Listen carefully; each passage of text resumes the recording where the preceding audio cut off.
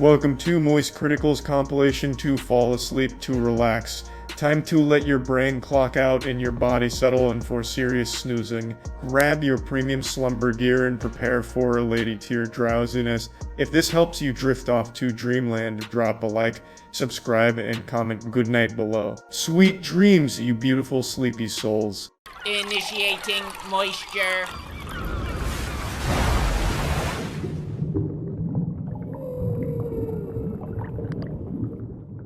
Welcome to the Moist Meter. Today we're taking a look at the new Saints Row, and I'm just going to be honest, I'm coming to you right now as a failure. I was not able to complete the new Saints Row game. It's like the one chip challenge, but instead of spice, it's just dog shit game that just makes people tap out from pain. It's so bad. It's very rare that a game is so unbelievably bland, boring, and awful that I don't finish it. Usually I can push through it, and I usually really enjoy bad games because they can be laughably bad. And make no mistake, Saints Row starts out laughably bad, but by hour 4, where it's the same missions every single time with no changes except the location, it just becomes so mind-numbing and miserable. Every single mission in this game plays out exactly the same. You're either going to be on a turret, just shooting waves of enemies on a turret, in a car, shooting waves of cars that chase you, riding on top of a car, shooting waves of cars that chase you, just all these static on-rail sections, or you're going to be standing in a location defending someone as waves of enemies come at you, or occasionally you'll storm a location, you'll shoot through like 2 waves of enemies, and then you go into a turret section or a chase section where you're just shooting cars. It's so miserable. 10 hours of non-stop unfun anguish. And to be honest, it'd be fine and excusable if the gameplay was good, but it is not. And I don't know what the other reviewers are seeing in the gameplay that's giving them high scores. I don't know what's happening, if they've even played the game or if they played it with their eyes closed. I don't get it. The gameplay is objectively dated. It is not good. It is bland gameplay, and I felt like I was playing a 2006 title. Like, if this game came out over a decade ago, it'd be totally passable. But it didn't. It came out in 2022, and it is a massive step down from even Saints Row 3. The gameplay is trash. It is the most uninspired, unfun, cookie-cutter snooze fest. Every fight plays out the same way. You don't have, like, powers or anything anymore. You have abilities that you use, but the abilities are super boring. You're basically just a guy with all the powers of a teenage boy. You can throw a grenade, you can throw a smoke bomb down, you can throw a landmine, and a couple of the abilities are kind of fun, like you can put a grenade on someone's belt and throw them and they explode. That's the only enjoyable one.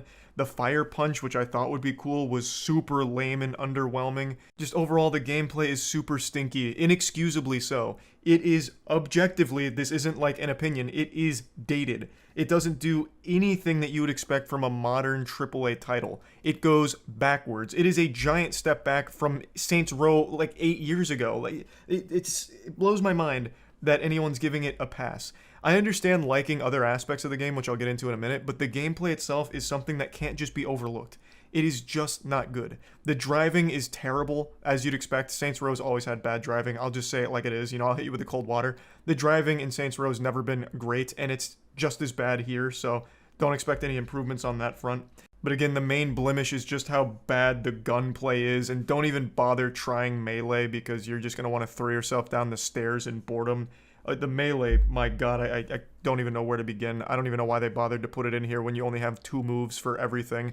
But regardless, the gameplay is just not fun. And the missions being so formulaic where you know what's going to happen every single mission is also not helping. So now moving on from the gameplay, let's talk about what I'm sure all of you are hearing, which is the writing. Yes, the writing is as bad as you've seen in the Twitter clips or have read about from other reviewers. The writing is so fucking trash, but it's almost so shitty that it's good. It's almost to the Room level of how awful the dialogue is. Like, I'm sure you've seen in the intro cutscene, the main character has like a bit of a hissy fit in the car, and depending on what voice you pick, they'll say some stupid shit such as crap, crappin', crappin', motherfuck, crappin', fuck, motherfucking crap. And that dialogue is for every character ever. Every character is exactly the same. They all speak like an angsty child going through a phase. It's like this script was written by an AI that was forced to only study Twitter. It is awful. It is abominable. It should be downright criminal how bad the writing is often in this game. It doesn't stop. It is unrelenting cringe. And like I said, I love bad games. I always do find enjoyment in bad games, and I did find that here in the beginning with Saints Row, but it just becomes too much, right? It never stops being embarrassing, and at a certain point, you can't help but hate it. And my heart breaks for the voice actors because they had to read this script and do their best to try and save it with their performance. And I don't think the voice acting's bad. I don't think anyone did like a terrible job with their characters. I really think it is all just the direction and the writing, like the actual script here and how they were instructed to deliver the lines. It's so bad. And the story is of course bad by extension. You're gonna hate every character unless you're just laughing at them, and the story isn't good either. Oh my lord, it's a complete fucking disaster from a narrative and character perspective. It also doesn't help that the open world in Saints Row is the emptiest in all of AAA gaming. I can't think of a more dead open world than this game. It makes Ubisoft's open worlds look alive. Like Watch Dogs Legions somehow felt more alive than this fucking game. You'll drive around from point A to point B and see nothing. You'll see a couple other cars on the road, but the AI is always malfunctioning, so sometimes they might be driving up a mountain for no reason or hitting each other or killing themselves, like driving into rivers and shit. But aside from like the goofy spectacle of bad AI, there's nothing in the world. I don't even know why they bothered to make it open world in this case. They could have just done a linear Saints Row and it would have at least been better because it would have saved time driving from point A to point B that'll take like 10 real world minutes sometimes. So there's a lot I don't like about the game, so you're probably wondering, is there anything I do like? And the answer is no. There's really almost nothing in this game that I had fun with, other than the wingsuit and a couple of silly missions. I always appreciate the silliness of games and a game that can embrace it, and Saints Row obviously tries. But because the game plays so bad and every mission plays out exactly the same, it's hard to enjoy the silliness because it's immediately bogged down by waves of enemies that become a chore to just chop through. Some of them are just bullet sponges, some of them die in one hit, but either way there's always hordes and hordes of enemies, and it's not fun to fight them. But in the few minutes of fun before the enemies show up, where the characters are doing something like going to get a special toy from a burger place, or roleplay or LARPing around the area talking about like the House of Tapeworms and shit, like I appreciate the charm there.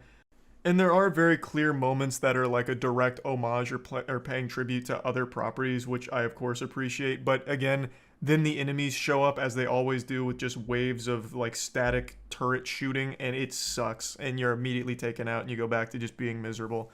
But I do like the wingsuit. I did like some of like the actual mission ideas, like LARPing for example, but aside from that, I really do struggle to find things I like, except for cutscenes. I think when they're doing main mission cutscenes, those work pretty well. Visually, the game's not great. I mean, you can look at this game and immediately see that it's not the most impressive. It does look like it belongs on the Xbox 360, but I'm not like a big graphics stickler.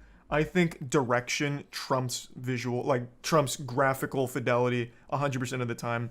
And there are a few missions where I appreciated where they were going with the direction, doing crazy shit like ramping a car off of a rock, landing on a sign, and using that sign to, crush cop cars. That's cool. Those cutscenes are cool. But then again, you get back to the mission, and it's a buggy mess of gameplay. That's something I haven't even mentioned yet, the bugs. This game is full of glitches, so much so that it makes Cyberpunk look like it was polished on release.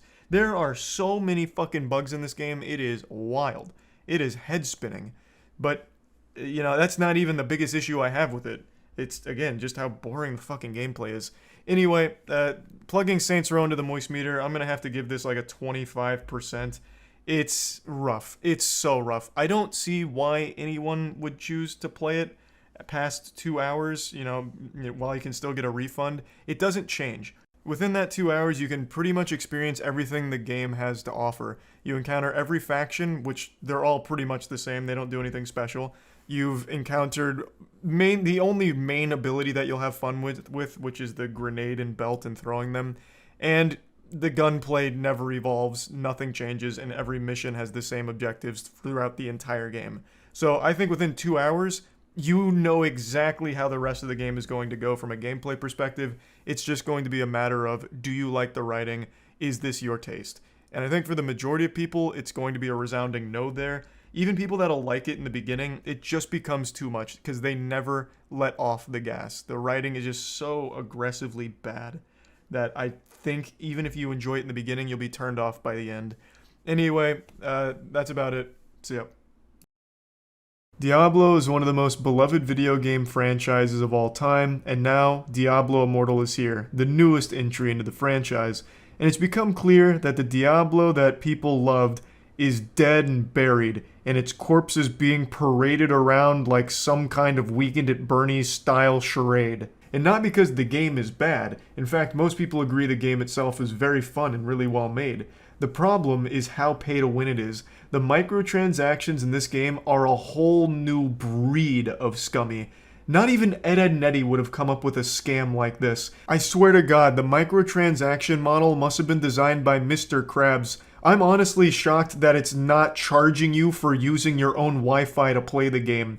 Every single piece of this game has an accompanying microtransaction with it to speed up progress, to give you loot, give you buffs, whatever, gems, anything you can imagine. There's a microtransaction for it in the game. And it's packing meat. Some of them are expensive, and there's so many of them, and it incentivizes you heavily to engage in dropping at least a little bit of money sometimes.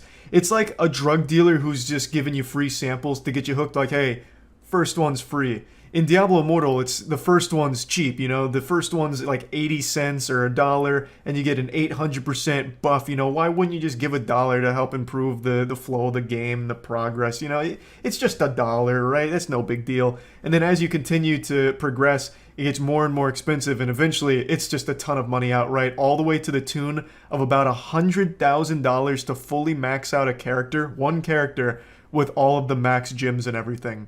100,000 real-world doubloons, 100,000 of your hard-earned clams for a single character in Diablo Immortal. Fucking wild. Now, of course, these are estimates from the players right now. The game's still early. No one's whaled 100 grand to my knowledge, but this is everything they've calculated through data mining as well as just all of the stats and numbers that have been crunched. So I trust the community to be accurate with it, since they've gone like turbo detective mode on it to really digest how pay-to-win the game is. And everything that they've found and everything that I've read about, it's wild. I've never seen anything like this. It's just blatant trash. It is just absolute blatant greed, no mask, just coming full throttle. We want your money and we want all of your money, the full amount in your wallet, into our game. It makes FIFA loot boxes look good. So let's go over it a little bit and dive in a bit deeper. Probably know the answer to this, but would you play Diablo Immortal? No. I was reading about it and I watched Ziz's video on it yesterday. It is crazy how greedy this game is. Like, even more so than most pay-to-win games on mobile. So apparently this claim is accurate. To fully max everything on a single character, it'll cost around 100 grand. Of real money. It's wild. And another crazy thing, so there's so many levels to their pay-to-win scheme, but if you engage in pay-to-win, you have to log in every day to keep some of the items. So let's say you whale out. You know, you get a little hog wild with mommy's credit card, and you put in quite a bit of money and you get the shit you want. You'll have to log in daily, and if you miss a day, you lose it. You can just lose the items that you paid to win with because you didn't log in for a day. Or 2 days, however long it is, I don't remember. I think it varies based on the item and the pay-to-win level. Oh, it's beyond greedy. It is shocking. And I will say, you guys know I'm not a big ARPG guy, but Diablo Immortal actually looks like a fun ARPG. If it wasn't this blatantly scummy, I think it probably would have been a good, well, and it probably still is if you don't pay for it, a good game. Now, Diablo Immortal's had a really rocky history. The second it was announced, it was immediately infamous. People hated it before it ever even came out because Blizzard announced it at BlizzCon in a really shitty, douchey way. So they threw out Diablo Immortal, it's going to be mobile, and then people weren't super excited, and they go, what, you guys don't have phones? Well, you know, like, what kind of response is that? You know, people were just expecting like a Diablo 4 or something, and they're getting a mobile game, so they're rightfully, you know, not as hype as you would expect. And meanwhile, they're getting upset and offended about it. Like, come on, dipshits, you have mobile devices. Everyone's going to be playing Diablo Immortal on their phones. Every phone's going to come pre-installed with Diablo Immortal. What the fuck is wrong with you losers? Fucking nerds. And then, of course, it led to the viral clip where one of the BlizzCon viewers came up to ask a question to the employees during a Q&A and said, is this an out-of-season April Fool's joke with the Diablo Immortal announcement? So from the very get-go, people weren't excited about this game. And I honestly believe the announcement of Diablo Immortal was marking the decline of Blizzard as a company as a whole.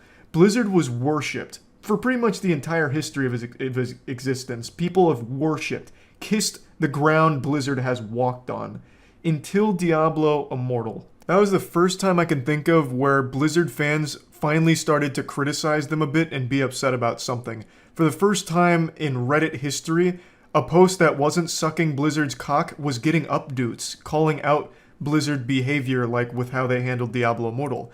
And then from there, it's only been just a downward spiral for the company. You know, with all of the workplace sexual assaults, as well as one of the employees committing suicide because of a bunch of terrible workplace things. Awful, awful shit coming to light with the company. Tons and tons of layoffs. And then even on the game side of things, horrible business decisions with their games like the Warcraft Reforged.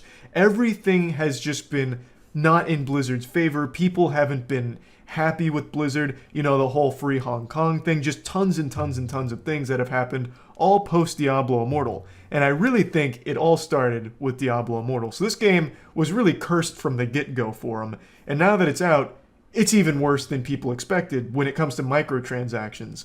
I think everyone is really impressed with the game overall. Apparently, from everything I've watched and everyone I've listened to, all the streams I've watched, everyone agrees the game is good. Like, they've made a really good game, especially for mobile. And I agree. I'm not an ARPG guy, but I also think it looks fun. But it is completely overshadowed by how greedy it is. Do you think in-game purchases ruin good games? It depends. I'm of the stance that if it's a purely single-player experience, it's only PvE, pay-to-win elements don't ruin the game. If someone's going to whale out to have fun in a single-player game, that's their right. But once that enters into like a multiplayer experience, then I think it's a problem. Yeah, I also think paid cosmetics are fine, obviously. I don't think anyone has a problem with cosmetics. It's game-changing items, which is why it's pay to win. If you pay money for an item that changes your gameplay, it's pay to win, by its definition. But I'm fine with that when it's a single-player only experience, PvE only experience. I don't really care, because it's just an individual playing the game how they want to play, and they should have the complete freedom to go crazy with it. You know, fucking dumping money out the ass onto the game if they choose. It's just when it's a multiplayer game and it gives you an advantage that it's a problem. The option to pay. And they blatantly say 800% improvement when you pay for it. So when you get flashed, you know, jump scared with their microtransactions, it'll straight up say buying this for $1, $2, whatever it is an 800% buff. Fucking wild. And yeah, like, the value here is nuts. You have to buy it. Your life is incomplete without it. This is why your parents divorced, because you didn't buy our microtransactions. With the worst, because that's probably what a lot of people are here for. This is... Where is it? Oh, yeah, there. Look, it tells you plus 800%. Plus 570%. And it's only $1. How can you play the game without that? So it's so predatory. It's like, well, it's only $1. I can justify that for an 800% boost. I'm gonna be going fucking Ultra Instinct in this bitch now. The grind is gonna be so much better. It's gonna be so much more fun.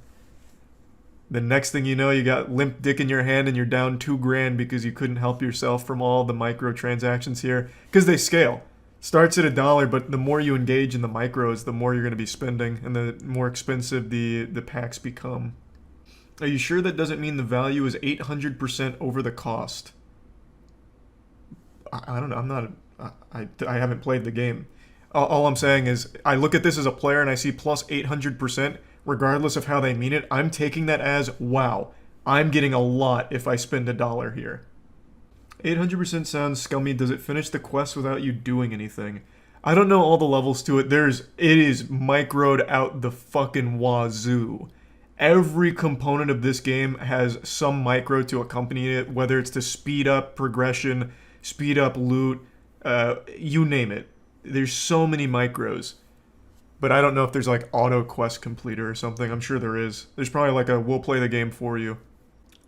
Have I paid for any mobile games yet? Yes. So I've said this before. The most money I've ever spent on a game is a mobile game. It's Duel Links. So Yu-Gi-Oh! Duel Links.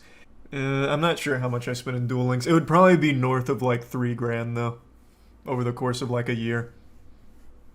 And I've never spent money on another video game in my life, except for Master Duel when it came to Steam. So it's card games, really. Card games get to me. You know, you have to build decks, man. And I like to be competitive in my Yu-Gi-Oh. The only three. Only 3 games I've ever spent money on: Yu-Gi-Oh! Duel Links, Yu-Gi-Oh! Master Duel, and Warframe. I went a little hog wild in Warframe too, but not nearly to the level I did in Yu-Gi-Oh! Yeah, Pokemon Unite, but that's more of a meme. Like, if I wasn't actively streaming Pokemon Unite, I wouldn't have paid to win for the first 2 days just for fun, just to stomp kids and send them to bed crying. You need to spend money to make a clan. I saw that post. So Diablo Immortal, like, obviously, you know, you're gonna form your groups and everything. A lot of them are requiring that you are a pay-to-win player. So I saw the post where one of the recruiters or whatever, the recruitment board or whatever, specifies that you need to have the battle pass, which you pay for. What else was it? It was like 2 other pay-to-win components. And I can't remember what they were, but yeah, you are like literally required for these groups, like if you want to get into them, to pay. It doesn't look like they're letting in free-to-play players. Fun fact, Diablo is... No way. Fun fact, Diablo Immortal is made by the same developers as Cyber Hunter. I just don't believe you. They're co-developers. Cyber Hunter is still one of my favorite multiplayer experiences ever. It's on Steam, but there's cross-play with phones, I believe.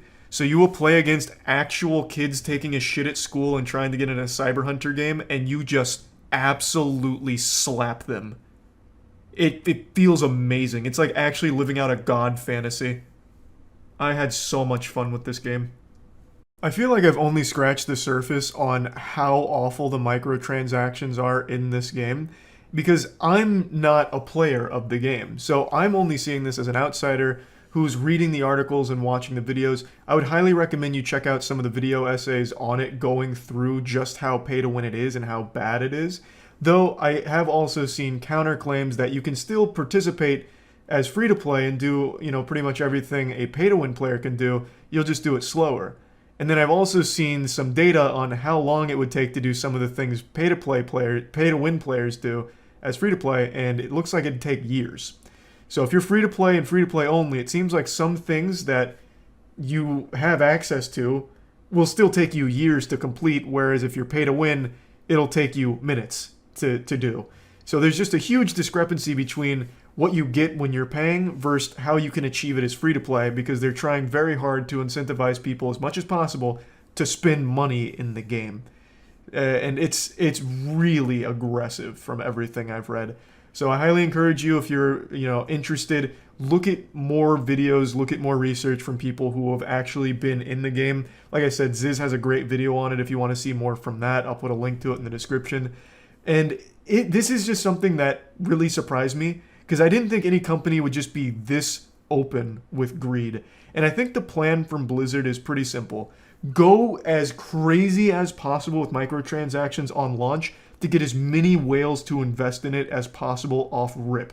So you'll have a ton of people spending a ton of money over the course of the first like 2 weeks or whatever, and then you make a big statement, a huge hoopla about, we're listening to our players. You guys are unsatisfied with our model for microtransactions, and we're doing something about it.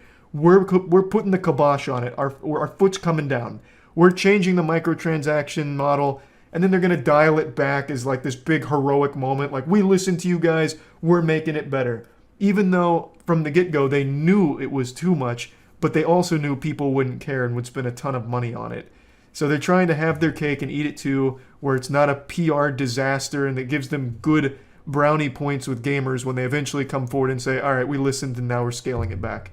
And I do think they are going to scale it back at some point. But in its current state, I wouldn't recommend the game unless you are purely going to free-to-play. I highly encourage you, if you're really just having that itch to play Diablo Immortal, play it without spending any money. It is possible. The early game, in fact, from what I've understood, is fine, completely fine free-to-play. It's not until you get towards the end game where the pay-to-win elements really come into full effect. So if you have to play the game, please just don't spend money on it to support this kind of practice, because it's terrible. And if they see huge returns on it, it's really only going to get worse for more games in the future once they can see what they can get away with. So, yeah, that's really about it. See ya. The grind is insane. I know. This game is just so fucking fun. I don't know why. Caleb started playing it and he dumped like 8 hours into it yesterday. There's just something about this game, man. It's like actually addictive. It's hypnotizing. If you do bigger variety, it'll help with the rating of your store and bring more customers. Yeah, I don't need more customers though. Every single tourist and every single local is... every single tourist and every single burnout is already a customer of mine. Every single one of them. So I don't have a customer problem. And I can't attract locals yet because my local targeting isn't high enough. Damn, this shit just took me 0 to 100, my god. Run it. Oh.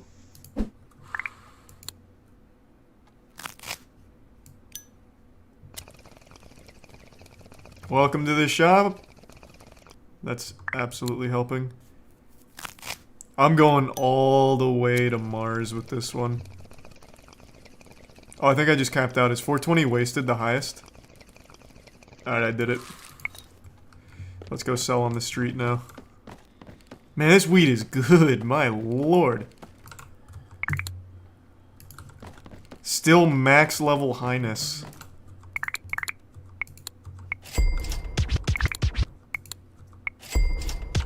Jesus Christ, I'm still zooted on the sauce here. It's been like 10 minutes. Usually this shit wears off in like 10 seconds.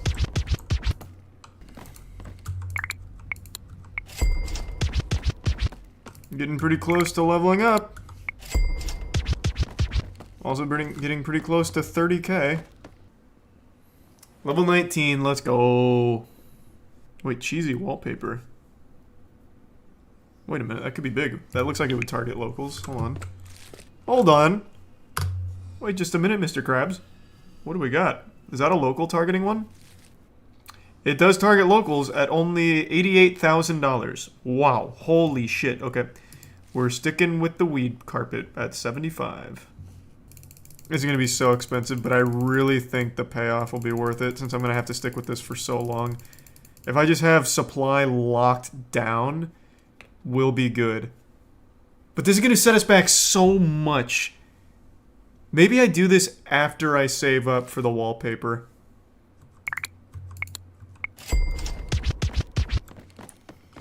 Oh, it takes so long, Jesus.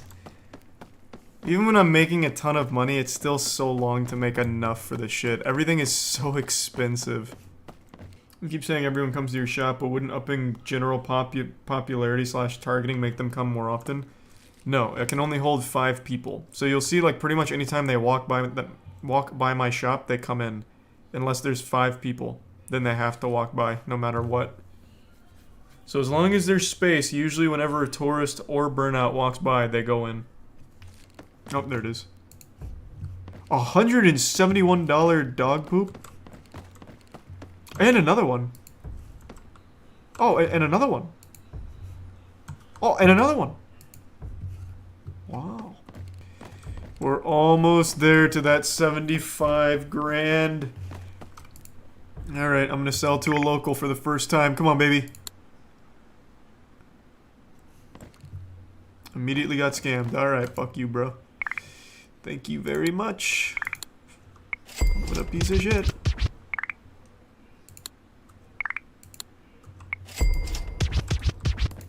Local, I'm going for it.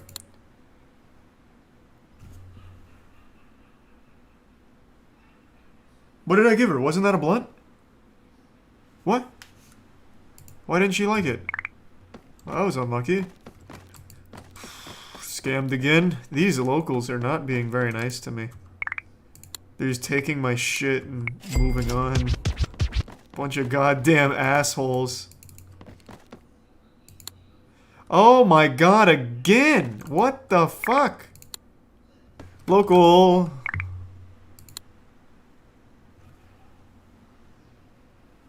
What? Neil, what the fuck was that about? That's the second... what is going on? They're supposed to love blunts. Local. Whoa! What do you... Okay, do they only like crackwoods? There's the resub arrow. 3 of my plants are infested. What? 4 of my how did this happen?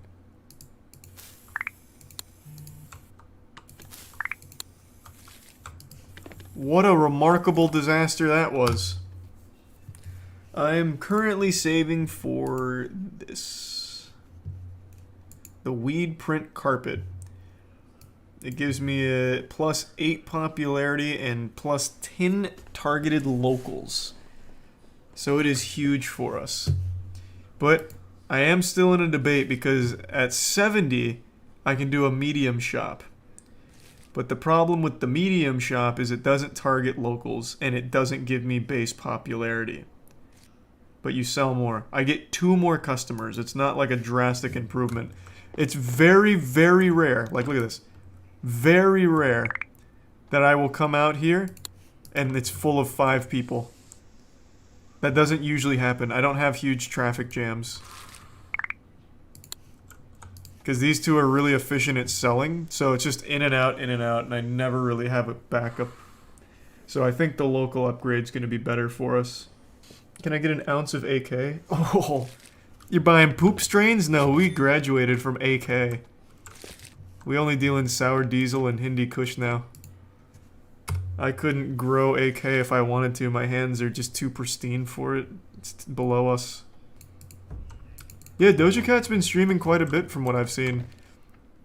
I was taking a piss and scrolling Twitter just a second ago, and she posted a voice tweet where she just keeps saying she's feeling wacky and feeling goofy, and I was like, God damn, did I make this tweet? Like, what the fuck is this? Got me hype. Yep, weed carpet is next. 9K away. We're knocking on the door. Crackheads are coming soon. Think about getting a safe. Well, I'm about to spend all of my money.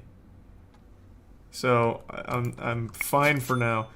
So crackheads can steal from your business? I can put Michelle on security. That'll give them a purpose in life. That's big! Level 20. Oh, Rasta curtains. Oh, wait, a new strain? What does that replace? And now we get new mites? Fuck. What the fuck does bubblegum replace? I didn't think I got a new one till 23. This is a monkey wrench in my plans. I'm gonna have to start growing bubblegum. Let's just get a fat load. Actually, we're so close. I'm just waiting. And then I'll get the fat load later. We're too close. And I have plenty of inventory to ride it out. We'll make it back. I'm fine. Damn, and I just grew a fresh batch of sour diesel. Okay, that's just gonna be my selling on the street strain. What the fuck was that, Roger? What? You actually just scammed me? I would never expect that from Roger. Okay, you're mistaking my kindness for weakness. Jesus Christ. Oh my god, what is happening? I can't believe we actually got 75 grand. What a massive milestone for the business. Game time. Hey, buckle up, losers. We're upgrading. It's the 21st century. Here comes the technology. 75 grand right in the shitter, but look at these stats. That was just so big for us. It really was. Let's see how it looks. Oh, yeah. Oh, yeah. Looking good. Making some local sales now, too. I can sell to anybody. My first bubblegum shipment's here. What a big day for us. What is happening? Is she haggling? Anita? Hello? Okay, hold on, let me break this. Okay. This is bad. This is bad. The efficiency's tanking. Anita, please move. I have to push her out somehow. Oh, God. Wait, what?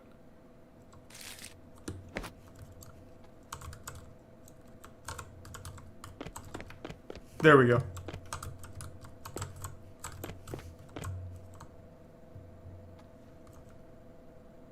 Okay, something has gone wrong here. There we go, there we go. If I push her out and close the shop, I think it might work.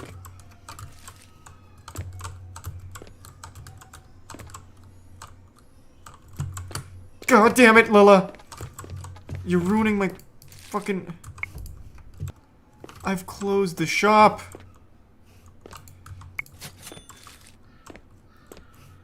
Just get the fuck out!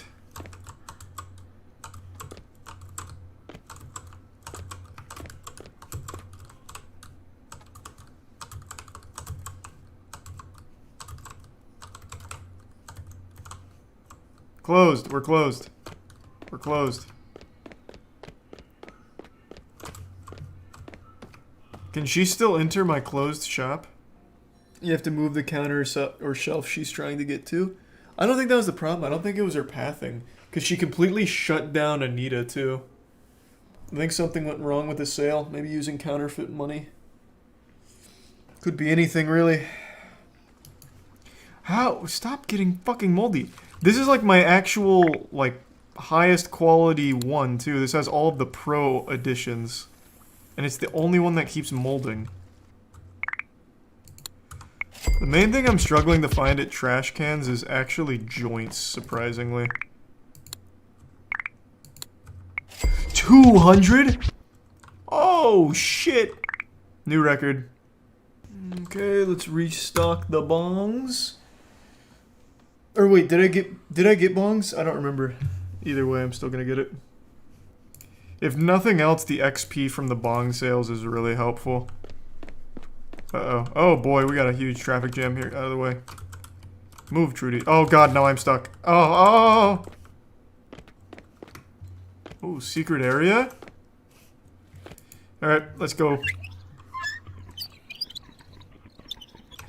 Here I come! That is pretty fucking intense. Let's go! Okay, God, hold on. This is actually going to be really helpful for selling. Okay, let's see how quick I can go end to end. Get the fuck out of the way, idiots! Oh, wow. Now, if I park this inside my shop, will it always be there, or does it despawn? Yeah, we're really cruising. This is a good upgrade. Hey, Anita, I'm back. Are you on fire, though? I don't know, man. I didn't make the chair. Well, in the original Iron Man, he was set up to be War Machine. So, Terrence Howard is a very popular actor. He's been in a lot of big things, but the one most people know him for is his role in Iron Man. He got replaced by Don Cheadle because Terrence said he was really unhappy that he wasn't making as much money as Robert Downey Jr. And there's so much to go in here. This is an onion with many layers. Terrence Howard also believes that he has discovered and created his own logic language, which he calls teriology.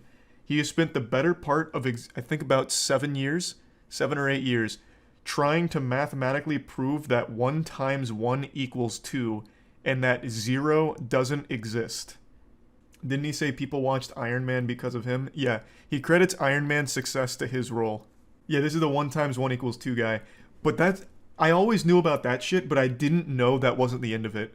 So I was reading some of the comments here and getting as much information. I'm going to show you the scam that he's trying to run right now in a minute. but I was reading so much about him and like going through this rabbit hole.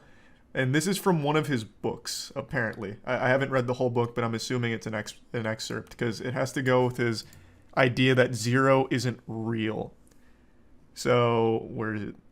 Here. I made that statement, there's no such thing as zero. He looked at me with a puzzled look upon his face, and the professor said, let's say you had an apple, and I had an apple, and you gave me your apple. How many apples do you have? I said, I have 2 apples. He said, you don't understand, you gave me your apple. I said, no, you don't understand. Actual, I'm 14 and this is deep shit. As long as you are still inside this universe, whatever you have, I have. Because everything in this universe is connected to everything else. Even if you could take my apple and place it into an adjacent universe, I would still have 2 apples because as long as the universe is touching this universe, then everything in that universe is still connected to and influenced by every single atom in this universe. Therefore, my giving you my apple is paramount to me transferring my apple from my left to my right hand because all things are one. So using his own logic language here, he should have no right to be whining about not getting paid as much as Robert Downey Jr. because basically Robert Downey Jr.'s money is his money. That's the argument he makes here. The man is a walking contradiction of his own dog shit logic. Okay, but that was years ago. What? No, he still does this. What? Look, this is from 2 days ago. Was there for 2 years until I saw that there was an inconsistency With the math. there. Yep. And so I went out to explore 1 times a new 1 way equals 2. of understanding how the universe works, and I was able to define the grand unified field equation they've been looking for and put it into geometry. And then with that geometry, I was able to he's put done it. props on that.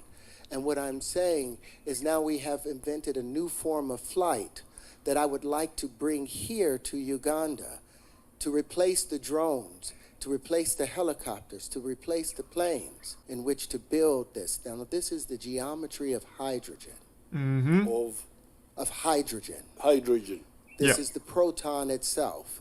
So any bond that hydrogen can make, our linchpins are able to make. So we're talking about unlimited bonding, unlimited predictable God, it's like an anime. structures, supersymmetry.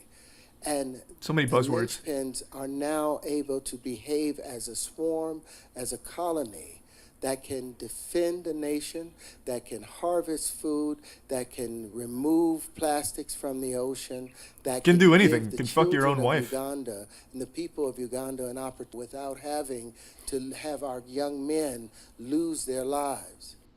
All thanks to the hydrogen linchpin bonding geometry that he was able to discover. See, I don't know what you're talking about, but that was years ago. He still believes this and does this actively. This was 3 days ago at a conference, trying to sell them on a scam. And this was back when I first found him. He published a paper on 1 times 1 equals 2. And he posted it on Twitter to get laughed at. Oh, another really interesting thing. This one's more sad than interesting, honestly. Terrence Howard, when he was a child, witnessed his dad stab a guy to death at a mall during a Santa Claus showing. They called it the Santa line slaying. I had no idea, but I learned this yesterday. When Terrence Howard was a child, him and his father were in line to sit on Santa's lap, and his dad got into an altercation with another guy. I think his name was Jack Fitzpatrick. They started arguing. Jack Fitzpatrick eventually pushed Terrence Howard's dad against a wall, and then they got broken up, and then Terrence's dad got some sharp object. No one knows whether it was a knife or if someone gave him something or whatever, because there was apparently a story about how a bystander gave him a nail filer to fight back, and he took the sharp object and stabbed him a lot, and he died. And it's called the Santa line slaying. And Terrence Howard is so shameless that he went on Oprah's show and told a complete fabrication of the events that happened, so much so that Terrence Howard's own dad came out and basically just called him a lying clout chaser. Why would you stab someone who you just met? You make it sound like it was at Thanksgiving or something. They got into an argument, and apparently both parties were at fault. They both got rowdy, but Terrence Howard's dad took it much further than the other guy, clearly, and stabbed him to death. All over cutting in line during a Santa Claus event at a mall. Oh, this is also a really cool quote that people always give thanks for. If 1 times 1 equals 1, that means that 2 is of no value because 1 times itself has no effect. 1 times 1 equals 2 because the square root of 4 is 2. So what's the square root of 2? Should be 1. But we're told it's 2, and that cannot be. Fucking poetry, man. That's so deep. This man is traveling through dimensions with this advanced mathematics. That paragraph would fool 60% of Americans into thinking it's accurate. No, you're actually wrong. So, and I understand, like, Americans super dumb, and I've been on Twitter, so I think everyone's kind of fucking dumb to some level. But even Terryology, nobody besides Terry believes in. So Terrence Howard, like I said, has spent the better part of like 7 years trying to prove his logic language, 1 times 1 equals 2, 0 doesn't exist, all these things. And it's called Terryology. And I believe he even patented it. Nobody, not even his most brainwashed fans, believe in it. They still laugh at him for it, to this day. I really want to find the tweet, though, because in his own paper that he published to prove 1 times 1 equals 2, he put in an entire section of fan fiction about the Sky People, the Anunnaki that once indoctrinated us into believing 1 times 1 equals 1, or something, whatever the fuck it was. I need to find that tweet. It was somewhere in these comments. So this is his paper on 1 times 1 equals 2. And in this section right here, he starts talking about the Anunnaki Sky People in his own, like, actual published paper to try and debunk incorrect mathematics. Some call them the Anunnaki, the Sky People, whomever they were that gave that naive generation some 6,000 years ago a multiplication table and a flat view of universal geometry. They gave that poor misguided people a false axiom upon which to build their world.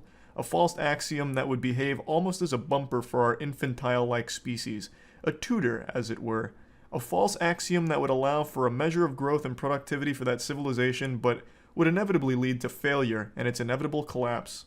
Unfortunately, the later generations would eventually come to inherit this once thriving Mediterranean metropolis that includes, and not so lucky, entire world. Now for the last 5,000 or plus years, our ancestors enslaved our thinking with that dogma for generations upon generations, leading down to our great-grandparents, and who, in like manner, indoctrinated their children, who in turn would help the newly formed system called tradition to propagate this false truth to the rest of the world. This is a paper he published to try and prove 1 times 1 equals 2. And that is in the paper. Holy fuck, this guy is based. I'm a Terryologist now. Hey, man. Nothing but respect to all the Terryologists out there. He says that 0 doesn't exist. I know. I was just talking about that. He believes that 0 can't exist because all of our universes touch each other, so everything is 1. Which, again, this ties into the idea. If Terrence really believes that, why not just give away all of his money? Because it'd still be his money. He'd still have his money by his own logic. Just give it to everyone who commented on this Twitter post. Give it to the Terryologists. 100% this is because of a bad acid trip. It's super possible, but I actually think it's probably rooted in something much sadder. Like I mentioned, he watched his dad murder a man in line for Santa Claus. Like, that's a traumatizing thing. I think from the get-go, this guy was just kind of fucked. Hashtag proof. Was that to me? It's a very well documented thing. Here, it's called the Santa line slaying. Happened in 1971, I think. Yeah, 1971. Jack Fitzpatrick and I believe his dad's name is Tyrone Howard. Yeah, Tyrone Howard. That's a cool origin story. Yeah, I don't know about cool necessarily. But it actually does sound like an origin story out of a comic book. And then he just recently made that statement in Uganda, which actually does sound like a supervillain giving away his plan about how he solved the universal, whatever, grand levitation equation or some shit, and how he's using hydrogen bonds for unlimited power, and it'll be a drone, it'll be a plane, it'll clean plastics from the ocean. Oh yeah, the hydrogen proton. Right. I like his math. I'm pretty sure this doubles my money. Well, it's not your money to begin with, it's Terrence's money. It's all of our money. Read the book on stream and convert the chat to Teriology. Well, the book isn't like... As I understand it, the book is shit like this, where he starts talking about the Anunnaki sky people, and then just throwing formulas all over the place, but getting all of the formulas wrong. Like, endlessly wrong. So it's not exactly like a book to be read. It's more of like a look into lunacy. Like, written out. Maybe Terry was right. Can you imagine? Imagine 50 years from now, it turns out all of our math was wrong, and they look at Terrence Howard as like a prophet. They look at him as like a genius that wasn't appreciated during his time for his work on 1 × 1 = 2 and 0 not being real. Just fucking imagine that universe. In 500 years, we'll have a Terrence statue outside the MIT building. Well, by then we'll already have mastered the, the hydrogen proton technology. So we will have flying buildings by then. We won't even use statues. It'll be like hydrogen molds. I actually remember he went on... Was it Good Morning Today? Or it might have been The View. I think it was The View, to talk about Teriology. Go ahead. Okay. Now, a couple years ago, I did an article for the Rolling Stones, and they said I was crazy because I was telling them that the square root of 2 was a rational number. This is the proof that the square root of 2 is a rational number. Well, you went to Oxford to present. Fuck, now I see it. About the point where 4 bubbles meet equally and oppositely. Can I touch it? Yes, and it's where 12 planes meet. This is an undiscovered geometry that I'm now making known to the world here on this show. Isn't that fantastic? Yeah! I know. Well, when I was at Oxford, I love that geometry. they were so upset. Our entire world economy is based on 1 × 1 = 1. So if you can prove that an action times an action equals a reaction, which science proves, then 1 × 1 must equal more than 1. And to have the physical proof of it, that kind of shakes things up a bit. Well, you're a shaker-upper. Well, that's the Oxford. Thank you. I guess they don't like I think The View, and like maybe just talk shows in general, are one of the most detrimental things to the American household that we've ever had. Second only to like Twitter and shit, I would say. It just platforms absolute insanity. It's wild. Like, it's baffling. They don't even bother to even, like, ask the most general questions like, well, how? Can you prove it? Are you sure? Really? They're just constantly sucking dick all the time for whatever guest they bring on. Blows my mind. So here's my question for you, because we were talking about immigration before on the panel, and I'm a child of Italian-American grandparents who were, my mother was born here. Okay, well, I guess we're done with Teriology. They steered that topic away real quick. Tony Stark himself taught Terry that 1 × 1 = 2. Yeah, he should really credit Tony Stark somewhere in this paper, but I don't think he does. No respect. It's just such a fascinating rabbit hole. I implore anyone who likes wild, wacky shit to look into Teriology. I do believe it is patented. Let me double check. Pardon me while I get a little wholesome real quick. I know a lot of you still look at me like I'm Ebenezer Scrooge just shouting bah humbug at things people enjoy and shitting on it, but allow this video to be the moment where the Grinch's heart grows 3 sizes. I want to talk about something that's been making me extremely happy. It's actually a couple things. This last month or so has been truly wild. A lot of big projects that we've been working on for years have finally started to come together and have done really well, thanks to the support from all of you. That's Moist Esports and Godslap. Godslap in particular has been a succulent Thanksgiving turkey that we've kept in the oven for the last 2 or so years, just cooking it up to perfection, and we finally got everything ironed out and got issue 1 completed and ready for its adventure in the great outdoors, so that way you could get your greasy paws on it. And we even had a big animation for it, which took the better part of like 6 months, 7 months, somewhere in that general ballpark to complete. And it was just a really special day for us. The amount of orders and the amount of positive reviews from the people that have read it now blew us away. So I just wanted to give a big thank you for the support on Godslap. Issue 1 is still available, both physical and digital, so if you do want to read Godslap, please feel free to check it out at godslapbook.com. This isn't meant to be like an ad or anything, it's just we put so much work into it that seeing this response to it from the people that have got the physical copies like framed and shit is just wild to us, and it just means the world. And since a lot of the videos I make, focus on making fun of things or talking about negative topics, I suppose, I thought this one would be a fun change of pace about things that are really special to me. The next one is Moist Esports. Over the last month, Moist Esports has been going insano style.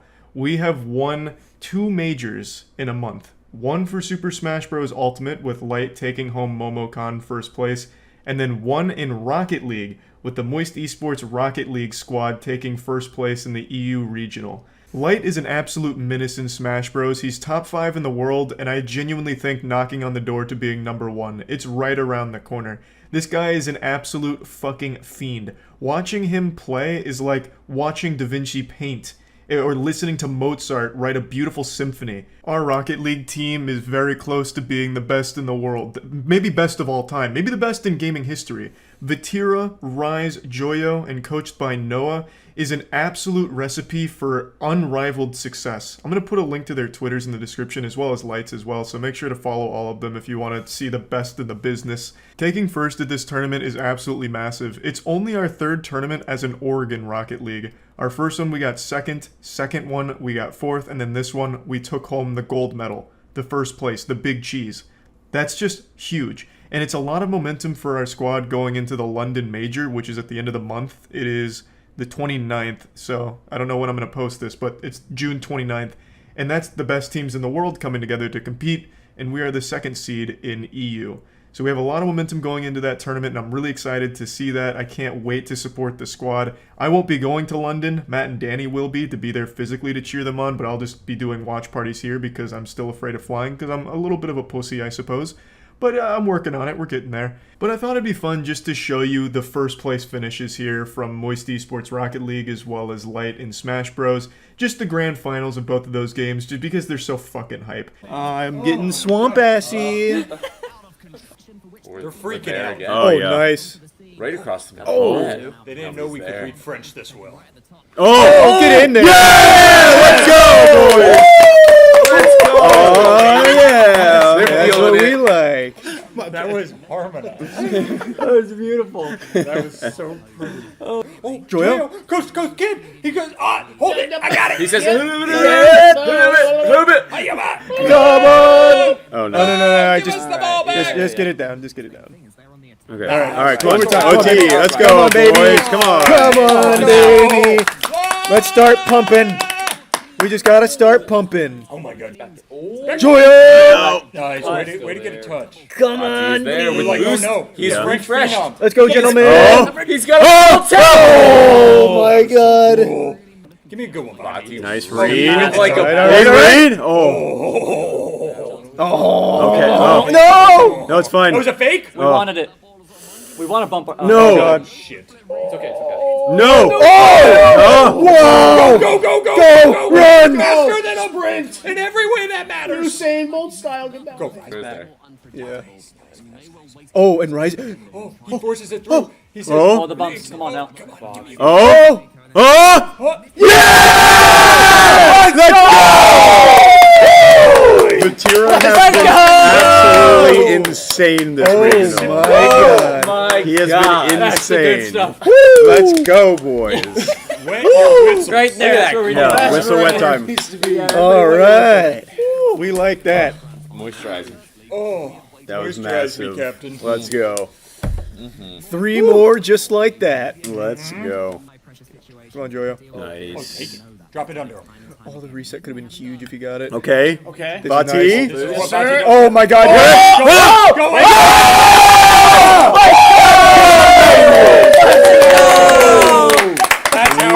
Says I am the best. Oh, let's He bumped him into it. Let's That go. was insane. Let's fucking go. 2 more. Let's go, boys. Come on. I swear there's 2 bag or something. I don't know. Disappeared. They pulled their coach in. The great Houdini. Oh! Nice! Again! Oh my God! Come on, Joy, you got boost? Go! Oh! Anywhere but our side. Get the ball out of here! Joyo? Joy, do your thing. Vati. Yeah. Oh! Come on, bump! Oh! Nice. Everyone's missing! Too Please, many Rice. fakes. Bump, bump! Oh, do you get Rice? up for this? You get up for this? Rice big is guy? soloing. Nice. Here we go. Get wacky. Nice!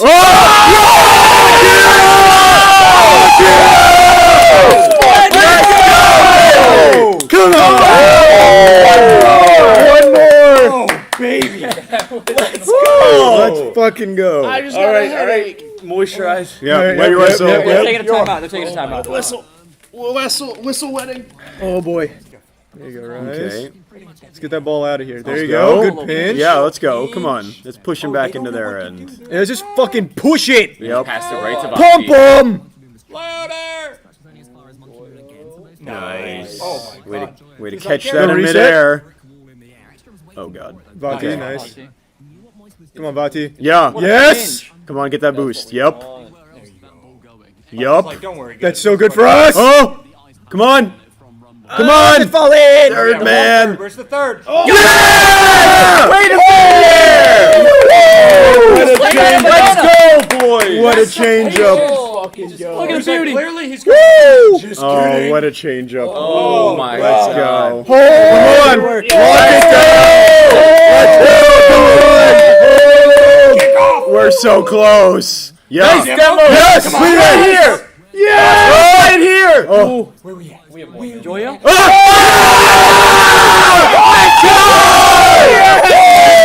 Yes! Come on! Oh, boys, just hold. Play smart. Just hold. Play Just smart. hold. Let's go. Come on. Come on, One boys. bird. Let's Come go. Come on, Just boys. hold. Play Pressure smart. on. Good kickoff. Huddle. Give me a really good kickoff. There Okay. you go. That's fine. That's All good. right, play smart. Give Yeah, him a just- bump, too. Play very smart, very Get that, safe. Joyo. Just gotta Oh, hold. Good blocks. Way to be there. You faked him. I'm spooked. Get up. Vati, nice. Stick with it. Nice. Get that. Nice.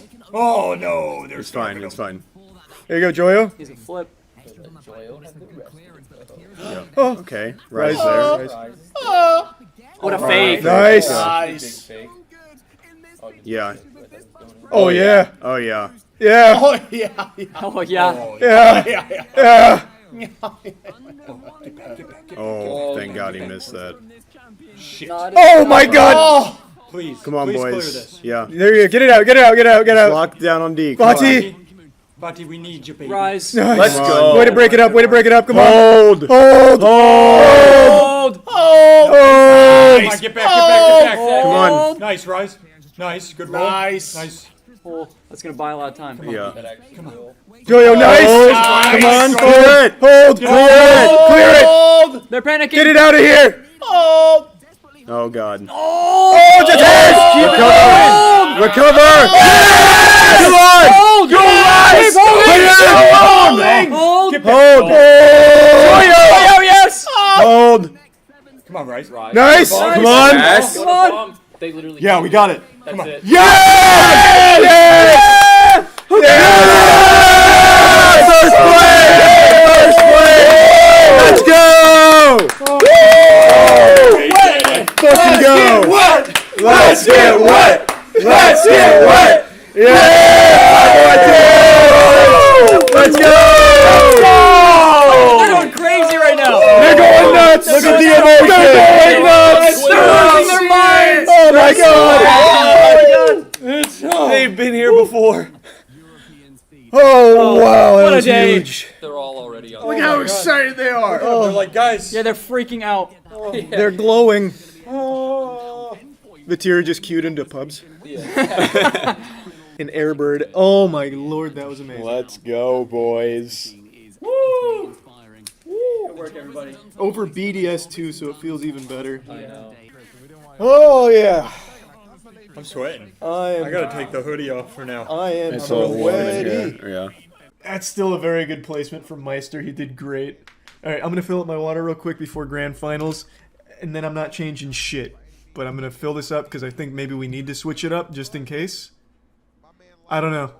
No, you know what? I'm not touching anything actually, because I'm gonna do exactly what I did when Light got to grand finals. We're gonna stay exactly how we are. Never mind, I'm not switching anything up. That was a brief moment of insanity, but I've come back to reality. He's just throwing back here. Why does he keep getting into it? It's so obvious. Nice. Alright, there we go. Alright, let's keep that ride. Let's keep that ride going. Oh yeah. I'm strapped in and secured. Nice. Very patient. Oh my goodness. Oh my. Oh goodness me. Yes. Let's go. Come on, Light. We gotta finish this off. Oh, huge. Big jabs. Watch out, Luma. Huge. Does that kill? No, never does. Does that kill? There we go. Let's go. Two more.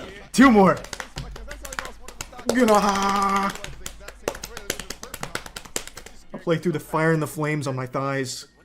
Let's go. Luma makes me sick.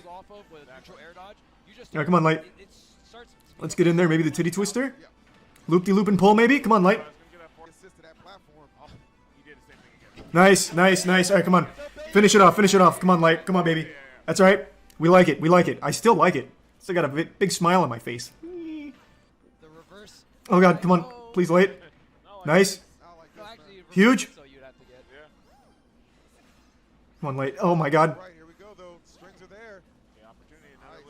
Oh my god, no. Oh! Huge. Watch out, Luma. Ah! Oh my god, that illusion.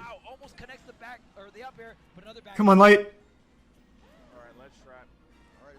Oh! The drag down. Huge grab. Come on, Light.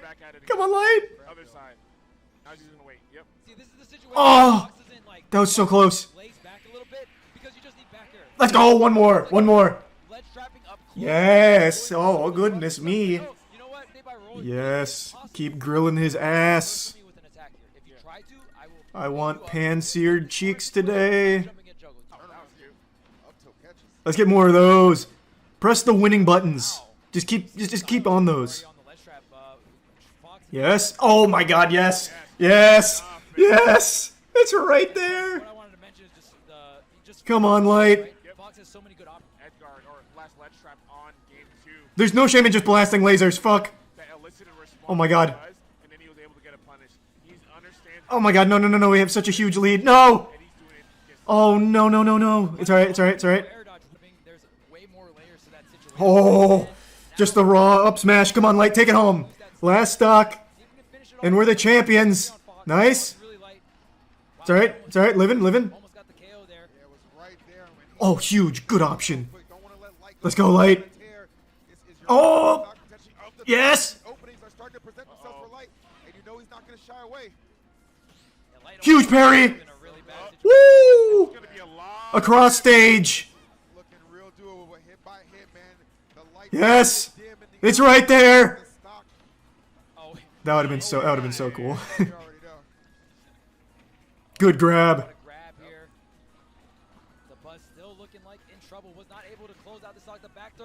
Okay, still alive. Let's go. Let's finish it off, Light. Let's finish it.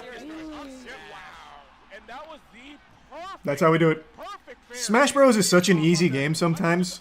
I've been saying it for years. Oh, that's big. That's fucking huge. That was the most respectful pop-off because he fist pumped the Buzz first. Oh, damn. He said, get the hell off my stage, and then took. Is that a Moist Esports jersey over there? No, I know. That's what I'm saying. He hugging her, the crowd around it. Yo, what? Let's go. The Moist Esports hoodie and the jersey. We like that. That's a combo right there. You see, that's the difference, right? That is the difference right there. Beautiful.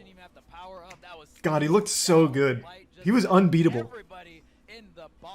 Thanks, Arisa, Bound, Potato, and the 10 gift subs, Ryan. Thank you, Ryan. Across the entire tournament, Light lost 2 games. Yep, it was 2 games in total. Oh, that was good. That was fantastic. I know I'm tardy to the party with this subject, and I'm sure you've already seen it by now since it happened a few days ago, but just like Game of Thrones Season 8, it just keeps getting worse. It's the Actman situation, Actman vs. YouTube. The Actman is a large YouTuber who recently posted an hour-long video, basically an ESPN 30 for 30 documentary, on another YouTube channel going over all the awful things that they've done or said in their time on the internet, and as a result of posting this video, he received a strike. YouTube took it down due to nudity and sexual content because of a poorly photoshopped cucumber next to the person's mouth who the video was about. That seems like a pretty drastic over-enforcement of the rule. If they really found it to be highly sexual, it should have just resulted in limited ads as opposed to a full strike on the channel. Like, I've eaten a banana in a video before, and now I'm starting to sweat. Like, what might happen to me? It just really felt like one of those moments that was a full-blown mistake, and we've seen it a million times in the past, where the YouTube bots controlled by Skynet malfunction and issue a strike at random by accident, and then it's overturned shortly thereafter. However, the appeal was rejected within, I believe, 30 minutes of the Actman submitting it, a manual rejection, which means someone with a pulse supposedly looked at it and still said, yep, that shit's staying off the platform. We're putting the kibosh on it right now. So then it became a little bit fishier. Why? The reasoning just doesn't make any sense. It's not like he uploaded Mr. Hands or 2 Girls 1 Cup in his video.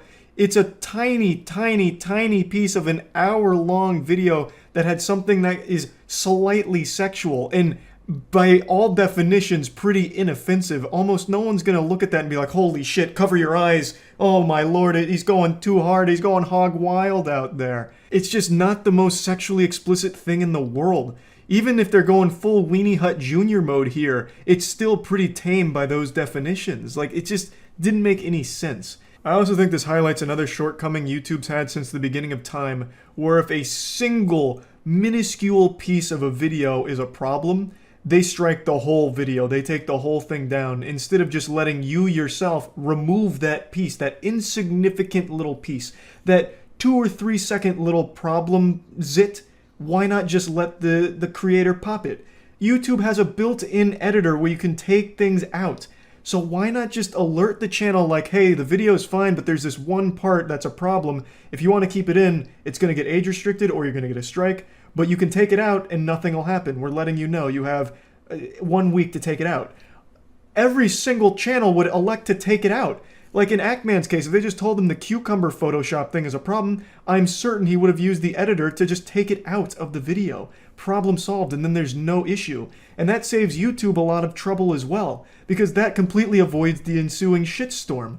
Why not just let us use the editor to take out the problem? It's something that I also pitched to Susan, the CEO of YouTube, when I talked to her, and she thought it was a great idea, as did the policy head. That was 2 years ago. When is it coming? But anyway, in his anger, he turned to the dark side and committed the sin that every YouTuber is guilty of. He went to Twitter to start a shitstorm, to finally force a real answer out of YouTube, to finally get an actual response and real action from the company. But unfortunately for Actman, he ended up with YouTube's cucumber in his mouth. They responded to this by age-restricting 2 videos of his that were completely unrelated, and then just hitting the speedrun any % record for appeal rejections by slapping it down in 30 minutes. So, needless to say, the Twitter action wasn't super effective for Actman, but this was only the beginning. Because as of 2 hours ago, YouTube wasn't done huffing and puffing, they blew his whole house down. They demonetized Actman's entire channel, leaving him ineligible for future monetization. This is essentially being fired from his job, all without ever getting a single explanation as to why. It just happened. So this seems like a complete failure on YouTube's part here, and everything that resulted after the initial strike was done in pure pettiness. There's one more thing I'd like to talk about, and it's a little unrelated to the exact Actman situation, but it has to do with the way YouTubers get YouTube's attention directly. As you've noticed throughout the entire history of YouTube, every time there's a problem, people go to Twitter to talk about it and vent about it and tag YouTube in it. And the reason for that is because for most channels, that's the only means of getting a response from the company. Do you know how fucking pathetic that is? To have people like Actman, who are essentially employees, having to go on Twitter and publicly whine about their boss? That's so demoralizing. Having to grovel at their feet, cry and beg for just a little scrap of information as to what's going on and if they can lend a little hand to fix a problem. That is just the worst system of all time. But that's the only way most YouTubers have any access to the company. And it seems to be the only efficient way of getting things solved. And I'm guilty of doing it too. I've gone on Twitter to take a fat dump Baruski on YouTube for something they fucked up on. Because I try every other alternative going through all of the proper YouTube channels, but it never leads to solutions. The only thing that does is by making a big hubbub on Twitter about it. It's just so pathetic. No YouTuber or anyone wants to be publicly whining on Twitter about a problem. They want it to be fixed behind the scenes, and YouTube shouldn't want it to be a big problem on Twitter either. The Actman shit has been trending for like 12 hours now. It's like the #1 trend in the world. And it's bad for YouTube, but he's tried everything else. He's been talking to his partner manager, whom I'm just going to say seems like has no power in this situation, which is about par for the course because a lot of times partner managers have absolutely no ability to solve problems. They're fundamentally just hall monitors for the principal, but don't actually have any level of power, unfortunately, though I do believe they should because every partner manager I've ever known at YouTube is a great person, really on the side of creators, but their hands are tied with what they're given from the company and how to handle problems.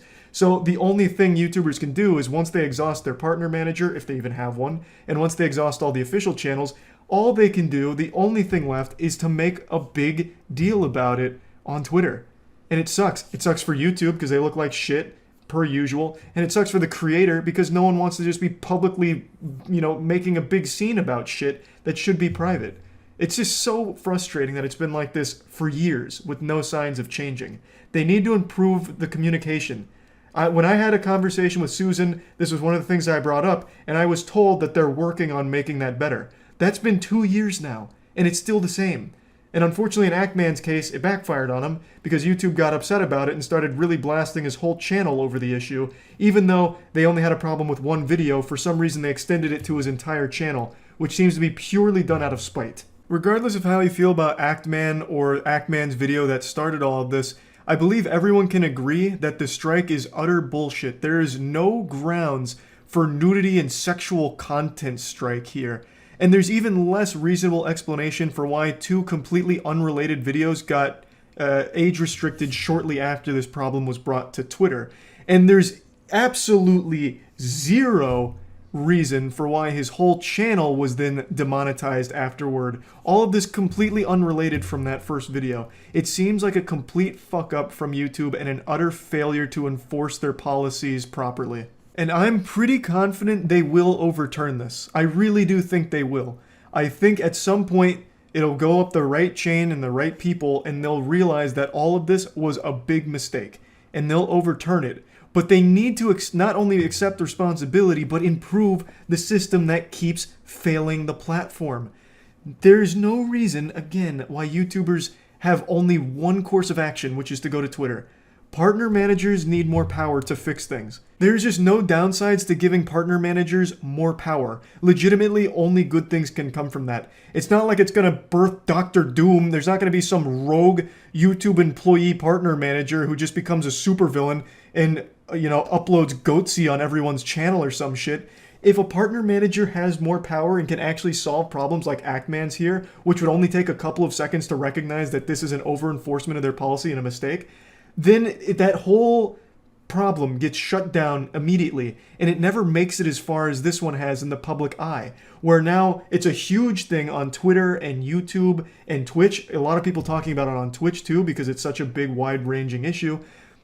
None of that happens if a partner manager can just solve it themselves. But unfortunately, we don't live in that utopia. We're fucking condemned to this dystopian Narnia where YouTube has this archaic, awful system in place that nothing ever gets solved unless there's an absolutely massive public backlash against the company. So now everyone sees how stupid YouTube looks and how mismanaged and dysfunctional these systems are, and it's a bad look for the platform. It's bad for creators, and it's bad for the platform that there is no actual way of solving problems privately. It has to be done publicly in the public eye on Twitter in order for things to get solved on YouTube. That's so silly.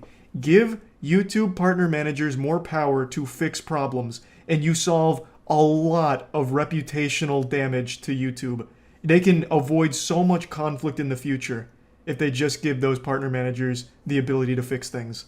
Everything that's happened to the Act-Man this week is absolutely terrible. It's awful, but I am confident it's going to get overturned and fixed. But it's still extremely embarrassing for the platform as a whole that the only way these things get fixed is when there's a big enough public backlash for it.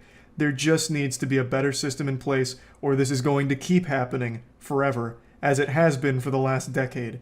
Just fucking fix the problem. Partner managers really do everything they can to help their partners on the platform, but they just don't have many tools of helping. Give them those tools, and you will stop issues like this. That's about it. That's about it. See ya. I have the cutest cat in the world. This has been confirmed by science. Multiple studies have been conducted on the topic, and they've all concluded that my cat is indeed the cutest cat on this planet. If you think otherwise, then you're just genuinely wrong, like provably, objectively wrong, and I'm embarrassed for you and feel sorry for you. I know everyone thinks that their pets are the cutest in the world, and that's super wholesome and fine, but it's a lie. You're living a lie. It's not the truth. Let me show you the truth. Is your heart melting yet? Look at how adorable this little creature is. This fucking precious, four-legged, multi-celled organism. Now, you might remember I made a video a month ago talking about how at my girlfriend's work, someone left a box of kittens there and we took one in to try and nurse her back to health, and we ended up keeping her, and eventually named her Io. I lobbied hard for Glup Shitto, but unfortunately that just wasn't in the cards and it was vetoed down. I think it could have been a very strong name, but I digress. I think Io is also equally good. And initially we couldn't even, get the cat's gender identified properly because unfortunately she was born with a birth defect. I always fuck up the name, but it's like atresia ani or something, where the colon doesn't connect to the anus, and it's a pretty serious thing, but we got the surgery for her. She's been doing better and hopefully continues to do better. And I just wanted to make a video showcasing how cute this thing is. Because for my entire life, I've always said I don't really like cats. I've always been a dog person.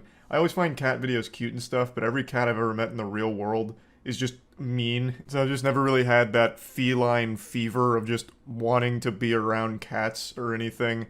And then this cat just kind of fell into our life, and she's amazing. So I just wanted to show some cute shit with the cat. Like an absolute fucking buffoon, I've been filming all of my cat videos vertically. I guess owning a cat's rotted my brain to the level of a shitty TikToker. I know better. I know I should have filmed these horizontal, but I just blacked out from cuteness.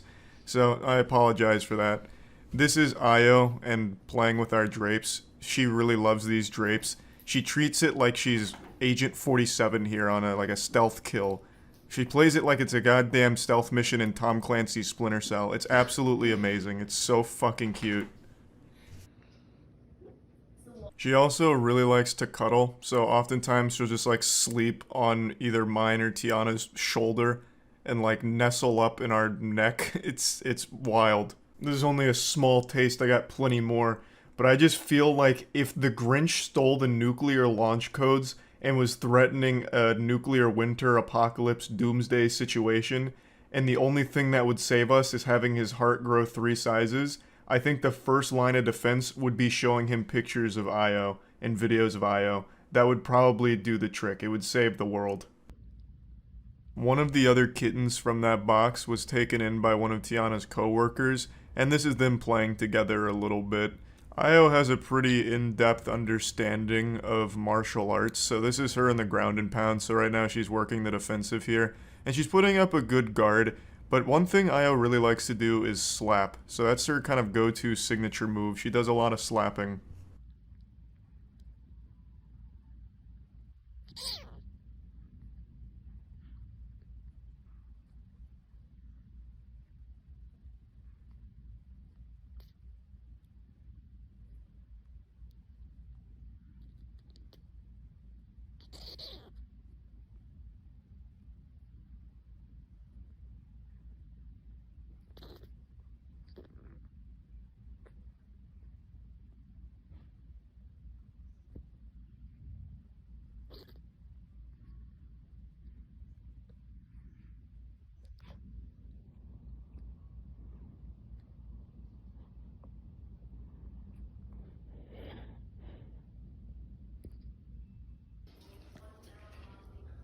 What do you got there, Io? Your favorite toy? In the first clip I showed her on the drapes, you may have noticed the toy she was playing with. Well, it's her favorite toy. She absolutely loves that thing.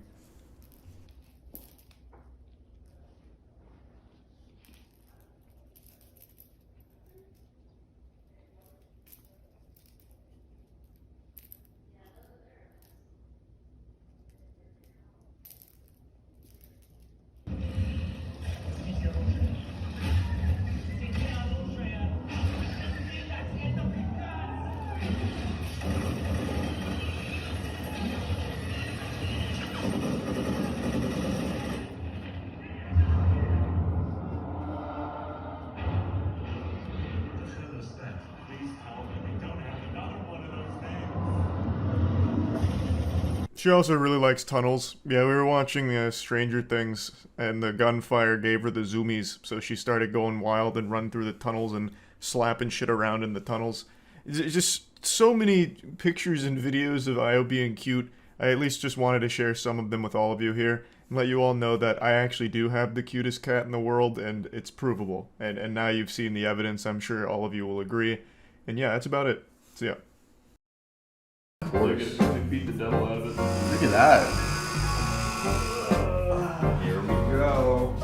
I'm feeling good. I need the ice cream. Welcome back to another video. Today we're going to be making the hottest cake in the world. And I'm going to look at that camera as well. Today we're going to be making the hottest cake in the world. And I'm here with a little YouTuber, small YouTuber, 300 subscribers? Somewhere in there. Hey guys. Somewhere around there. I hope to get as big as Tough one day with the dark rise to fame, so we're working on it. Yeah, maybe it'll happen. What's step one to make a cake? I really don't know, bro. Yes, this is Matt's area of expertise here. I love it's just gonna be a shit cake and you guys are just gonna blame me for it. Yeah. Just to clarify, when you said you didn't know how to make a cake and Charlie said my crew does, it's just because we know the bare basics of cooking. We also brought, or I bought the world's hottest chocolate bars. World's hottest chocolate bars. These have 9 million Scoville units each, and we're gonna use all of them, right? Yeah. We're gonna use all of them, and Alright, so we're gonna start by mixing the dry ingredients. Mm-hmm. Flour. Is that the all-purpose Amazing. flour? That is. Yes, it And is. you're gonna want 2 1/3 cups, however you want to measure that. While he's doing that, do you want to get the sugar? 1.5 cups of sugar rolling? Yeah. Whose idea was this? To do I need to know. To what? To be the world's hottest. oh, it was What do you mine. think? I'm sorry. Yeah, we're gonna need milk. I'm and fine. I'm blueberries. just. This is the silliest idea. I'm so excited to see you guys die because I'm not you. I know, bro, but there's no milk. It'll be It can't be that hot. It's not gonna be hotter than the shit we've already done. Just go grab some ice cream.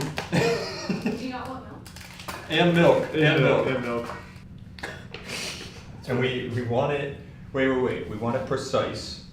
So see how you haven't actually filled the cup. Yes, I see that, Matt. That's beautiful. Yeah. Great work. So 2.5? 1.5. Oh. That wasn't a second cup, right? No, that's the first Okay, cup. cool. You wanna mix it? Yeah, of course. You really beat the devil out of it. Wow, You wanna sorry. tell them your fun oh, fact? I'm sorry. I'm getting too excited. I'm sorry, guys. Oh god, it's alright. As I said, baking is precise. Yeah. Which Nah, bro, I don't even be baking like that. who bakes, bro? I'm sorry for anyone who bakes at home. I'm sorry, but What do you mean anybody at home? I'm over here helping you bake. no, I'm saying the viewers.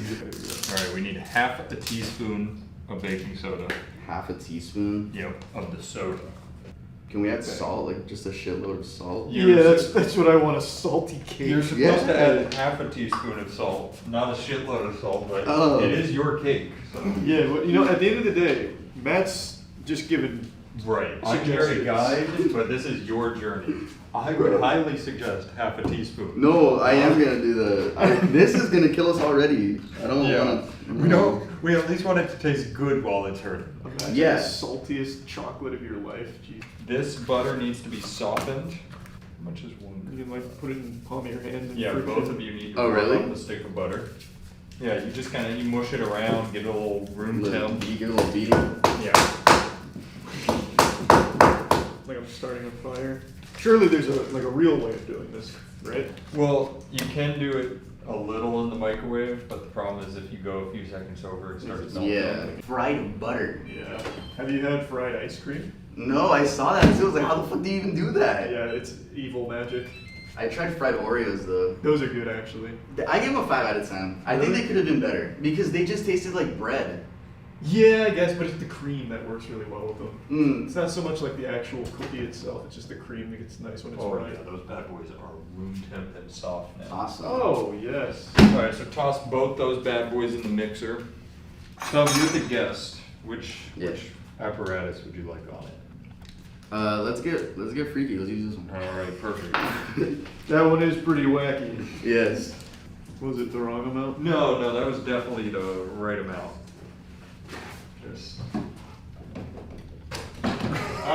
Very good. We did it right, don't worry about it. The whole stick of butter. This is all you. This is a very important step. Alright, awesome. Half a cup. This is all just promotion for my new single, Overdose, guys. New single coming out soon, Hyperpop. Yeah. Look at that steady pour, too. You don't want to overwhelm the wet ingredients. Right. You don't want to scare them. I don't scare the butter, bro. She's chilling in there. Wait, why is there one? What happened to the other one? Did you throw it away? No. It melted. Oh, wow. Damn, you can really tell I failed physics. Shit. Yeah. That's how thermodynamics works. Yeah. You can go real, just one little. Oh, listen to that That's an interesting sound. Yeah, that's a good sound. Wow. That is almost all of it. I thought you were going to stop. Oh. I thought that's what you meant. No, I just meant I wasn't going going to work the machine. Sure. It's on this side? Yep. Awesome.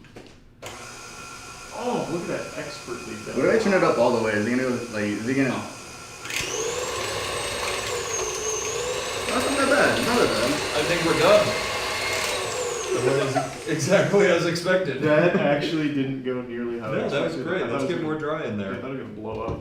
It's actually looking pretty nice. Let's check it out. That's looking. I think we've got some cake batter. Go smell it now.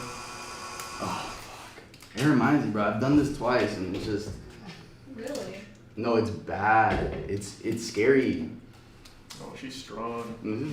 The 5K subs days. You did this for 5K I did it subs? for, I think, 7 or 8K. Holy I was just like, come on. That's such a random number to do. I was celebrating every 1K. I was so excited. All right, guys. Tasting the, what is it, the batter? Yeah. All right. Bro, that's good. That's good. It's only getting better with this. Of course.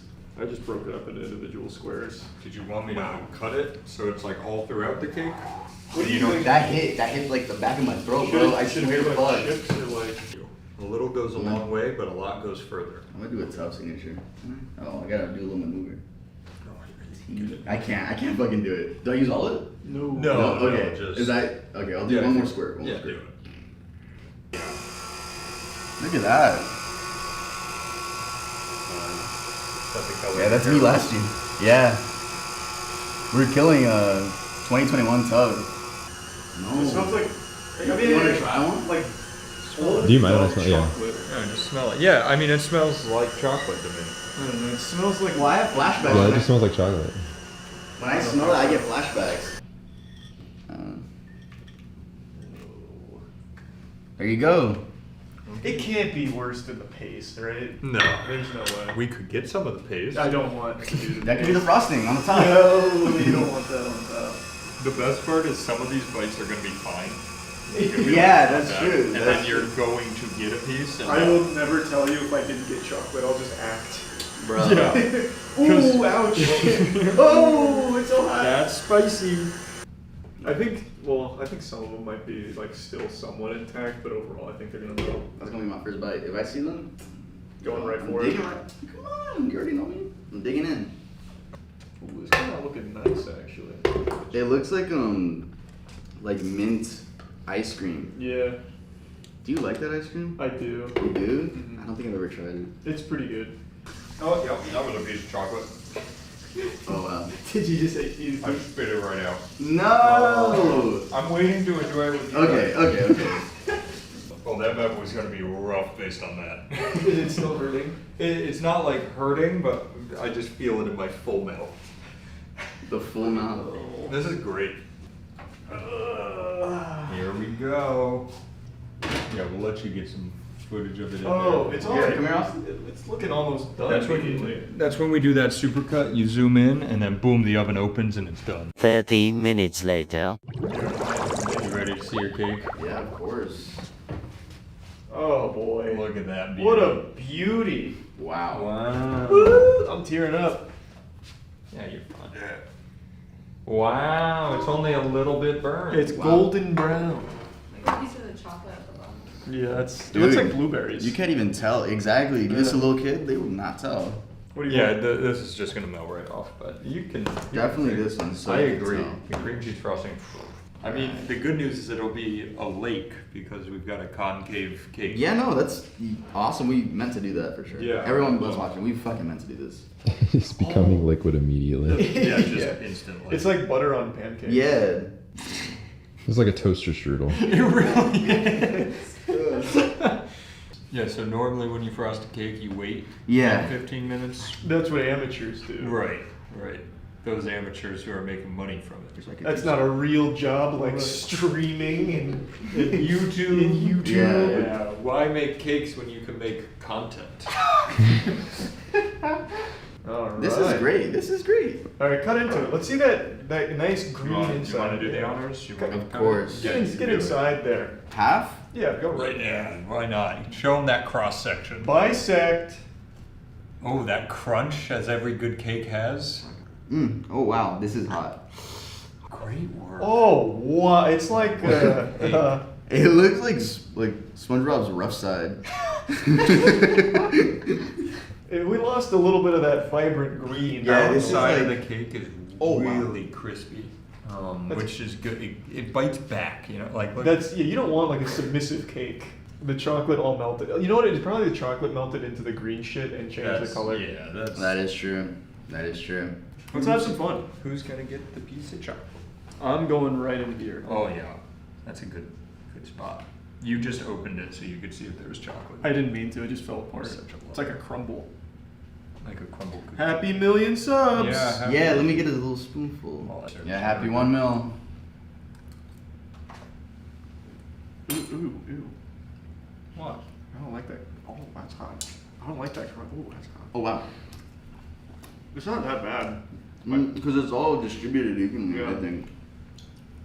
You get a little tingle still. Yeah, I don't like. There's definitely some bits of chocolate in there. I don't like. I think that's a bit of chocolate. I'm scared for my swallow. Ooh, ow. It's not terrible. Oh, it's not tingling now. Now it's just hurting. Ow. Why is there a crust on this cake? Oh wow. Ow. On the other side. Oh Jesus. Oh. Oh, there she is. Okay. That's shit cake, by the way. Ooh. It's shit. You think it's shit? I mean, it's fine. All right, I got two right here. Two. Yeah, right I just here. got two. Ooh. Oh. Oh, baby. I'm feeling good. I need the ice cream. That's some hot chocolate. You want some milk? Of course. I'm not doing the no milk challenge. Oh wow. Oh wow. Oh fuck. That's a builder right there. Holy shit. Holy fuck. The cake itself is. Oh. That is definitely not as bad as the paste, but that really hurts. My stomach immediately just hurts. Yeah, it just it feels like a lava bucket. Yeah, it just dropped right in my stomach and fucked me up. I didn't leak this that much this time. My nose was popping off for a second over the trash can, but I'm back now. That one doesn't linger. No, that's a quick hit. It just stops in and says hello. So you want to do the flat one? No, no.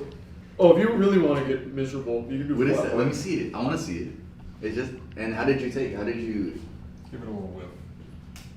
Fuck. I was gonna say fuck you. So You want some? Yeah. Alright, here. I'm not. How did you do it? You just took a swab with Just your put finger? some on, You put it on not your food. finger, put it on, like, your spoon. No, or something. put it on a piece of cake. You don't want to take that raw. That's not a lines. Oh, you'll be fine. That was 1/3. Yeah, you're Alright. Go for it, man. Oh my fucking god! I shouldn't have smelled it.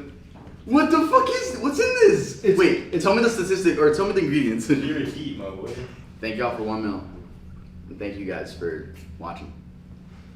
I can't believe you actually did it. That's so reckless. I'm feeling it in the back of my throat, but like nothing crazy. I think it's definitely heat activated. I really think this was a They cooked one. did bernoriums. Wait, I cooked oh my them God. pasta with bernoriums. You cooked me pasta with like everything. You were trying to kill me. Bro, my eyes. Was it getting worse? Yeah, no, it's getting better. Fuck. Oh my god, bro, I'm gonna cry. Is that worse than the chocolate? Yeah. At least we're all having fun. Yeah, we're all having just enjoying our ice cream. Why did it take so long? I thought it was instant. It was when I did it. Ugh. Holy dick! Oh my god! Yeah, I guess it just takes a while. No, I guess so. Oh. All of Charlie and I are just eating ice cream, watching. Yeah, he hit 1 million, not us. Yeah. I didn't do shit. Oh, this is what. Oh, fuck. Fuck. Fuck. Be careful not to touch yourself. Yeah. Touch yourself. Had time for a little joke in there. Look at me, a tear coming out. Yeah, that's big. Yeah. But there's a piece of chocolate. Let me take the skin off real quick. I'm telling you now, ice cream always helps. I used to It's do what? it with only milk, but no, ice cream genuinely I think is It's better. like a mud cake. It's colder, Yeah. so it feels better. I'm back. I'm good. Way to get through it. Way to get through it. Yeah, thank you. You Dude, gotta- that would hurt more. That's probably why I killed throat. Because like if you're eating something hot, I eat cake. But if you eat something hot, that fucks with you. Oh no, it really does. 100%. Oh, I can't hear very well. My ears are so fucking clogged. That happens to you every time. I don't know why. It really does that.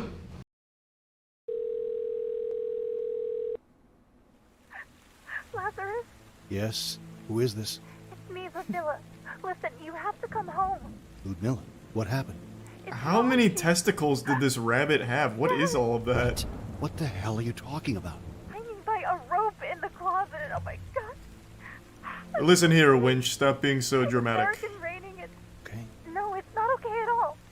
You have to come at once. I can't wait that long. I'm all by myself here. Why can't you understand? I'm sorry. Right? He just hung up on her. Wait, so their mom just hung herself in their closet, and Lazarus just fucking hangs up on her. You bastard. What? Alright, I'm already really invested. Can't you see I'm working a job right now? This old This place I fanfic left isn't gonna write turned itself. 16. I didn't miss it. What game is this? Last Day of Lazarus. Quite a lot of pills. Mom had a disturbing addiction to painkillers. Ludmilla should have thrown them away. Immediately blaming his sister again. Okay. Man, we're playing as a real asshole. Oh, hey! Commissioner Gordon, good to see ya. Time to shine the bat signal. You look a little rough, old boy. I hate to break this to you, but you fit perfectly in this old decrepit place. Why is this guy just such an asshole to everything? Days. The stench is overwhelming. What the hell, Ludmilla? Everyone knows him. Ludmilla, you disgusting harpy, I swear to God. Even the food's cold. Hello? Oh, no, I thought I was done. Oh no! What is this, the flood from Halo? Oh my. What the hell was that? Where is my controller? Oh. It's vibrating my controller and it sounds like a chainsaw going off. Oh. This is madness. She even locked the bathroom door. What? Why does he hate his sister so much? Jeepers creepers, Ludmilla! You left pulsating vestibules all over the place. What the hell is this thing? Okay. Thanks to resub, supercharged. No! Oh no! Was that his mom? Oh god. She's still haunting this closet? I was overwhelmed by an unexplainable rush of anxiety. It's very much explainable. You were just in the middle of an earthquake with demon tendrils popping out of a toilet. I don't know why, but I felt uneasy. Oh, good. Jumping Jehoshaphat! Corpses inside. Ludmilla must have been driving the bus and crashed it. My God, killing all Ludmilla, aboard. Are you still alive? She was always such a terrible driver. Unbelievable.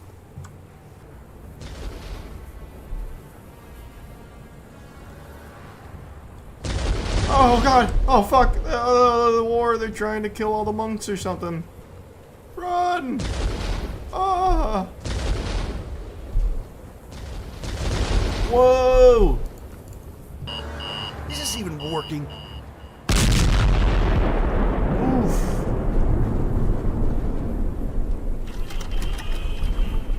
Are you still alive? You've done it! The cruiser is sinking! Oh, Great yeah! job. Hey, no problem. Hey, you're welcome. Am I scared yet? I am, actually. This game is very unnerving. Damn door. I never know when Ludmilla's gonna make me mad again.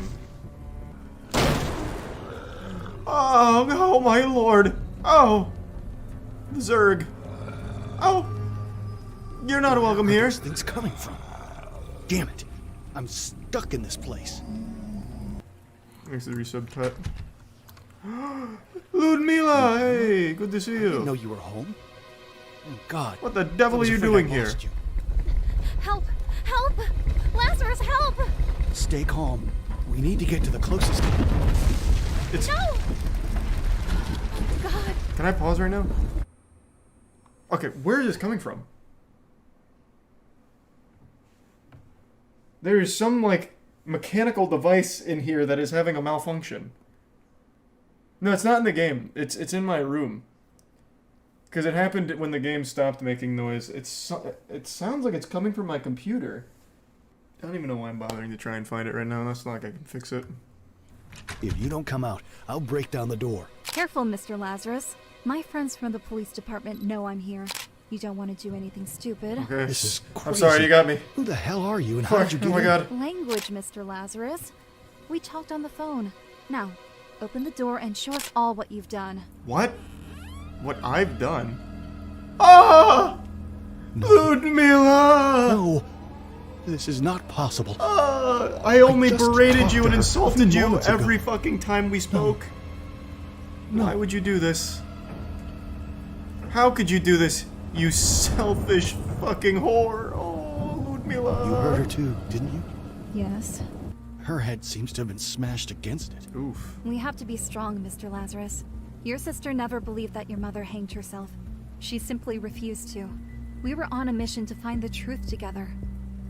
Why don't I just tell her about my downstairs neighbors, whom are dead now, having installed secret cameras throughout this apartment and being told to kill the enemies of the state upstairs?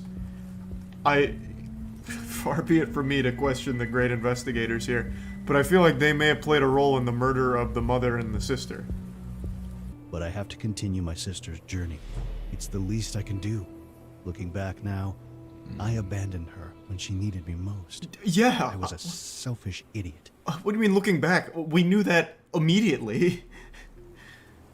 Well, you know, thinking back on it, when Mom was murdered and I hung up on Ludmila because I didn't feel like talking to her, and I didn't really want to go see her or go to the funeral. I guess I really was kind of being a little selfish. They forced all the monks to dig their own graves before shooting them in the back of the head. Executions, like in the times of the Clearly, they Soviet didn't bury Revolution. them in those graves, Hanged so what was the monastery point? elder and took pictures of him as a trophy. That sick maniac stabbed me. He left me to bleed out here like a pig. I'll look for something to patch that wound. Hold on. Why would I do something for the pain too? We were just told that these were the guys killing monks. Why are we going to save this guy? And saving him right in front of the guy who stabbed him. I'm gonna check it out. No, no, do not enter. I said do not enter. It's a trap. What was I can't hear you. What was that? Oh, oh my god. I'm so God in sorry. heavens. What a What blunder. have I done? Oh, there we are. Man, I'm just a puzzle cracking king. I'm nuts.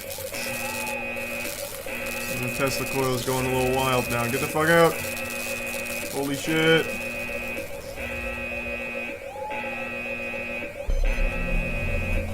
Destabilize the energy core. It's overcharging. Let's get the hell out of here. This thing is going to explode. Oh shit, he's right! Ah! Lazarus! I didn't even come to my mother's funeral. That is true. All to make money and help my sister leave this But you hellhole, do nothing but only for insult to her. have What? her skull crushed by that freak. What are you Kill that talking demented about? maniac. Do not become a monster yourself, Lazarus. You'd better not stand in my way. I'm going to have an intimate discussion with that poor excuse of a man. And you can put that in your pipe and smoke it. I'm gonna go commit a crime. See you soon. Hey, Junior, I got some good news. You ever heard of a knuckle sandwich? You sick fuck! You murdered my Ludmila. I'll crush your skull just like you did to her. Take that. And one more. Oh, wait, what? You're lucky. I That's could it? have killed you, but I'm not a murderer. Although I came really close this time. I love the voice acting. Oh my god. No, please. Oh, goodness. Wake up. Help. Oh, my lord. They're fusing into one mega creature. I'm here to help. Where's my flamethrower? Where'd I leave that? Sir, we gotta get the fuck out. The Lord's not gonna save us now, but good luck anyway, I guess. Oh, God. Oh, I can't go down there. Oh. I need to make sense of all this. What the hell? What is this? Summoning the Holy Grail. Yes, oh my god. Ah! Please show me the truth.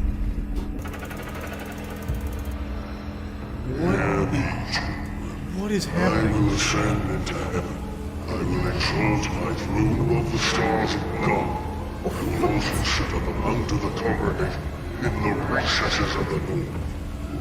Damn you, Lucifer! Help! Help! No! Laura? I'm scared. Hey, Don't be Laura. silly. See, that's He's the a reporter. saint. But who set fire to the school? I knew it was the reporter. Listen to me, you stupid girl. It won't hurt. You just have to accept him as your master. You are already a woman, aren't you? You're crazy. I shouldn't have boy. listened to you. I shouldn't have stayed here over the holidays. Master awaits you. No, don't listen to him! Don't listen to him! I'll kill you if you don't do what he said. I'll rip your heart out and serve it to him. No! Laura! Spill me the blood of the ignorant. All who will not come by I his knew it. side will perish. Innocent blood has been spilled, and through it I am rebaptized. I am no longer Vladimir. I am Zotar. Called it. Above good and evil, only my will shall be done. I will raise armies and I will bring my paradise to this world. I will make a heaven out of this hell. You'll have to go through me first. And I made a flamethrower out of a bathtub faucet. So, good luck. She was murdered, and I thought you did it. What? No. Why are you acting surprised? We literally slammed your head into a computer accusing you of murdering her. We've all been through some hell lately. You knew that. You knew that. What is wrong? What is wrong with you? Citizens of this country, hear me. No, the evil devil's machinations. The seeker droids. The freedom that was the promised Empire. to you was a lie. The president has just resigned, and I... No, not the president, Biden! ...to rule this Fuck! country. Revolution without bloodshed. This war is... Oh, God! Without bloodshed? The end is near. What do you... They're shedding blood? I was up. Hold on 1 second. Oh, I should have answered that. Damn it. Now the machines are gonna pick it up. Oh my god. Mom turned into a kaiju. I did it out of love for you.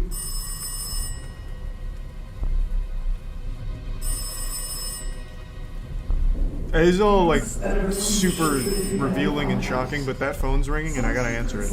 I had no idea. I told you how I met Ludmila.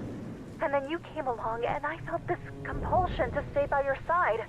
I never knew you were Vladimir's children. Yeah, it's because I'm a gamer. I never knew he had a family. Oh, it's gonna be Vladimir. Or Zotov, as he's called now. Dad. The gravedigger's body has been reduced to a pile of gold. No, it has. I prayed that this day would never come if they banished me. But I am prepared. It does look like it. The Antichrist comes. Tell that disgusting priest to stop praying. Tell him to stop at once. The priest isn't even praying. There is no priest in here. There's no priest. There's a fucking crazy lunatic with a goddamn machine gun. How dare you leave And me then, here? It's boy. cold and raining. Hey, keep up the good work over there. Safe from me. Father? I've been here all this time.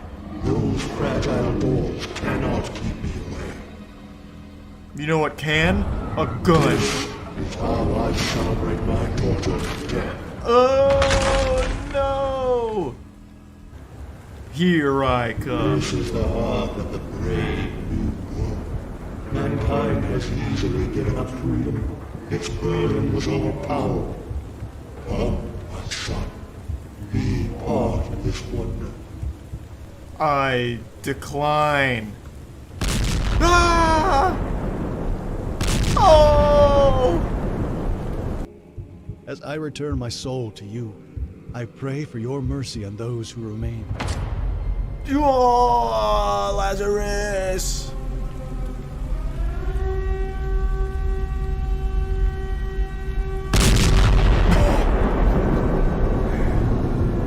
What the fuck? Did God send a predator missile at him? Thank you for your sacrifice, Lazarus. Remember me when I come. Watch this drone strike.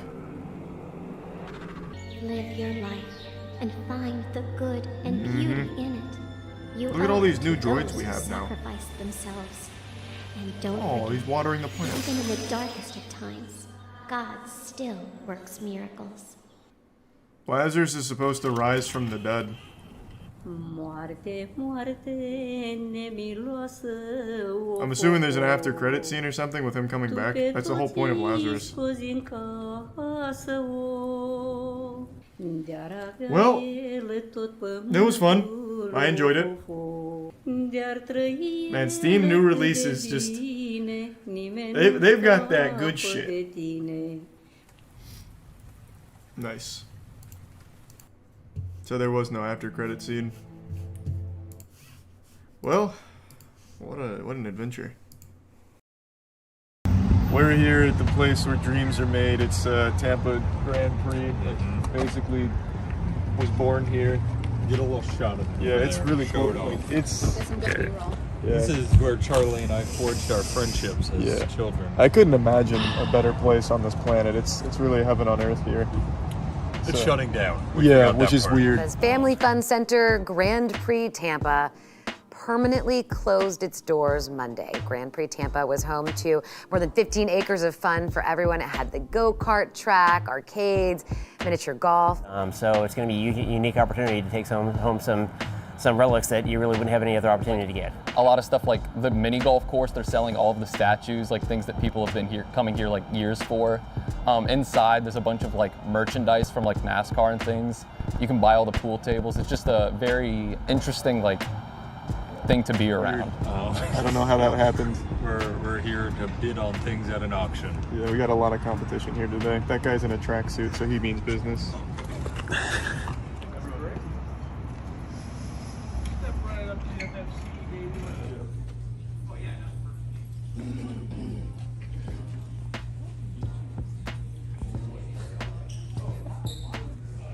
This is something.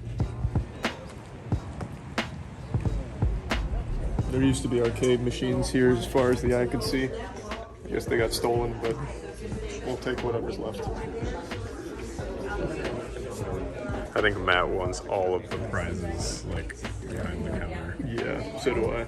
It's, I don't know, kind of tragic, I would say. Like, I don't know how to describe it. It's like it's weird to have just been here, had just been here and have it shutting down. So this was the old Grand Prix mini golf course. Many a Good Friday night was had here. Fortunately, it wasn't well maintained, so like the actual greens here kind of rotted away. Right, we should go see them because half of them aren't even greens; they're just black now. Yeah, it's kind of like a tar course. Last time I was here, it was probably 2016, and one of these was just infested with roaches. I was losing my mind. When was the first time you were here? You think? Probably 2001, 2002. Yeah, I would have been. Well, no, it would have been later. It would have been like 2004 or 5. You think anyone who's ever fallen in this water has come back out? No, it's like gamma radiation. You just get changed. Like hills have eyes. Yeah. Come out all fucked up. We should definitely get the. Oh, we can get the windmill. You think the windmill? Oh, the windmill. And we can have some wind power at the warehouse. You don't need energy. Yeah. We'll be self-sustaining in no time. That is all I want is the pitching. Yeah, if we leave with nothing except pitching machines, it'll still be successful. If they're cheap enough that we can buy all 9 of them, Let's just buy the entire cage. That's what I'm saying. My idea was loading them with potatoes and making like multiple things of French fries. Oh my god. Oh. We're manufacturing. Wait, this could be our sequel. We have the technology. Those pitch fast. I remember last time I was here. I will they say go not fucking faster hard. than our explosive cannon. Maybe not to our reused combustion. Yes, but they're probably more accurate. What if That's we made the French fries with the launchers or the pitchers, and we had the biggest carton of French fries ever, like Guinness World Record style? No, we have to set up a brick wall, and put the potatoes in the launcher and shoot it at the wall so they flatten and they fall onto the conveyor belt. Oh my god! We have potato pancakes. Remember when we were in Scotland and they had the trough urinal? Yeah. We create a trough French fry fryer, so they hit the wall. And It's like a little river. They kind of just float down to the end. Like a lazy river of French fries. Yeah, God, this. Oh wow, this is so nostalgic. I am unlocking so many memories right now. Holy shit. It's true. I mean, they're individually numbered. I don't think you're gonna win all of them. Well, they're gonna start by offering all at the same time. So when What they kind say, of fucking, like, what maniac here is gonna be like, I need 15 pitching machines You. for my I house? heard Well, yeah, but Maniac just- number 264 is in the market for them. Okay, so these are the little baby go-karts. One good one, a bunch of baby ones, and anytime we do a race, you just go in the good one. You'll Oh, never you never lose. know. We can turn one of these into like a car bed, 'cause that's what they look like. Car beds. They really do. Wow. Why do all their lights do that? It's the ambience. Wow, this is beautiful. There's a lot. These are the faster ones. Yeah. Yeah, so these will go like 80 miles We per get hour. 6 of these in like Rocket League. Oh, could you That'd imagine? be so fucking high. These would be perfect for that. Yeah. These, I honestly think these might be a little too fast though. You will absolutely. No, how else do you flip? True. Yeah, you gotta get enough speed to go supersonic. All right, take some numbers down on the ones you want. So what's your game plan here? How are you feeling? Well, I've seen a lot of fierce competitors here. These are some veterans we're up against today. It's going to be a hard-fought match, but we just got to go out there, put points on the board. Yep. You're gonna bet. Okay. I'm in the reserve. Like if he starts like choking up or Okay. something, I'm like, Do you need like confirmation from him, or do you have No, like he has full his free- power of attorney and stuff? We got it all signed this morning. Okay, We cool. got trained yet? Yeah. Your arm might get tired going up that much. You gotta like. I'm going to get fatigued. 15. Do I hear 15? 25? That's way too. Don't wear me out. I'm gonna buckle down. Yeah, next one. They're not ready for the storm. I'm interested to see what they go for. It'll be like 50 grand. He's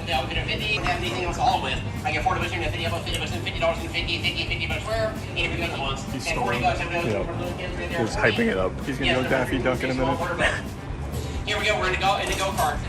4 and a half, 4 and a half, 5 and a half, 5 and a half, 6. How about 6, 6, 6, 50, and 7, and 7, 50, and 8. Oh, it's going up fast. 1,100.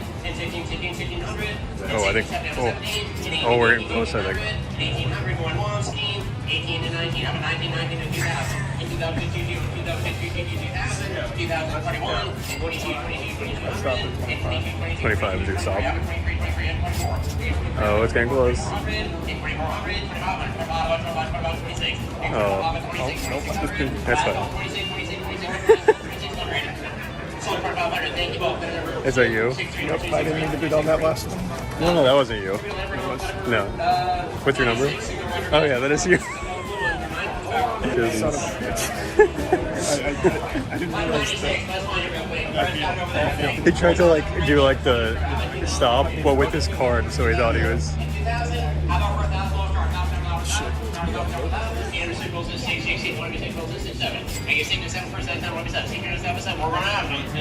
Yep. That's 7 and 8 equals a 9. Even down 9,000. 9 with 10 over 1,000 and 1,000 and 1,000. 9 with 1,000 and 1,000. Last roll 1,000 with 1,000. It's all 900. Thank you. Better number. Sorry. Show your number. Number 263. Number 263. Good work. Now we can drive them at each other very quickly. The boat is 125. It's the pirate ship, or one of the ships. Can you pull up our Cinderella castle real quick for the update? Yeah, what did we just win? Yeah, we just got a $60 Cinderella castle. Yeah, I think so. Making me nervous. We won 3 pitching machines, just as a heads up, for $100. Yeah, they're pretty cheap. It was moving a little slow. Windmill's kind of stupid. 70 bucks. We could just put it in the backyard. Why not? Right? Okay. Indian Palace. We could do 50, I think. I think we cut it off at 80 to do 65. Run 50. Yeah, that's they tried to. That's a steal. Yeah, Go they for tried it. to throw us off. This is like the price of 3 meals at Burger King. We're getting a giant like mini golf statue. You can either have 30 chicken nuggets or the mini. Oh yeah, let's go. The Indian Palace. The Taj Mahal. The Taj Mahal. We got the Taj Mahal. Oh boy, what's this? Caleb's gonna have such a good time figuring out how to move all this stuff. Caleb, tomorrow's gonna be fun. All right, let's start off with a little Shaggy action. Get warmed up. Jesus, we're both playing so cowardly right now. Oh no! I thought I was still gonna live that. All right, hold on, a little laggy, little lag spike. I have plenty of excuses ready. Oh. God damn it! You son of a bitch! Ah! There we are. Had to sweat a little bit there, but that's first game in like a week. That's not bad. We'll take it. Why is everyone a Shaggy main? Just a really good kit. I don't know. Shaggy's kit is just super fun. That's why I play him. I'm not even like a huge Scooby-Doo guy. I just really like Shaggy's playstyle.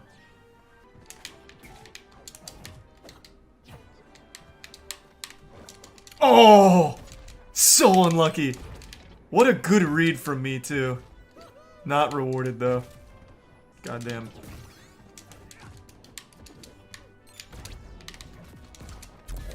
Not that time. Oh.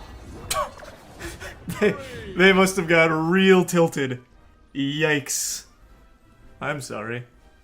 Thanks Opera GX for sponsoring the video. Opera GX is the best browser in the world. I've talked about it at length a lot in the past, especially when it comes to gamers in particular, because it's not a massive resource hog like other browsers. Plus there's a lot of really cool features you can just have on the side, like Messenger and everything. So everything that you want is just right there on the browser. So it's all just really easy and convenient, but there's a couple other features I'd like to mention today that I haven't touched on in the past, such as the video pickup option, which is where if you're watching a video on your PC, you can continue exactly where you left off on GX Mobile after a quick scan. So that way you're just at the exact point that you left off on for the PC and you can just continue watching on mobile. There's also, of course, animated wallpapers and dedicated wallpapers because the browser is just fully customizable. There's even a really cool one for me if you're interested in downloading that. There's just so many options to customize it and make it really cool and personalized to you. There's also another unique feature where you can enable background music, which will just be some calming sounds while you're browsing the internet, or even have like a typewriter sound in the back, just as ambient noise while you're browsing if that's something you're interested in. You can also have my latest 12 uploads right in Opera GX if you download it through the link in the description. So it's just a great browser overall, and I highly recommend it to everyone out there. So if you're interested in trying Opera GX, make sure to click the link in the description below. Uh-oh. This guy's pretty good. He's actually doing the canceling. Gotcha. Not good enough though. Rough.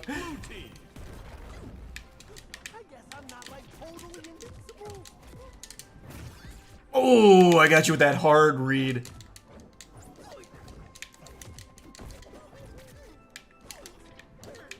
Borrowed your mom's credit card for the special Shaggy skin and you're still getting washed by me? That's tough. That's tough. I'm sorry, guy. Hopefully school will be better for you tomorrow. I hate to do that to you. I really do. That doesn't feel good. Play again? You know, actually, I'm... Oh, okay. He said I had no fun. I'm going to bed. My parents are right. I shouldn't stay up this late. Another Shaggy. Yeah, Shaggy has to be the most picked character in all of Multiversus. Has to be. Gotcha. Oh, no. I should have played it safer. Whoa, what is happening? Oh, God. What? Oh, God. Victory. Hey, sorry, I just outplayed. That's your fault. You suck. Yeah, it was just a skill issue. Hey, he said I'm out. This guy's too good.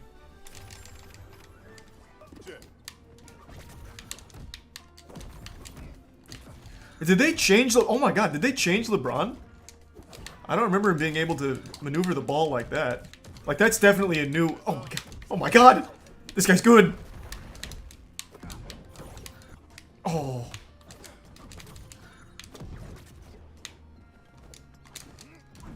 No! Damn, that was a good spike from that guy. I shouldn't have chased so hard. I was in a bad position. This guy's pretty good. Yep. Nothing I could do once he got me off there. That guy was good. Lag aside, he was just like actually good. He punished me on every single one of my offstage plays. So I'm not going to beat this guy off stage. So I'm going to have to stop going for that. I felt like I was winning neutral more than he was, but he just absolutely slammed me on the offstage play. Alright, here I come.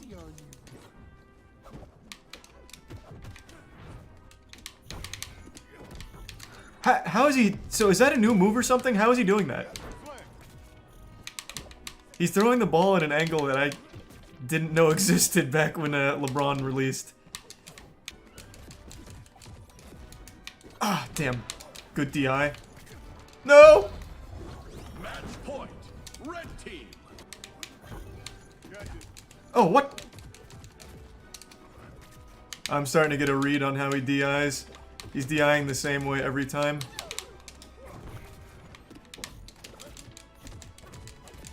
Come on, baby. Gotcha. Victory! Huge! I fucking balled out on that one. That was big for me. That was big for me. I don't play twos. Oh, this is such a shit map for me because the ball's gonna be able to just keep going back and forth. Oh, shit. Okay, get me out of there. Oh my god, the ball's still going. I had such a good lead here, and then it all crumbled once he started really putting the balls in there. Good lord! Gotcha. That's so unlucky for that guy.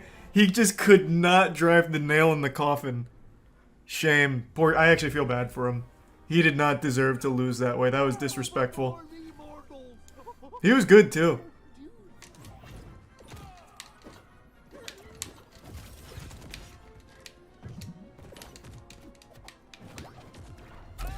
Okay. You went a little too low there, big guy.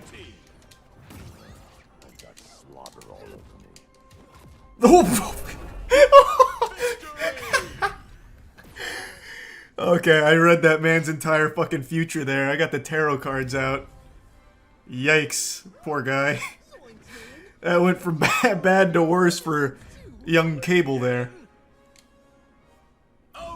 Yucky. Oh, I should have air dodged up. I'm dead. Whoa! Almost died the rubber banding though. He just didn't get the spike.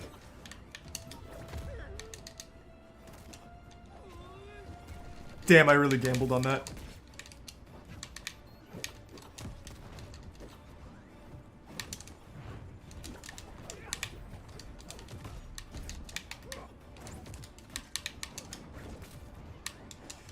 Gotcha. That guy is so fucking easy to read. I love it. He had me outplayed in neutral that entire game. I just needed one chance there. And he gave it to me. Uh-oh.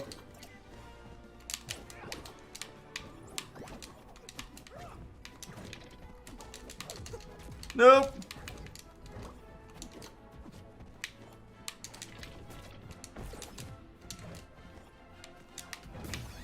Oh, scary.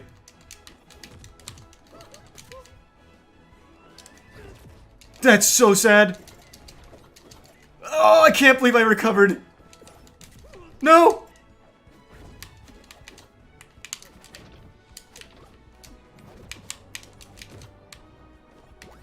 Gotcha. Wow. What a fucking turnaround. What a recovery. I'm nuts. That guy's punching air. For sure. So, do I like still your favorite nephew? You won't be able to tie your own shoes when I'm done with you. Oh boy, oh boy. Yep, here's the full combo. Is that just a true combo? Because I actually can't move. Wow, what the fuck was that? Is that just a straight up infinite? Damn it! Match point. Red team. Oh god, oh god.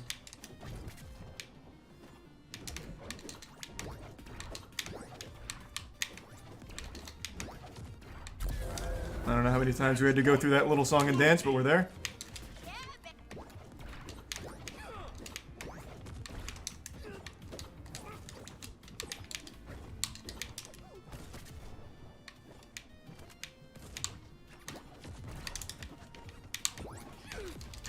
Oh.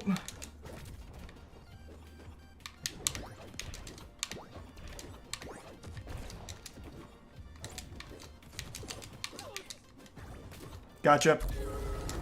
close game. Had to really work for that one, but we got there in the end, baby. Alright. Was able to lock it down, clean it up a bit. Play again? Oh, they did not want that smoke again. Yikes. Didn't even want to finish the best of 3? Now that I figured out the matchup? Curious. If I asked you to think of something beautiful, where's the first place your mind goes? Your significant other? Your favorite song? A piece of pizza? Big ol' anime titties? It's gonna be different for everyone. But for me, when I think of beauty, the first thing that pops into my little reptile brain is people coming together to call YouTube out on some dumb shit they've done. And good golly, I'll tell ya, it's been a beautiful 24 hours. I bet YouTube didn't see this coming. The meteorologist in the weather report said nothing about a 100% chance of diarrhea showers falling upon them. Over the last 24 hours, there's been a lot of YouTubers coming together to talk about a problem that was brought to light this week by Quarry. And just over the last 24 hours, it's been great to see people, calling YouTube out on some of their shit. Even Io's really excited about it. She's all about, YouTube being held accountable. As you can see, she was so fired up. She's coming over here to slap the shit out of the headphone cord. So, yeah, it's just been a big day, honestly. A big week, really, overall. Quarry posted this video highlighting a major issue with YouTube at the moment and something that he'd been facing. And in response, a lot of YouTubers started making videos showing support and as well as doing things to try and, get some kind of response from YouTube, get some kind of answer. So far, still radio silence, but I just still think it's nice to see so much support for another creator on the platform. Now, Markiplier did something pretty unique and is starting somewhat of a trend with something called the Try Not to Get Age Restricted Challenge. Isn't that right, Io? So Markiplier posted this video where it's lightly poking fun at the policy that was being called out, where Markiplier is giving completely nude massages to women, and well, it's a game. It's a game called Orc Massage. Mark himself wasn't giving the massages and happy endings or anything. At least I don't think so. I don't know if he does that in his off time or whatever. But the video is of a game where it is fully nude anime girls, and you play as an orc, and you start fucking playing their asses like bongos, and there's nudity and shit. So Markiplier posted a video of that game, called it the Try Not to Get Age Restricted Challenge, obviously calling out this whole thing. And wow, unlucky, my power just went out. I guess those orc massages are so powerful they created the next biblical monsoon over my house here. But anyway, in response to Markiplier posting this video, YouTube got very petty. And that was remove him from their Game On segment, which Markiplier and his team had prepared a special thing for. And without warning, they just removed his whole section. And Markiplier went on Twitter talking about how upset he was. Io was distraught. You think she was mad slapping my cable? You should have seen her when Markiplier's section got cut. All hell was breaking loose. It was like a plague had just been unleashed. I didn't know much about cats until we got Io. I didn't realize they responded so heavily to injustice. They can smell it from miles away. I'll just quickly give a lore breakdown behind Game On. Game On was a big YouTube production. It was supposed to be a, fun little event, a couple hours, a pretty big event in collaboration with a ton of other YouTube creators, and obviously Markiplier contributed to it. And YouTube allegedly didn't like Markiplier's most recent upload, so they took him over their knee and spanked his bottom. Gave him a firm pat on the keister to discipline him for misbehaving, and removed all of the hard work he and his team put into it. It was a pretty embarrassing look from YouTube to just inexplicably remove Markiplier from this segment, because he didn't even know it was coming. Right when the Game On section aired on YouTube, Markiplier made a tweet saying, "You're not ready for this." And fuck, was he right. No one was ready for that. They completely censored him. In fact, they still had him in the description with a timestamp of where his section was supposed to be, but when you went to it, it was something completely different. They just removed him. Markiplier posted a video today with the cut content, but obviously since it wasn't part of the entire performance, you don't actually get the full effect because he came up with an interactive game with his team that can't really be played the same way since it's now not part of the event. Overall, just a really douchey thing for YouTube to do here. I mean, this does prove to a lot of people there are human beings there, because no robot could be this petty. Like, that's a response I'd expect to see from a power-tripping Reddit mod who got their feelings hurt that someone called them out in something on the comments, and then they send, like, a passive-aggressive DM to them. Not behavior I would expect from a multi-billion-dollar company that has a stranglehold on video sharing. You know, this is just not professional. They didn't give an explanation to Mark, they didn't give an explanation to anyone, they didn't say anything about it, they just removed it. And they probably never will explain it. And that's something I want to briefly touch on. All of this effort to try and get more transparency or answers from YouTube always seems to be in vain. They just don't seem to have that capability. They just refuse to be transparent and explain things. Trying to get answers out of YouTube is like trying to milk a brown cow for chocolate milk. It just doesn't work. They just absolutely outright despise communication, it feels like. And that sucks because, you know, that's the Chemical X to the Powerpuff Girls formula here. If they could just explain things, their reputation would be doing a 180. People would feel like more comfortable and less fearful. There'd be less things up for speculation if they could just explain why they do some of the shit they do. You know, it just doesn't make sense why they're so against it. Because if someone like Markiplier, one of the biggest creators on the platform, and an amazing person who has always been deeply ingrained in the YouTube atmosphere, as well as working hand in hand with YouTube for so long, if he can be abused by the platform, what hope does everyone else have? You know? Like, he, of all people, is getting slapped by them. You know, it's crazy. It's absolutely crazy. And after the Try Not to Get Age Restricted challenge Mark posted, Jacksepticeye made one of his own. And Jacksepticeye also made another video talking about the situation more in detail, but he followed Markiplier's trend of this age restriction thing. Once again, just shining light on this whole issue. Now, again, I don't know if this is ever going to lead to anything positive on YouTube's end. I'd like to think so, but I've completely lost faith that they'll actually ever be able to be transparent and explain shit. So, for now, I can just appreciate people coming together to support someone so deserving like Quarry Kenshin. I just wanted to talk about this briefly because I think it's a great thing overall. And yeah, that's about it. So yeah. Watch this, I'm gonna make it. Please don't cut off your thumb. I won't. Oh yeah, you're. Oh, that was close, Charlie. A little close for Okay, how about you hold it different? Oh my god, this guy's he's a circus freak. This man's a devil. Oh my god, you're. Yeah! Can I get a hell yeah? Sure. Woo! Yeah, let's see. Woo! Hey, welcome to the country kitchen with Kenny Buckwater and the boys. We brought in an expert. This is Susu. She's gonna make FeetLoaf. Yeah, I'm an expert in feet and meat. I'm really excited today. That's kind of what Texas is all about. And freedom, am I right? Freedom, so darn yeah. tune, right? All right. Darn tune, partner. Down to the brass tacks. What are we doing? Okay, so we're gonna get the meat, we're gonna shape it into feet, and we're gonna hope for the best. Alright, let's ride. It was supposed to be beef, but you know what? We're gonna make do. Country girls and guys make do, so we're gonna do our best to make meatloaf with chicken loaf. Oh, it's time to get wacky. Yeah. I mean, like Paula Dean's a bad example. She was like super racist. It's kind yeah, of like Martha like, Stewart. Oh wait, she committed like tax fraud or something. That's cool. We don't mind cool. that. Tax White fraud's- collar crimes are fine. Yeah, tax fraud's kind of epic, right? Yeah, actually, yeah. What would you like the oven preheated to? Oh, look at you. Thinking ahead. I have to go look at the recipe. Actually, I know off the top of my head. Entertain them. Yeah, take a guess. 350. Over, under. Matt, what do you think? 350. Watch this. I know her 325. It's probably like... I already asked her mom. It's 350. Okay, mom says 350. 350. Oh, wow. First, dump all ingredients into the meat and mix well. Okay, so who has measuring devices? Wait, you need 3 pounds of chicken, right? You're gonna need a bigger bowl than that. Our beef is here. Beef is here. Hey, the beef just arrived. So do you want to start with the chicken or the recently brought beef? Well, let's double fist. Where's the beef? It's over here. It's right here. Oh, don't mix meats. No, we Why? won't mix them. Oh. Well, Is that illegal? Or am I gonna go to jail if I mix beef we're and in chicken? Texas. Yeah. Okay. Do I have to do anything special with it? No, don't wash it. I made that mistake. You wash You chicken. I was about to wash. Why don't you wash it?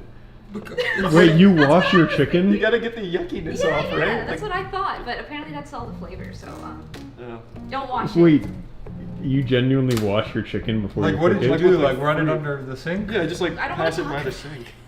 I swipe it like a credit card. Like, you know, like when you buy an apple or something, you're supposed to put it Yeah, in but water? that's because it has because pesticides the on outside is dirty. Yeah. This came from the inside. Well, yeah, but the chicken was probably dirty. Yeah, that's what I was thinking. That but was it's that was my processed. thought. But That's do great. you want to try and cut it with the Cold Steel Magnum 12 Oh, Tonto? yes. Let me get that Excalibur. She backs up. I don't blame her. Nice. Watch this. I'm gonna make it. Please don't cut off your thumb. Oh yeah, you're. Oh, that was close, That was a Charlie. little scary. A little close for Okay. cutting. Okay, how about you hold it cut. differently? It's Hold open. it. Oh, that was Whoa. fancy. I think I just got meat juice on my mouth. I'm gonna do one more. I'm sorry. I'm Yeah, excited about you this. had to cross cut. Oops. Okay, I didn't mean to cut the chicken. That's okay. You know what? We need to just mix it up anyway. It's fine. Pretty sharp. That wasn't a whole lot of force there. Yeah. Yeah, that actually was pretty sharp. Cold Steel, sponsor Charlie. He'd love to get sponsored by you guys. I watched you guys catch fish with your cold steel katanas once when you had that dog, the bounty hunter from Wish.com guy, do that. I remember. Please sponsor him. Where's So you know Charlie eats raw onions for fun? I do. Like actually. apples? Yeah. Yeah, it's That's gross. good. Half a cup of diced onion. You're a very slow onion peeler. Wait, what do you mean? It's a good speed. Not a little faster. If you treat the onion with respect, You're not it'll even taste through- better. Oh my God. Wait, did you want to cut the onion? Sure. I feel like you'd be very good at cutting the onion. That's feel what you're doing. Yeah. I was They giving. know everybody go in the corner. I was making room, She and then almost- Charlie just got next to me and She like. almost got me like it was like a fucking horror No. movie. It's cold steel a minute ago. My aim, just like Lynn Thompson's, is very accurate. Just because I missed doesn't mean it was my fault. Wait, we gotta save like a big piece for the Yeah, toenails. let him take a bite of that. Oh, yeah. Oh, Here's you meant Charlie's for toenails. piece. We meant different things. Yeah. Sorry. The nails are integral to the foot. So you're doing the onion. We need 1/3 cup of diced red bell pepper. Oh. You want to the- dice this bad boy, Charles? Yeah, that's Charles and I, we're on the same wavelength. the same wavelength. Yeah. Dice that. Oh, I thought you were gonna throw it to Chelsea. I'm just doing stunts. Oh wow, that's a cool stunt. No look. He just filled it up like a water balloon. He's actually rinsing it, take away the flavor. That's Oh my gosh. You're not washing the beef, are you? Okay. Let's Not just- yet. Don't do Let's it. just Don't do it. empty out the water. There we go. Danny, did you get Charlie cutting this? I have it kind of wide. Yeah, I don't really. He's dicing it. Can't you tell? What's wrong? You ripped it open with his hands. Yeah. And then, are Yeah. the seeds still in it too? Yeah, it's a bell pepper. That should be fine. Yeah, no, he opened a hole in it so he could fill it with water. And then he started cutting it. What's wrong with that technique? Susu's supportive. You guys are mean. Nice. Alright. Yeah. Whoa. Oh, did the handle just come off? Oh! I didn't just drop Oh, I it. thought you just dropped it. No, it just shot out of my hand. God, everything looks so tiny when he holds it. Cutting anything. That's a great technique. Look, he's using that little pivot. I'm good, thank It's you. actually an amateur technique. Gordon Ramsay's would be rock hard right now watching it. Gordon Ramsay's always bricked up when he's watching me. Oh, you know what other powder we could use? G Fuel. Divine Peach powder goes great with FeetLoaf. Am I helping? And you can get it. We have some right behind you, Matt. Oh, and if you use code MOIST, it's cheaper? What the That fuck? little This guy is so get there? natural. Darn tootin'. Oh, there's a bug. Perfect. Put that in the FeetLoaf. Yoink. Alright, that should be Caleb, enough. you're looking real nice over here with your glass of wine. Feeling good. Cheers. Oh no, a barrier. Oh boy. Oh, that was unlucky. Oh boy. Okay. All right. Awesome. Okay. I got more spoons. Wait. Let her try. I want to see. I want to see. She'll get it before I get it. Actually, this is gonna be so sad. Oh god. Wait, there's Oh, cheating. what the fuck? Hey. Interesting grip. Wait, one more. You slash the can open. That ought to do it. Yeah, that should. Hey! The hat makes it all so much better. All I'm right. so strong. About 1/4 cup of ketchup, maybe less, but not more. Oh my god, a cup of ketchup. Your mother speaks in riddles. Mom, why? It's honestly incredible. Yeah. Oh, that's why wine tastes so good. What kind of alien breaks an egg like that? I was trying to open it up and We're it. lucky he didn't break it into the sink. Yeah, one time we were cooking, and every egg he would break, he'd pick up, go over the sink, and crack it into the sink. We're like, what are you doing? It's like a sacrifice to the flavor gods. Yeah, until we ran out of eggs. Did it taste good at least? They were just gone. They went down the Oh. drain. Yeah, you just No wasted way. our eggs. Oh, we got one egg in here, That's not right. in the sink. Who wants to cut the toes? I'll cut the toes. You're a toe cutter if Yeah, I've ever where's seen that one. cold steel toe cutting device? You can tell a lot about a man about the way he cuts his toes. I don't know what kind of toes you got there, partner. Oh my god. What are you talking? These are beautiful Tootsies. What are you talking about? Look right here. How many toes are you giving him? I'm giving him 5. But in real life, he only has 4. Does he have a club pinky toe? From all the years of wrestling. It's okay, we can reshape it. Well, these first 2 came out really good, I think. Right? What do you Yeah. think? Well, that wasn't very confident sounding. Yeah! Yeah! Can I get a hell yeah? Can I Truck, get yeah. yeehaw? Great toes, Charles. Great. Great. How does that not look good? Because it looks like... Well, kind it of- looks like shit. wait. Here. Like, add some more meat. Yeah, that looks better. great. That's yeah, a lot better. absolutely. You were right. The problem was not enough meat. Not enough meat for our feet. Mm-hmm. You're running a little low. Charlie's developed foot fetish. Developed? Yeah, I was just about to say. What do you mean? Yeah. Oh, Wait, that's move that. that's No. essentially identical. Yeah. No, here, I really want to high grade on Yeah. the feet thing, so. Oh I'm my just god, please be... Oh my god, this Oh my guy's God. he's a circus freak. This man's a devil. Oh my Hey. god, your toes are strong. I do have strong toes. Cold Steel sponsor this man. He Yeah, can sponsor me, like, Cold Steel and quad my wield. toes. Okay, yeah, sorry I touched your It's sword okay, with my Caleb foot. will throw it out later. This looks really good. That beef foot. Thank you. Yeah, let's get the beef Great foot job. cooking. So, are we gonna put them both in at the same time or Yeah. one at a time? We got both ovens going. There's 2 ovens? Yeah, top and bottom. Oh, how the rich We're live. living in the lap of luxury. Ooh, bring that there dang old darn foot on over here, partner.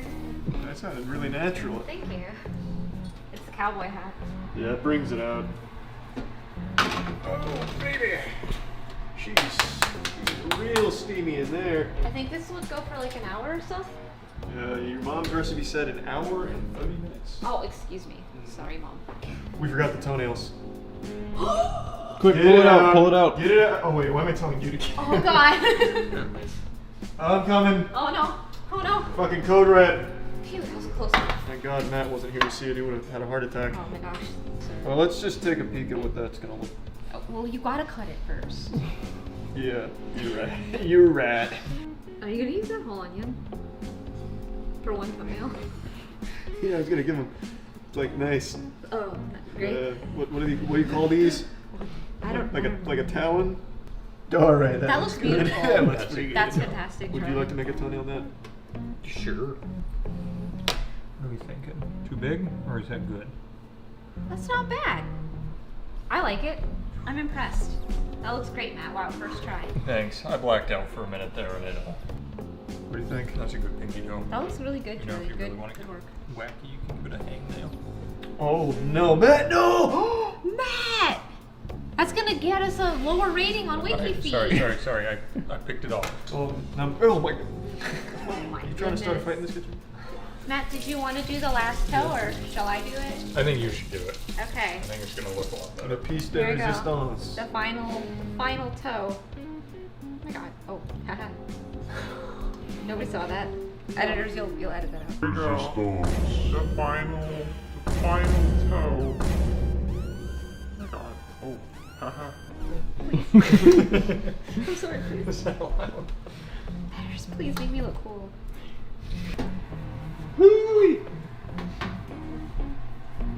All right. 1 foot down. Matt, use your thickness to squish it down. Yeah, Matt, sit on it. Nobody likes me except for my dumpy. I like you for more than that, Matt. Thank you. You're the only one. You have a great personality. Forbidden technique. He just breaks his arm. See, the key is to drive the elbows it's working. into the joints, so they really stick together. That bread is resilient. It is. I told you that bastard will fight back. You want to try the rolling pin too? Yeah. Oh, there you go, like Muriel from Courage. Beat the daylight out of it. Alright, I think that's as good as we're getting. Good job. That's pretty flat. What were you gonna Alright, say? Charlie, your red carpet's ready. You didn't like my last foot design. My blueprints are unorthodox. You've learned since then. You've changed. Alright. On this rock, I'll build my temple. Who said that? Saul in season 1 of Better Call Saul, actually. I think he was probably quoting somebody else. Nope. Yes. Did you make another left foot? Whew. It's okay. You can have 2 left feet. Charlie, throw some more beef on this. Fuck. Nobody will know. Alright, it's an emergency. Ah, goddamn. Alright, oh, golly. What do you think so far, Matt? That's looking really good. Thank you. And then Those are actually looking really good. the final 2. Oh my god, that's beautiful. Thank you. Thank you. It's modeled after your feet. Oh. Oh my Look god. at that. God damn. That's fantastic. It's like looking in a foot mirror.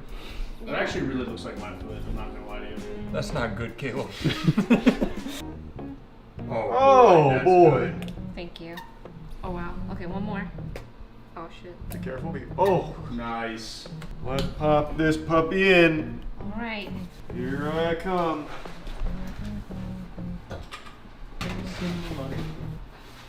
Nice. Nice. So now we let that cook for 1 hour and 30 minutes. All right. Great job. Yeah. Yeah. Woo! Great work, actually- everybody. That was a lot of fun. That was nice. I always like cooking. You're natural. I know, right? It's done. Yeah. Yeah. Let's see. Woo! Whoa. Chicken FeetLoaf. Wow. The nice. Should I cut into it? Yeah, should we try it? Do you want to cut into it? I would say go for the toes because they're more likely to be done. Yeah. Let's try the small toe. Yep. Oh. Oh, very tender. Kind of like a chicken nugget. You want to grab it? Oh man, that feels good. Alright, cut me off a toe. Guys with chicken, but hey. Ooh, that's hot. Okay. That's pretty We should actually take that and make a thumbnail that says, I ate Charlie in big letters and see if we can post that to his channel without him noticing. Looks cursed. I'm excited. Okay. That's a glowing review. Whoa. Love that foot sauce coming out. Wow. Better good? than the chicken. All right, Matt, get in there. I really don't want to.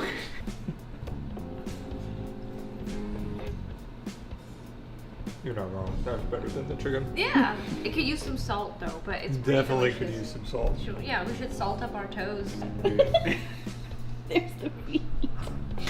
Good job, guys. These look Yeah, amazing. great work. This one is really fucking terrifying, actually. From this It's the angle. tastiest though. Mmm. All right, let's go eat some. Let's real go eat food. something else with toes. Those are great. I hope we leave and the owner of this place comes back. And We it's should like, leave him "What? as a present." No, we should- Yeah. Thank you. It's inevitable that all memes will eventually die. No matter how great they are, they will eventually be retired and achieve dank status. God rest their soul. And we've recently just seen it happen to the beloved Morbius meme. You see, memes don't normally just die of natural causes or old age.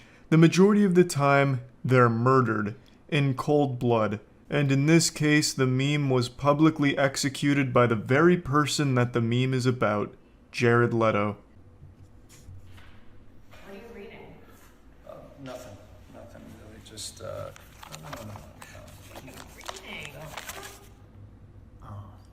And now the meme is dead, and the cause of death is posting cringe. So, it's pretty safe to say that the Morbius meme has run its course, and this was really the nail in the coffin. Jared Leto letting people know that he's in on it now. He gets it. You know, it's Morbin time to Morb. He makes this short little TikTok here about the script for Morbius 2, and he very clearly has seen the meme and is trying to embrace it. And that's cute and wholesome to a certain level in most cases, but in a case like this, it just outright ruins it. It just kills the meme. It lets people know that it's time to move on. I'm not a huge Jared Leto fan, as I'm sure most of you know, because of like the cult shit and also the weird shit he's done behind the scenes on his productions. I also think the movies he's in are just like absolute stinkers, but regardless, there's no harm in people embracing the meme culture, I suppose, but every single time they have to understand that it's going to result in the death of the meme. But interestingly enough, that's not where this story ends. The fairy tale of Dr. Michael Morbius is a gift that just keeps on giving. There was still one Morb left up their sleeve, one more surprise for everyone. Sony announced that it would be re-releasing Morbius into 1,000 theaters as a way of trying to capitalize off the meme and the hype around the film, hoping that it could potentially have like the room effect where people go because they know it's bad and they want to laugh at it and share the experience with other people that are there to laugh at it. Just hoping that they could make a couple extra bucks off of Morbius, get a little more juice for the squeeze, because the movie didn't do very well. It flopped first time around, and it looks like they were kind of out for blood, and the internet convinced them that it was popular enough that, you know, everyone laughing at it might make them some money. So they rolled the dice and got fucked. It was another embarrassing flop again, making in total $85 grand and only $82 per theater they showed it in. It was another colossal failure. In fact, I believe it's the first movie to flop twice in the same like theatrical run. It's crazy. Like that is a Morbius miracle. This is just another one of those classic cases where studio execs think internet memes equal actual popularity in the real world. There is still a massive disconnect between internet attention and real world attention. It's still not one-to-one yet, and they just can't grasp that concept. So they really thought this would be a slam dunk, and they just made themselves look fucking stupid all over again. It's amazing. It's amazing. It seems they lack the most basic understanding of why this meme started in the first place, because the movie is a joke, and the punchline is that nobody went to see it, nobody wanted to see it, nobody cared. This was the most predictable outcome imaginable. The entire thing was based around how little interest people had in it, thus all the memes spawned pretending like it was something everybody watched. Highest grossing film of all time and all of that shit. I can't believe they couldn't understand like the most basic part of why this movie became a meme. And I hope they spent so much money introducing this back into 1,000 theaters. Oh my god, that would be so poetic. They would lose even more money on the movie while desperately trying to capitalize off the glimmer of hope they thought they had with the memes, only to be slapped yet again in the box office. It's fucking beautiful, the incompetence. And yeah, I just wanted to talk about that. I think the meme is truly dead now. I think it is the end of all of the Morbius stuff. But what a way of going out. This is the most heroic and like the best possible death a meme can have. Like this. Going out with a bang. Where a massive company loses money again. Just trying to make a little something out of a meme. Oh my god, it's so beautiful. So beautiful. Yeah, that's about it. See ya. The Johnny Depp vs. Amber Heard trial finally concluded today, which I know is great news for people who are just tired of hearing about it. I'm not one of those people. I was actually captivated by this anime here because it was treated like an actual circus. It was an unbelievable spectacle. Everything was super public, and it even had its own line of comic relief characters from Amber Heard's legal team. The actual subject matter of the trial was very serious and no laughing matter, but as the trial continued, it became nothing but a laughing matter. Anytime Amber Heard's lawyers would say anything, they made fools of themselves. They were like court jesters. They would object to their own statements, screaming hearsay anytime someone even opened their mouths. They said hearsay so often that word started to lose meaning to me. I swear to God, they said hearsay more than they said the word the. It was wild. There was even a time when one of the lawyers said to someone on the stand that you're only here for your 15 minutes of fame, and then got absolutely dunked on for it. They made fools of themselves. They even coined a new term with a megapint, saying that Johnny Depp poured himself a megapint of wine or whatever, and it got the whole court laughing at them. And it got every lawyer on the internet doing a giant belly laugh like Santa Claus at them.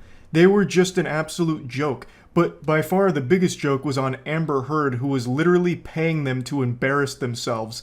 She was basically just paying huge fees to birthday party clowns in court to represent her. It was just such a wacky ride. Like, one of the pieces of evidence against Amber Heard was that she took a shit in Johnny Depp's bed and then blamed the dog. And then they showed a picture of the poopy on the bed, just a steaming, smudged pile of shit on the bed. And then that gave Amber Heard the new name Amber Turd, which was then brought up in court 3 times. They brought in a Twitter expert to analyze trending hashtags, one of them being Amber Turd, which they referenced 3 times throughout the segment, just on full display for the whole court to laugh at. Blows my mind.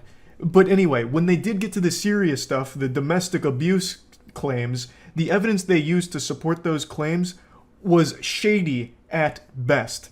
So all of the evidence that they used to build all of this shit against Johnny Depp for being a wife-beating abuser, a horrible, evil person, all of that evidence finally hit the public's eye and was heavily criticized and analyzed. And as the trial continued, it became less and less reliable. And Amber Heard was caught in multiple lies. It was a very sketchy set of evidence. And eventually, the jury sided with Johnny Depp today. They awarded him $10 million in compensatory damages as well as $5 million in punitive damages, which is capped at $350,000. So he didn't get the full $5 million there, but he will be getting $350K. And he basically won the entire defamation case. However, Amber Heard did win on one of her claims for her countersuit and was awarded $2 million for the statements that Waldman had made about certain things being a hoax. So she won a very small component. However, Johnny Depp won the overall defamation case. And like I said from the very beginning, I don't think Johnny Depp gives a fuck about the money. He wipes his ass with $10 million. That means nothing to him. I think this really was about him just clearing his name in the public eye, which he did triumphantly. You'd have to travel 1,000 miles to a place without internet and cell phone service to find someone who didn't at least know about the trial. And the majority of people that were watching it sided with Johnny Depp. Once all of this evidence came into the court in the public eye and they analyzed it and really got into the meat of it, people then started siding with Depp and his team because the evidence against him was so fucking sketchy. And this led to a lot of people literally like worshipping Johnny Depp, like kissing his feet and all of that shit. It got like kind of crazy. And I want to make my position clear here. I've said this before, but I want to say it again. I don't think Johnny Depp is some infallible saint who would rush into a burning building to save children's lives or something like that. I don't think that he's perfect or anything, but there is no evidence to suggest that Johnny Depp is an abuser. None of his exes have ever said anything like that or brought anything forward against him like that. All the evidence Amber Heard used against him wasn't really substantial evidence. It wasn't like super credible. It was proven in court that it was walked through editing software at the very least. So there's no real evidence to suggest that Johnny Depp is an abuser in any way. So I do think today that justice was served. As one person in Twitch chat said, Amber Heard made her bed and it was time she shit in it. And that's exactly what happened here. The only things Johnny Depp was found guilty of are sleeping in weird positions, spilling ice cream, dabbling in drugs, which isn't exactly like a stunning revelation that's going to have people gasping and recoiling in their chair in disbelief. I think everyone ever knows that pretty much all Hollywood celebrities do drugs, so that wasn't exactly shocking. And also, he sent really cringy, edgy text messages to people about Amber Heard. And yeah, the text messages were kind of weird and read like some shit you'd find on an obscure Tumblr blog from some edgy teenager, but that's it. Gross, weird text messages and sleeping. Those were the only things that he was confirmed to be guilty of. Nothing abusive has been confirmed with any actual evidence to support it from this trial. I'd also like to say I'm really tired of the people that just sit in the middle without doing any amount of research and say, I think we can all agree that they both abused each other. I completely disagree. There is no evidence to suggest Johnny Depp has abused Amber Heard or anyone in his past. Meanwhile, there is evidence to suggest that Amber Heard has abused Johnny Depp. She had literally even said it on audio that she has hit him before. And then with the entire severed finger thing, there's just plenty of evidence to support that claim, but none for the claim that Johnny Depp is an abuser. So I don't like that perspective, and I equally don't like the media trying to spin this as a really bad thing for women. I've already seen plenty of articles illustrating how dangerous this is for women who are survivors of domestic abuse. Amber Heard losing this means that no one's ever gonna believe women again. No, that's fucking outrageous that you would even say something as disgusting as that and then print it. This has nothing to do with that. This has to do with an individual lying to ruin someone's life in a completely malicious way. And it was proven in court that she lied multiple times about multiple things. This has nothing to do about not believing women. This has to do with one person who happens to be a woman that told these lies and got blasted for it legally. And I'm so tired of that fucking spin on it.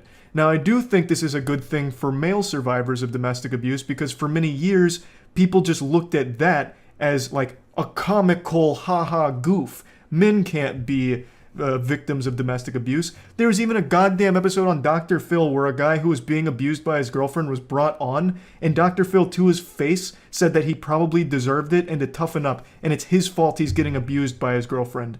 And then there was also that case where Terry Crews came forward with his accounts of being sexually assaulted, and people on the internet attacked him for it, like, toughen up, this isn't real sexual assault, men can't be sexually assaulted. It's disgusting. And I think this case does help bring light to the fact that men can be victims of domestic abuse. And in one of Amber Heard's audio logs, she even hints at the idea that no one's gonna believe a man is the victim of domestic abuse. It's fucking gross, and I'm really tired of that perspective. I've said this for a long time. That shit makes me angry. Men and women can both be victims of domestic abuse. Yes, it is probably more common in women, but that doesn't mean that it's impossible for men to be abused as well. And this has nothing to do with men versus women. This case just had to do with a man who happened to be likely the victim of domestic abuse, being attacked by his ex-wife and having his life ruined and completely shut down because of false claims and allegations made against him by her. This has nothing to do with not believing women. So yeah, anyway, I just wanted to briefly talk about this since I actively followed the trial like everyone else. And since it's concluded now, just wanted to talk about it a bit. That's really all. See ya. Initiating moisture.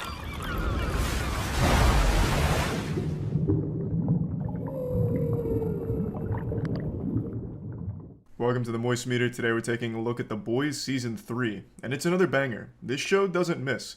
Every season is getting better. Like, it's a show that started out amazing and has only gotten better. So right away, Season 3 kicks off with one of the wildest episodes in television history. This is a minor spoiler, I suppose, but it's all within the first 10 minutes of Episode 1. So they're hunting down a bad soup with the power to shrink, and he uses that power for sounding. If you don't know what sounding is, God bless your soul, I suppose. It's putting things into your dick hole. So he shrinks himself down to a very small level and then crawls inside of a guy's penis and gives him a urethra massage. But he had just snorted coke beforehand, and he sneezes and then expands back to normal size and splits him in half, instantly killing him, sending blood and guts flying all over the place. That shit was so wacky. I would have never expected I'd watch a show where someone's exploring a wiener as if it's like a cave in Indiana Jones or something. It was so unhinged, but it works really well in the show. Like, it was fun to watch. Like, the entire season went really hard. A lot happened, and I think every episode was great. The only one that was a bit underwhelming was unfortunately the finale, which I just watched. I know a lot of people were pretty disappointed with it, and I'll also admit I was a little let down. It's not bad by any means, but every episode this entire season kept ramping up and setting up huge stakes and huge things coming, and then the finale kind of under-delivers on a lot of it, but it puts a lot of pieces in place for next season that I think is going to be outstanding. So I really like where it leaves off, though the final fights as well as some of the later moments just didn't have that same oomph you would expect.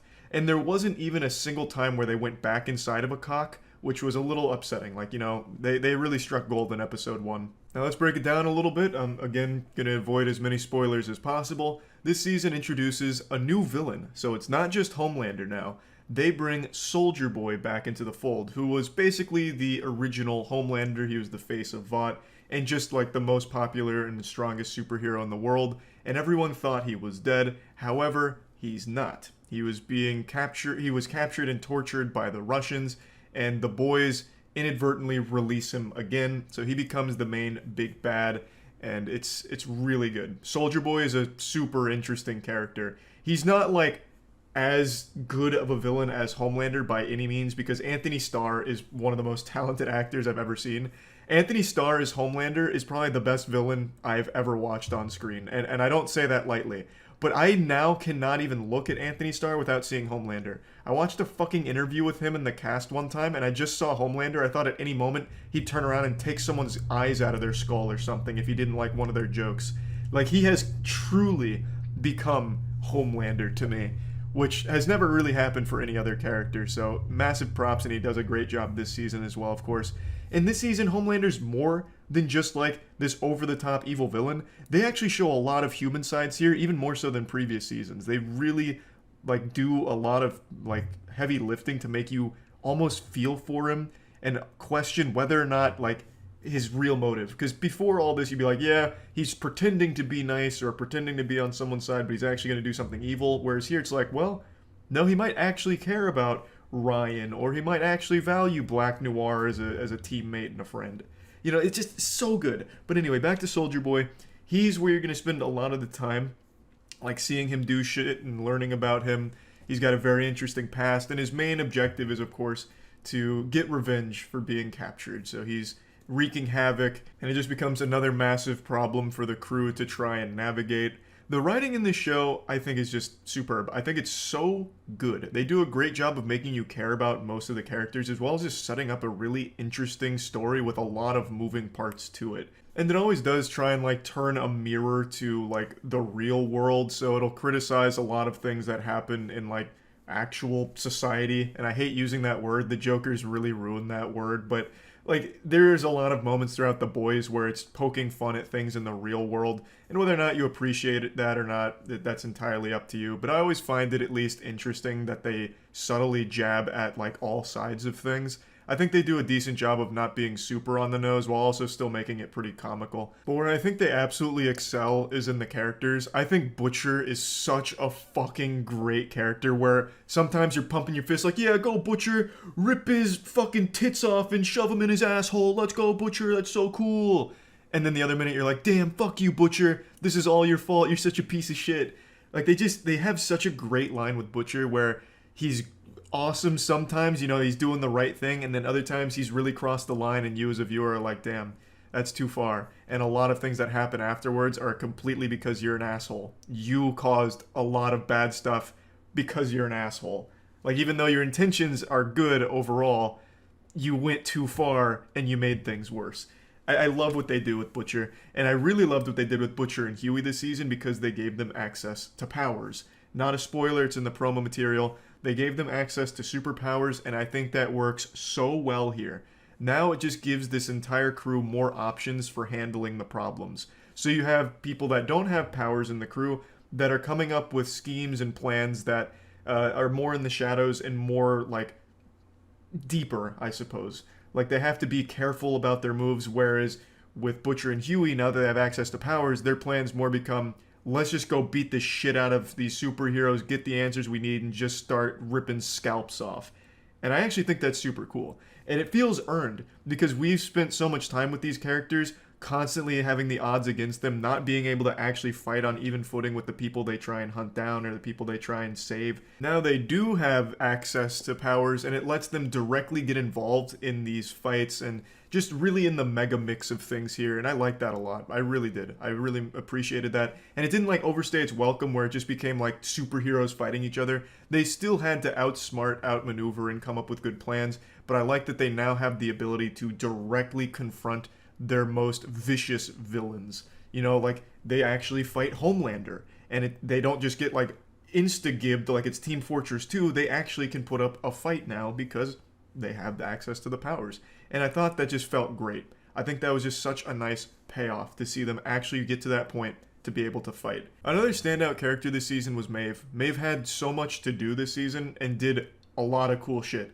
Maeve was integral to this season's plot. Like, without her, a lot of things just don't happen, and I thought she was great. Just really shined this entire season. Starlight as well, but on Starlight's side of things, it was mainly her use of social media, which isn't super cool, but when she was, like, not just Instagram living information and, like, actually contributing to fights and shit, she was great. Like, in the relationship between Starlight and Huey, of course, again, gets, like, really strained because of difference in, without getting into spoiler, just, like, a difference of opinion on how to handle Homelander and Soldier Boy.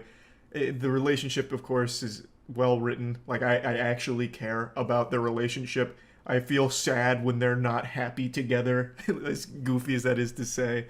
I don't know, I just really like everything about the boys. I love the way that they've crafted the narrative. I love the characters. They even do a lot with A-Train this season, showing, like, the family side of things, as well as him wanting to do good but just not being able to. He's so disconnected from, like, the reality of things. He can't quite figure out how to do things properly, so every time he tries to help, he makes everything much worse, and it's sad. Like, the Deep is just, again, a goofy comic relief character. They don't do much to make you like the Deep. All he does this season is fuck octopus pussy a lot. Like, he just gets multiple blowjobs from octopi. Like, that's mainly his contribution. Like, he's just a dumb character. He's supposed to be laughed at. And he does that successfully. Now, there are a couple things I do want to bring up that aren't, like, amazing with the show. I think that they're using Compound V and V alternatives really, like, excessively. It seems like they're selling Compound V at gas stations at this point. Anytime they needed Compound V, it was just like a brisk walk down the street away to go grab it. It was never a challenge. Like, there was never a moment in this entire season where they're like, damn, we need more V. If only we could go get it. It's always like, we need more V. I'll just go get it. Like, it was never a big obstacle. In the beginning, they set it up like it was really hard to get. Like, this is coveted, sacred serum that, you know, there's not much of it in the world and it's super guarded, hard to come by. Whereas here, it's like, yeah, I've got like 15,000 pounds worth just in my garage. It just, I don't know. I felt like that was a little excessive how often they could rely on it. And they used the V a lot here. And they had to keep going to Vought Labs to get the V. And it was really easy. It seems like all you have to do to get Compound V is just knock on the door and ask for it. So I thought that was a little lazy. Though I understand why they didn't want to spend too much time focusing on how they acquire it, because that's not super interesting. But you set it up as this crazy compound that's really hard and really secretive. Like, you can't just make it super plentiful all of a sudden. And not to bring up the first episode too many times, but that shrinking guy, I actually do think could have been the strongest character in the show. This goes into, like, the Ant-Man and the Thanos' butthole thing. Unironically, after seeing it in this episode, I genuinely think that would probably kill Homelander and pretty much any superhero in the show. If the shrinking guy just went inside their cock or butt and then just fully expanded again, I can't imagine, like, I don't see how the character survives that. Like, even if they're so powerful, like, if he goes inside Homelander's ass and tries to, like, go back to normal size to blow him up, even if Homelander's body is so strong it, like, kills him inside of him, he's just gonna, like, internally drown from all the blood and guts from the shrinking man exploding inside of him. Like, I just don't see how any character survives that. So I actually think that could be the strongest character in the entire Boys franchise. Just wanted to bring that up. But anyway, plugging the Boys Season 3 into the Moist Meter, I'm giving it a nice 90%. I would have given it a 95%, but like I said, I do think the finale is a little underwhelming. They set everything up to be absolutely huge to finish it off, and it just really wasn't. Without getting into spoilers, I can't really explain where things start to get a little messy in the finale, but they just make it a little underwhelming. I love where it ends up. I love the final conclusion, where everyone is, and everything that's happening to them, I think is fantastic, but like everything getting there is kind of lackluster, which is a real shame because I really thought they were going to send us into season 4 with like this fucking wild bang, and it just didn't quite pull it off. It was just a little weak. But other than that, it's another outstanding season. The Boys is still absolutely crushing it, and I can't wait for season 4. That's about it. See ya. The only thing more pathetic than a guy who calls himself an alpha male is a guy who calls himself an alpha male and then tries to sell advice to desperate, lonely men. Hey guys, it's your boy Fresh Penguinz0, and today we're going to talk about all my W's. Stay tuned for it. I love intros like these. You get some like wacky wubby dubstep kind of shit going on there with a dumb intro. It is so nostalgic. Takes me right back to 2011. Anyway, this is the Fresh and Fit podcast. The entire purpose of this show is to bring women on to insult and belittle them to their face, while also preaching that men should have the right to cheat on their significant other as many times as they want, whereas their significant other isn't even allowed to look at other men. They have to go in public with like fucking horse blinders on, and if they even so much as glance at a dude, you need to kick them to the streets immediately because they're a fucking disgusting, worthless whore. It's a lot of horrible, abhorrent shit that they talk about, and I'm sure you've heard of them or seen them before because I've had so many viral clips over the last year of them getting dunked on by the guests they bring on. I'm pretty sure the two of them have a humiliation fetish, which is the reason they keep this show running. But they're also kind of like the Voldemort of YouTube, at least they were for a little bit. They used to copyright claim and copyright strike anyone that would make fun of them or joke about them, saying that it was damaging their brand or making them look silly, even though they themselves are the clowns in their own circus. They're making themselves look fucking stupid. They never actually won any of their strikes or claims or anything like that. They all got overturned. But still just absolutely cowardly pussy behavior from people that claim to be alpha males. But anyway, I'm not here to talk about Fresh and Fit as a whole or the entire production of it. I want to focus on one video they posted in particular, one that I still think back on with a little wet spot in my trousers. It's one of the most delusional things I've ever seen from a YouTube channel. It's one of the hosts that is telling a story that is completely made up, just obviously fiction. He is literally making up fanfic on par with My Immortal, in a way that makes him look like he constantly fucks. Even though I'm pretty convinced that the shorter guy here is a virgin, yet he still makes these crazy claims and stories like the one I'm about to show you. Alright guys, so you heard my L's, marrying a single mom, getting left out in the cold, basically in the car, never came downstairs.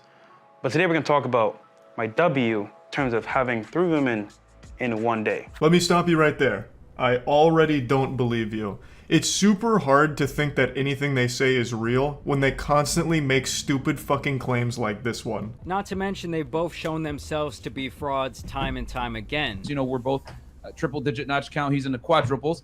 There is no reality in the entirety of the fucking multiverse where this man has slept with one woman, let alone over 1,000 of them. Doctor Strange could peer into an endless multiverse and never find one where this guy slept with 1,000 women. They just say a whole bunch of made-up bullshit constantly. But I met this guy at a pool party. He's an NBA player. I won't say his name for some reasons, but you know, he's a pretty top-tier guy, high-value guy, right? I'm at the bar ordering drinks for my friends, and he says, "Yo, bro, what's a good spot to go party at tonight?" I told him, "Look, bro, you can go downtown, you can go to Critikal, Wynwood, doesn't really matter, but I'm going to downtown because it's a really good spot." And then he's like, "Yo, bro, are you on Instagram?" And then he added me on Instagram, we became best friends, he got me a tryout with his NBA team, which I absolutely crushed, and became a starter on the squad, setting NBA world records. He invited me to Thanksgiving at his parents' house, I fucked his mom, and then the whole family clapped. That would be more believable than the story he's about to tell from here. I was like, perfect, yeah, I am. So I gave him my Instagram, and lo and behold, he followed me, he said, "Wait, you know this chick?" So he pulls up this girl's profile, because you can see who's following someone that you just added from like the following list. I was like, "Yeah, I know her, bro. I used to like do her back in the day." He's like, "Damn, that's my shorty want to come in town."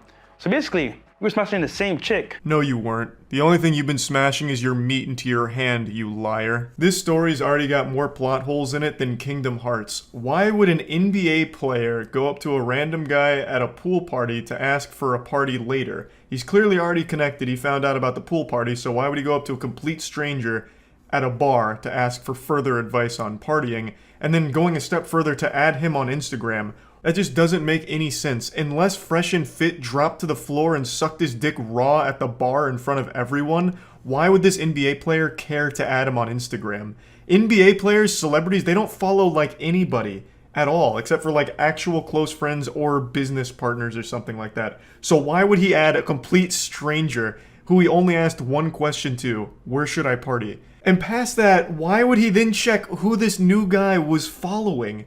Hey, pardon me, I couldn't help but notice that this girl that I'm piping is being followed by you. Are you that creepy stalker she has a restraining order against, or like, what's the deal there? Are you guys friends? Oh, you guys used to fuck too? Alright, fist bump. We just became best friends, let's go. So he's like, yo, dude, you know what?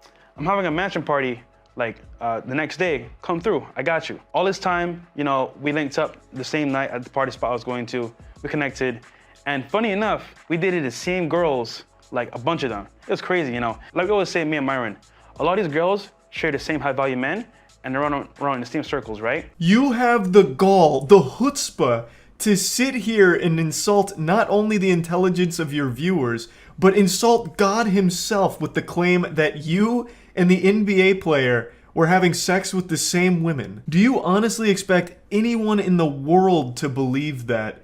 And then to have the audacity to make the claim that women go for the same high-value males? You are somehow putting yourself in the same ballpark as a fucking NBA player.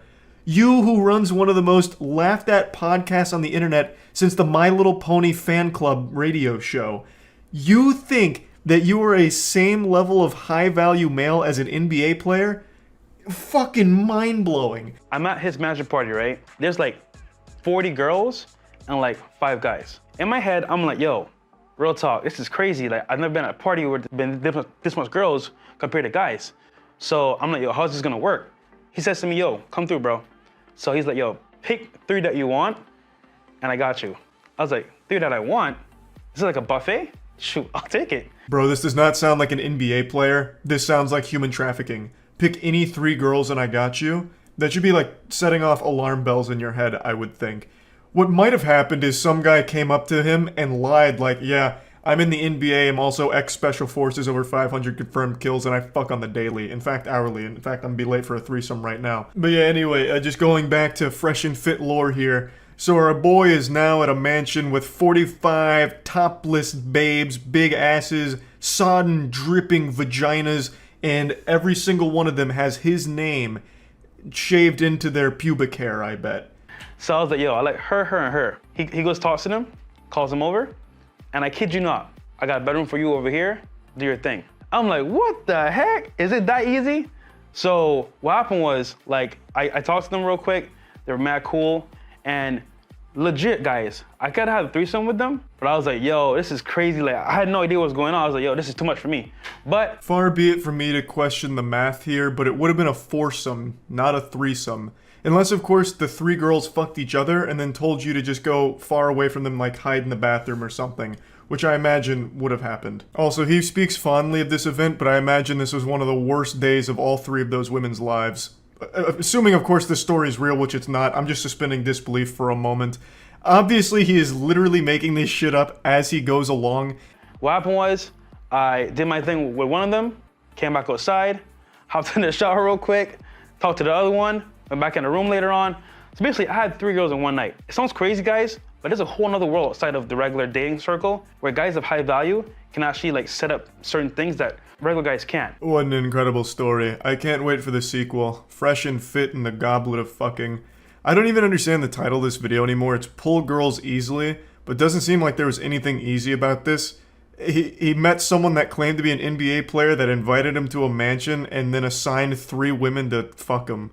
Like, that's not exactly a lesson that can translate to most people. Of course, it's all made up and shit, but the takeaway here is basically nothing. It's a fucking nothing burger. It's this guy trying to make himself look cool and embarrassing himself. So translate that into like my own lifestyle. Now from Instagram, I say, you know what? I can have 3 in one day. Why can't I do it myself? Learning from Deals on Demand that you guys are gonna learn if you bought the course. We're gonna re-release it soon, coming up maybe like next month. That whole setup there can be done for yourself through Instagram or dating apps. How is me buying your course going to help me fuck 3 times in one day? Is the course just that NBA player's phone number for his mansion of sex? Like, there's just nothing you can really teach from this story you've told here. Nothing translates. There's no lesson. You picked 3 girls that a guy then instructed to have sex with you. And it never happened in the first place, and I hate that I keep suspending disbelief for even a fraction of a second to entertain the idea that this happened in reality, when we all know it didn't. But even still, what is the takeaway? There is nothing that happened in this whole video that could help some lonely guy at all. You can take L's all your life, you can take W's, but the point here is that like, you can have whatever you want in this life. You made that choice. So for me, I was at a point where 3 a day was easily done through Instagram, and that's what I did. But even in this fantasy, that's not what you did. You didn't set up 3 girls in one day through Instagram or anything like that. A guy did it for you. He fucking told them to have sex with you. You didn't talk to them through Instagram, you didn't get to know them or anything like that. Even in their own stories, they can't help but just treat women like objects. Like, yeah, he gave me 3 women to fuck. And that's why I'm the king of Instagram dating. Like, what are you talking about? It's so fucking wild. It's incredibly embarrassing. I don't know how they can post things like this and not feel any amount of shame. But anyway, I just wanted to talk about this one, and that's about it. So yeah. I've always said that the most important factor to finding success online is luck.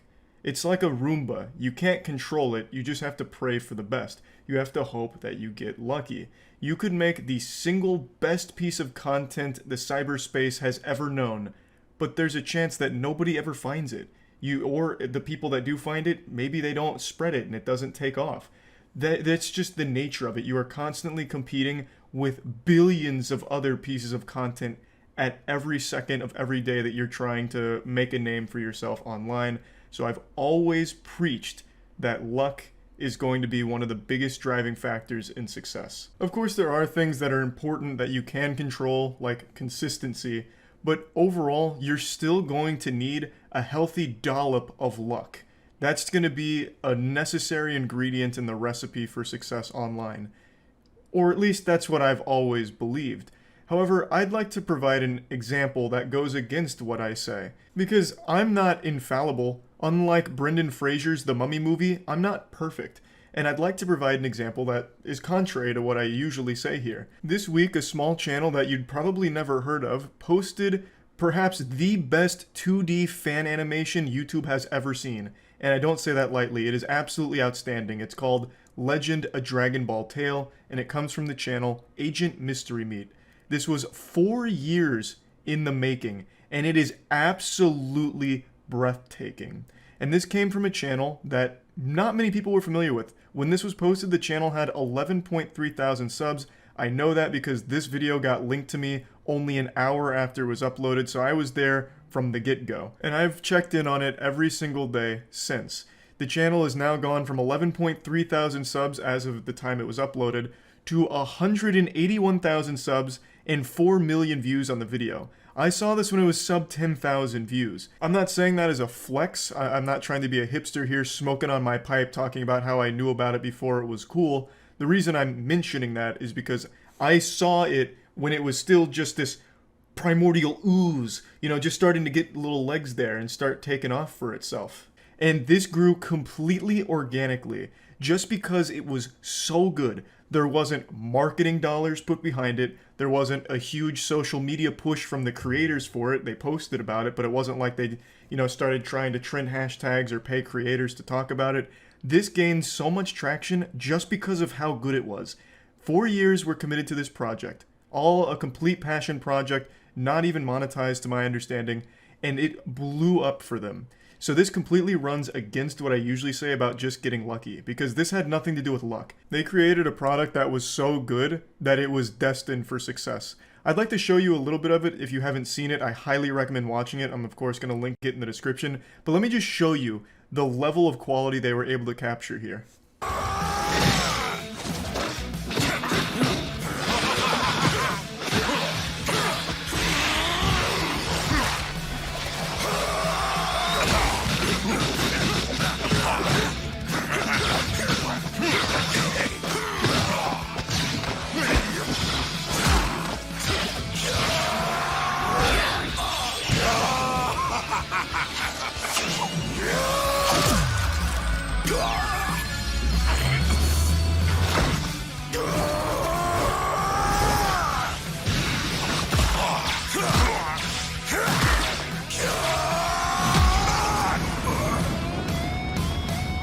This is only a small segment of this action sequence, by the way. It still continues for like another 2 minutes of just non-stop pedal to the metal, blow your fucking tits off action.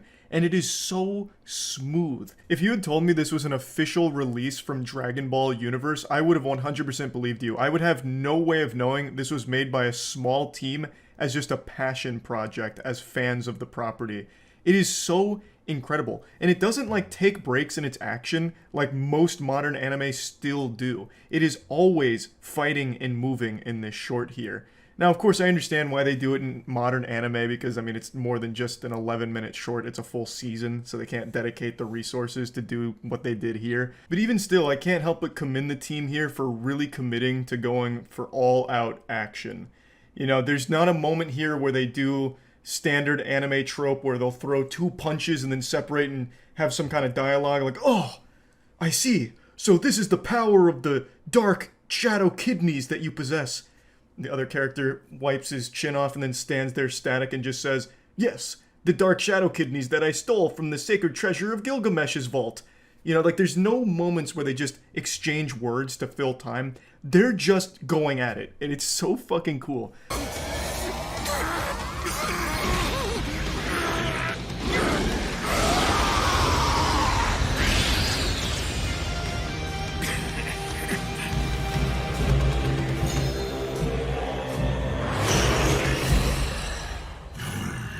Everything here is just beautiful. That transformation is super unique. Like, they didn't just take the characters from Dragon Ball and emulate them in their fan project.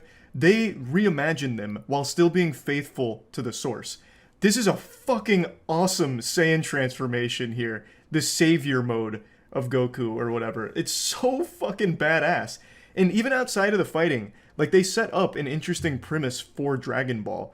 They have, in the beginning, Planet Vegeta, and Planet Vegeta is a really interesting setting that looks great for, like, the 30 seconds it's on screen. Vegeta and Goku's relationship is very different in here than it is in the show, while still also paying a bit of homage to it. It's just, everything here is great. Everything they did here is fucking wonderful. I'm sure by now most of you have already seen this, but if you haven't, I highly recommend watching the whole thing. And the reason I'm talking about this here is because this is probably one of the best examples I've ever seen of finding success online without really needing to get lucky. This proves to me that maybe you don't need luck every time if you're extremely talented, like this team was. Studio Stray Dog absolutely crushed this here, to the point where even if the channel that posted it had 0 subscribers, I'm confident it still would have blown up all the same. They said, fuck luck, we're just gonna throw that in the dumpster, wipe our ass with it, and just make something that we know is going to blow up because it's so good. And that's exactly what they did. 4 years spent on this project, and I would say it absolutely paid off. This team has made something extremely special that a lot of people around the world now are talking about and enjoying. I'm just super happy to see the team receive so much attention for this, and the response has just been super positive. I think that's great. So I'm happy that I was proven wrong here on the internet here. This is just a really wholesome story that I wanted to share because, like I've always said, a lot of internet success boils down to luck, and I still truly do believe that, but there are exceptions. You know, I'm not speaking in absolutes here. I'm not a Sith Lord, so there are obviously exceptions to that, but I still do believe a massive amount of luck is required for 99% of anyone that tries to make a career online. But when you're this committed to a great project, a great vision, and have a great team, you maybe don't need a big amount of luck because you've got the talent and you're making something special that's going to naturally take off regardless. I just wanted to share this, and yeah, that's about it. So yeah. Yesterday we were blessed with an action-packed evening of internet drama that had me on the edge of my seat for the better part of 2 hours. And I actually think there's something very important to discuss here, not so much with the soap opera itself between the two parties, but there was a little something that slipped during all of this that I think is a really big deal that I want to talk about. Now, I'll go ahead and break down the situation for you in case you weren't on Twitter, and if you weren't, God bless you, keep up the great work, you're doing amazing, champ. Now, it all started on Twitter, but it did spread to Twitch with competing live streams where one side was giving their take on the situation and the other side trying to debunk it. So, it spread like a virus, and it all started with a series of tweets from a content creator named Frosty. He came out with a series of tweets making big accusations against his former employer, 100 Thieves, basically just putting his ass in their face, making all kinds of big claims like them taking 95% of sponsorship deals, as well as a myriad of other problems that he had with the organization. I'm sure I don't need to explain who 100 Thieves is to you, they're one of the biggest names in gaming, but I'll go ahead and give you a brief lore recap just in case my grandma's watching and doesn't know who 100 Thieves is. 100 Thieves is a pro gaming organization started by a massive content creator named Nadeshot. They've been around for about 4.5 years now, and they have really taken the scene by storm. They have pro gaming teams as well as big content creators, and Frosty was part of one of their content creator teams called The Mob. The Mob sailed away from 100 Thieves some time ago, but Frosty has now come out with big claims against the org, talking about how shady and shitty they were. And in response to these tweets, Nadeshot, the founder of 100 Thieves, went live on Twitch to address the controversy directly. And I know Nadeshot doesn't own Arby's, but he brought the meat regardless. He spent about an hour and a half finally pan-searing Frosty's cheeks in front of 45,000 people. It was a pretty well done response to everything, and I do like Nadeshot. However, he said something and revealed something that a lot of people are writing off as okay when I don't think it should be. And that's the percentage that 100 Thieves takes of the sponsorship deals they bring to the creators. This is him debunking the 95% claim from Frosty. That we took 95% of their sponsorship deals that we brought to the mob. That is unequivocally, undeniably, without a shadow of a doubt, untrue. It is absolutely untrue. There is no basis for Frosty to say this. At one point, I have an email that the key terms of these deals that we bring to the mob, we would retain 85% of revenue. We did 3 deals for them, and two out of the 3 deals, they took home 65% of the revenue from that deal.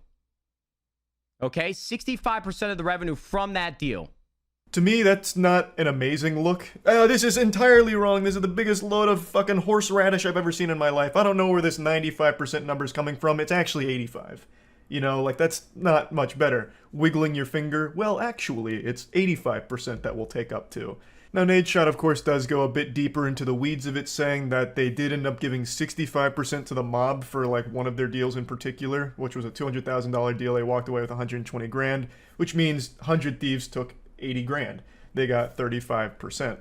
And that's still an outrageous amount. I have seen so many people defending this number, saying shit like, well, they wouldn't have had the sponsorships without 100 Thieves, so they're entitled to 85%. And they were generous enough to only take 35.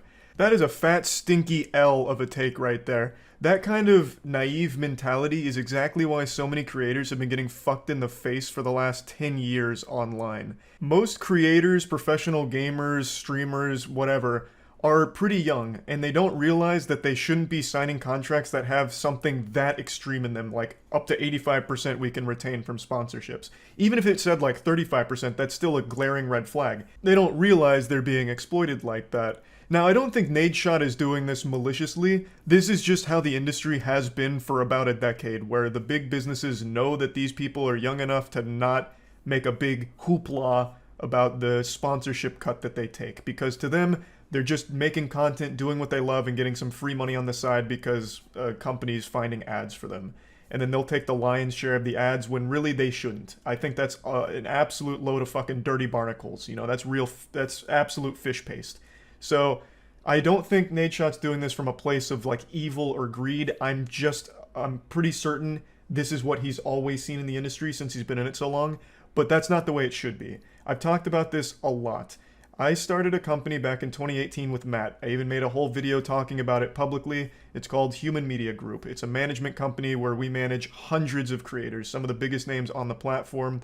We bring them brands, ad deals, campaigns, all that stuff in order to help them stay monetized and make a living out of the content they love to produce. We started it because of this being the industry norm. I made a lot of deals on like the podcast as well as personally that were really predatory, and I didn't know any better. So over time, I learned with Matt, and we started this company to try and help my friends, and then it grew into just helping any and all creators. And with Human Media Group, we take on average 15% of sponsorship deals we bring the creators, but sometimes we even go as low as 10%. So between 10 and 15% is the cut we take from the sponsorship deals we bring to them. And that should be the norm. You should never sign something or agree to do business with someone that's going to be taking 35 or 85%, allowed 85% in the contract. That's disgusting. That's fucking disgusting. The absolute maximum you should be okay with is like 20%. That is the most any agent or company should ever possibly even toy with taking from the sponsorship deals. And I do understand the take people keep tossing around and regurgitating like a fucking mama bird feeding the baby bird, just vomiting it into each other's mouths. The take of, you know, they wouldn't have the sponsorship deals without 100 Thieves. You're right, but that doesn't mean they're entitled to 85% or even 35%. They're not doing the bulk of the labor. The onus is on the creators. They're doing the heavy lifting. The reason the sponsorship deal's there at all is because the creator is there and they're buying the slot from them. What 100 Thieves is doing, or what any management company does, is they facilitate that deal. They negotiate, they get the terms, and they bridge that. They bridge the deal. You can find deals on your own as a creator. You know, you can reach out to companies yourself. Sometimes companies even reach out to you. The reason why 100 Thieves or any management company at all exists and is effective is because most big brands don't reach out to individuals and don't accept people individually. They will take their ad campaign and their marketing spend to agencies or companies that have a big roster, and they'll buy bulk. They'll say, we have this campaign for this demographic and we want this many viewers. Who do you have for us? And that's when the company will provide you, if you're part of their roster, like 100 Thieves, they'll throw your name in there, and if they say yes, then you've got the deal. It's not like they're doing anything that entitles them to such a crazy cut of the sponsorship deal. It's just a pretty ludicrous notion. Yes, the companies like 100 Thieves or any management company does have access to brands that individuals won't, but still, it doesn't mean that they should be taking such a crazy amount from you either. One of those deals, they made $30,000 each. It was a $200,000 deal. They walked away with $120,000, I believe it was. Okay? And what you don't understand is that we have to employ a partnerships team that needs to go out and source these deals. Then you have account management that handles, once that deal is sold, account management coordinates with everybody else within the company, whether it's marketing, whether it's content, whether it's a deal that is done with talent. And we have to incur labor expenses to make these things a reality. All of those things he mentions there, Human Media Group also has, and I assure you 15% is still profitable. It's plenty. It's not as profitable as 35 or 85%, but it is plenty. It's not necessary to be taking such a high cut of those sponsorship deals. Now, I do understand that 100 Thieves is not a management company first and foremost. They are a professional gaming organization. They have content creators, they have pro gamers. I understand that, but they do have that management arm clearly, since he's mentioning this team. So I know that 35% is still outrageous. And I do get the argument that will inevitably be made that they only have like 20 creators they're getting sponsorship deals for, whereas Human Media Group has hundreds. So, you know, just going by scale, taking 15% of hundreds of deals is more profitable than taking 15% of 20. And that's a fine argument to make, like, I get it. However, those 20 creators that 100 Thieves has are massive. He mentions a $200,000 deal. That's one campaign. If you took just 15% of that, that's 30 grand from a single marketing campaign with a single member of the 100 Thieves community there. One single group. That's a great take home. It's not as much as the 80 they did take home, but 30 is plenty. So I just completely disagree with all the people defending this 85%, which I think is indefensible. But even the people defending the 35%, I just think that is still excessive, and we need to get past this idea that the companies that are getting the sponsorship deals are the ones that deserve the biggest cut of it or a massive cut of it, because that's just not how it should be. It should be the creators getting the bulk of that deal, because the deal is there because the creator is there in the first place, right? Like, it's just, we're getting it backwards now. We're starting to go in reverse here. So I just wanted to get that point across, that I think 100 Thieves, if it's 85% for all their creators, is outrageous, or even 35%, it's way too high. Now, I do want to go into a bit more just to conclude the entire situation here with the drama. I think overall Nadeshot came out of this looking significantly better than Frosty. One of the big claims Frosty made is that they were completely broke when they were signed with 100 Thieves. They were forced to move to West LA, and their salary didn't enable them to like have any quality of life, talking about like having to skip meals sometimes to pay rent, and that they were living in a $10,000 a month house. And that is true. According to Nadeshot, they did get encouraged to go out to West LA. However, they chose the $10,000 house. And even on Frosty's own stream, he tried to make a point saying West LA is so expensive that, you know, all we could do was take a $10,000 house. But then he goes on Zillow and immediately proves himself wrong, just spits in his own face. He brings up other cheaper alternatives. There were some for like $5 or $6 grand a month as opposed to $10K a month. So they were cheaper alternatives where they didn't have to dump their entire salary into rent. But overall, I don't think they should have been forced to go to LA in general. No one should be. LA sucks. I fucking hate LA. I'm just not a fan. I think it's way too expensive.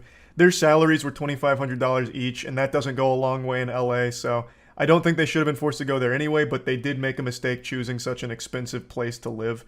Nadeshot said it was their choice to live there, and it was. He confirmed that. There were cheaper alternatives that they didn't even consider, I guess. So overall, a lot of the responsibility fell on Frosty, and a lot of these claims seem to be baseless. But it's a lot of just he said, she said. But again, I think Nadeshot came out of this looking much better. I think he did a great job of defending himself, and Frosty kind of made a fool of himself, especially towards the end where he said this. You literally provided no proof? Bro, because for me to provide proof, like what is there to provide proof of? Like why would I be lying? Like I would have to show text messages. Like this is what I mean, bro. This is why I wanted to wait. You were the one that made the claims. You should have like something, I would expect. And what do you mean there's no reason for you to lie? You have plenty to gain out of lying. Well, you know, clout. You got what, 30,000 concurrent viewers during your stream debunking it, and you hadn't streamed in 3 months, and before that we're averaging a couple hundred. Like there was so much to gain out of a controversy like this. There's plenty of incentive to lie. At the very least, Nadeshot was open and honest about things, even something as bad as the 85% of the sponsorship deal thing. Nadeshot also pulled up metrics to talk about like how they weren't doing content and certain things. Nadeshot did come with receipts as well as like actual evidence to back up what he was saying to defend the company. Frosty spent the whole stream just saying stories and like talking about things in a roundabout way. A lot of times it just seemed like straight up entitlement, like he was expecting them to bend over backwards to do everything to make them happy at all hours of the day.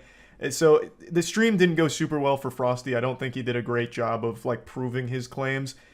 Maybe he'll come forward with like actual evidence to support these things in the future, but for now it does look like Nadeshot like did the best here in this situation. I just wanted to talk about mainly the sponsorship thing, since that's what I took a big issue with, not so much the drama between the two of them. So that's really about it. So yeah.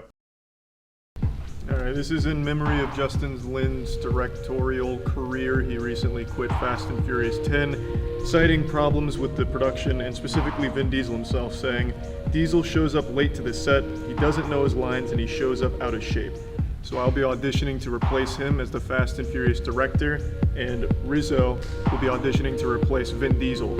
He shows up on time, and he's in the best shape of his life. He could rip the fucking head off an elephant if we needed him to. So this is us gonna take over Fast and Furious, baby." Yeah, it's gonna be great.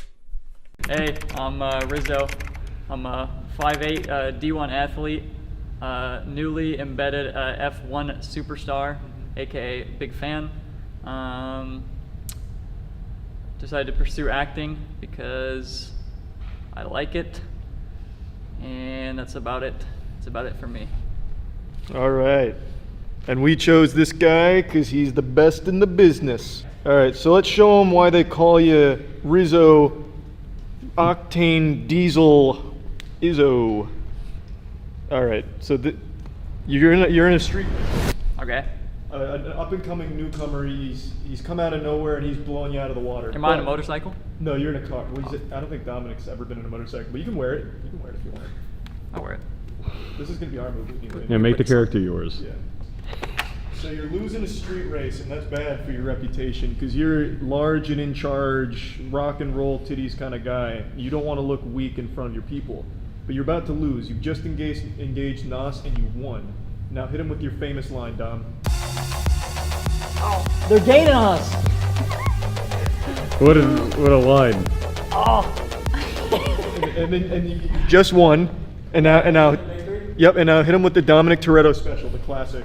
Woo! Yeah, baby! So, now we're gonna read back and forth, all right? So everyone's cheering like, Dom, Dom, Dom, Dom. And then I say, with a smile on my face, bro, I almost had you. Now, what do you say? Nice try, kid. These watched the movie.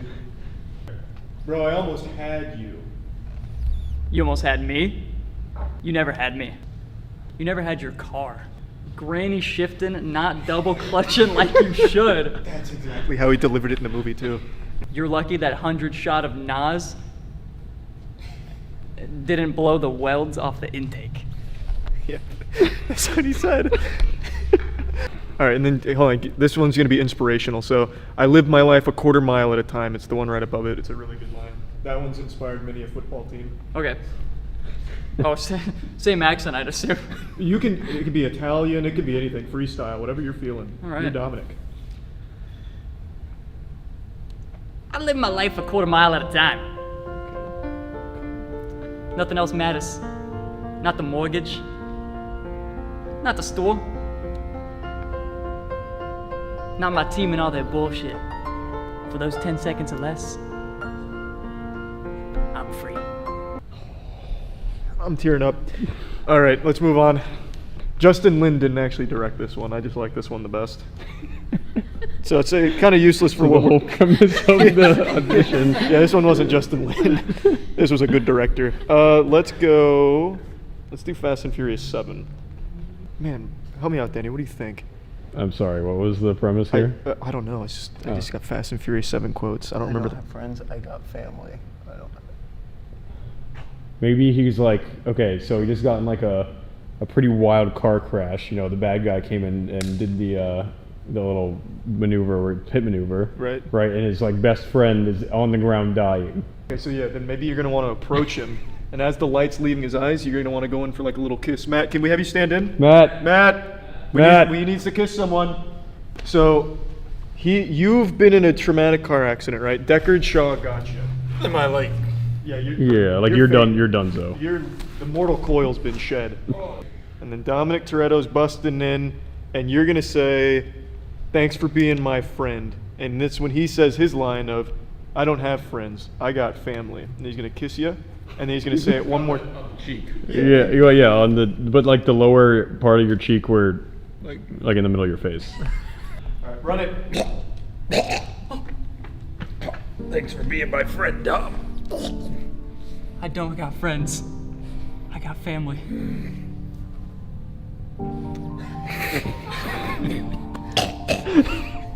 I don't got friends. I got family.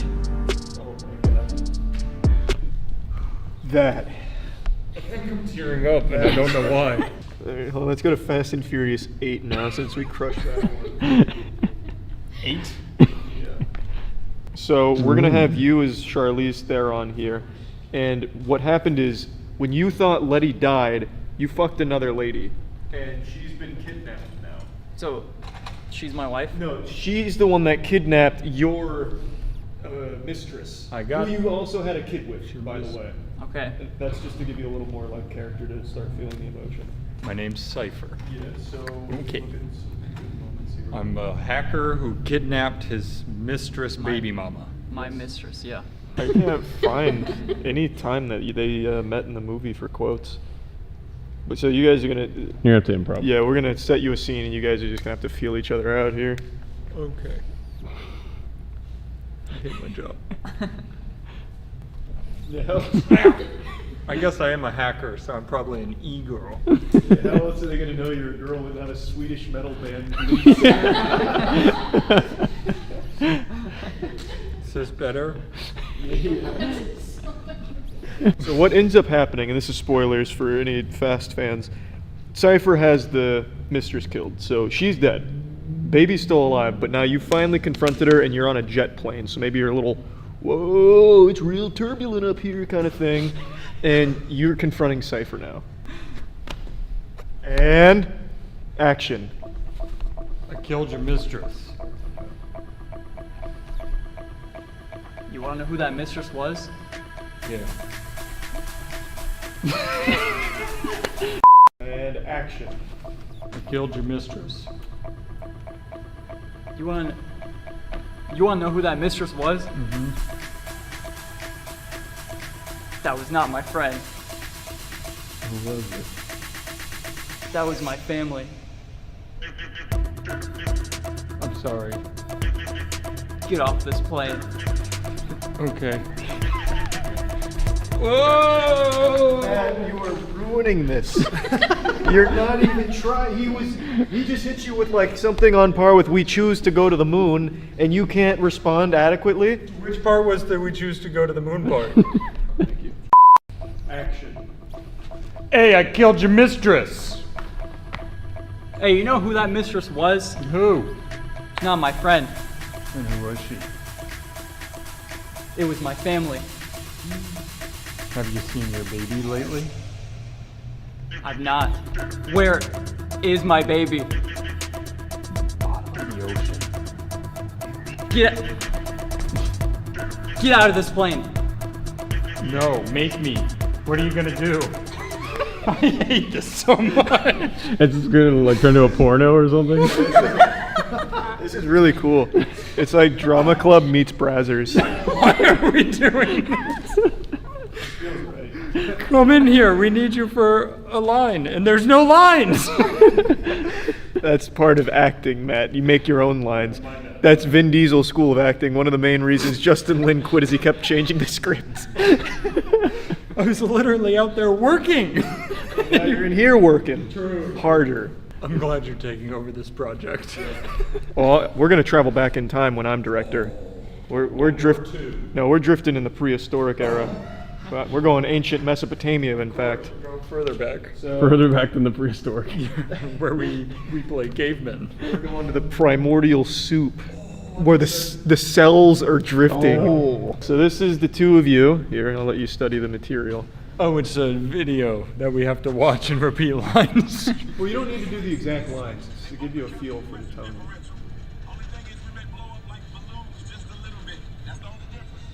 This is the real movie. Yeah, that's the real movie. This is magnificent. Okay, so they're gonna start in the car. Okay. So you guys are both gonna start seated, so get into like a deep squat. Oh God. And then, Ow. all right. Get ready. Well, I can't see shit. That's fine. So you're in the car, there's a jet turbine on it, and you're both a little skeptical of the technology because you're not sure if it's gonna like actually make the journey. So I think the lines are something like, I don't wanna die. Yep. I guess light. Wait, hang on. Burp in there? All right. Action. I don't want to die. Don't worry, we're gonna be fine. Fine like the balloons. Yeah, and unlike balloons, we don't pop. Are you? Oh, I'm scared of this. Are you ready to blast off, partner? I ain't ready, but I'm gonna blast off anyway. All right, let's go in 3, 2, 1.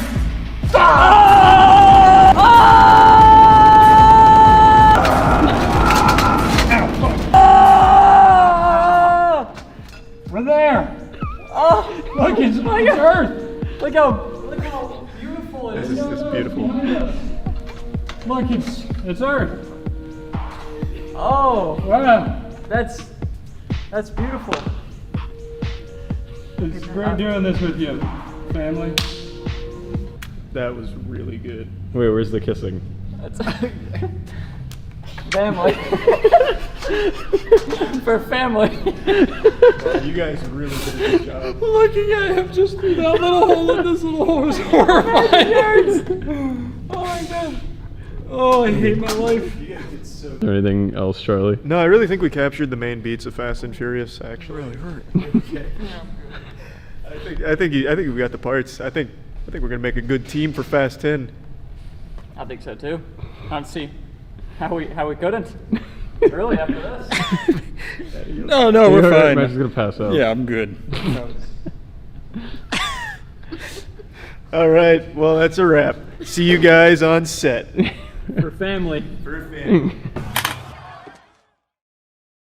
At the risk of sounding like a bitter old, fragile geriatric, I need to vent about something. I saw a short video today that just triggered an insatiable appetite within me to rant.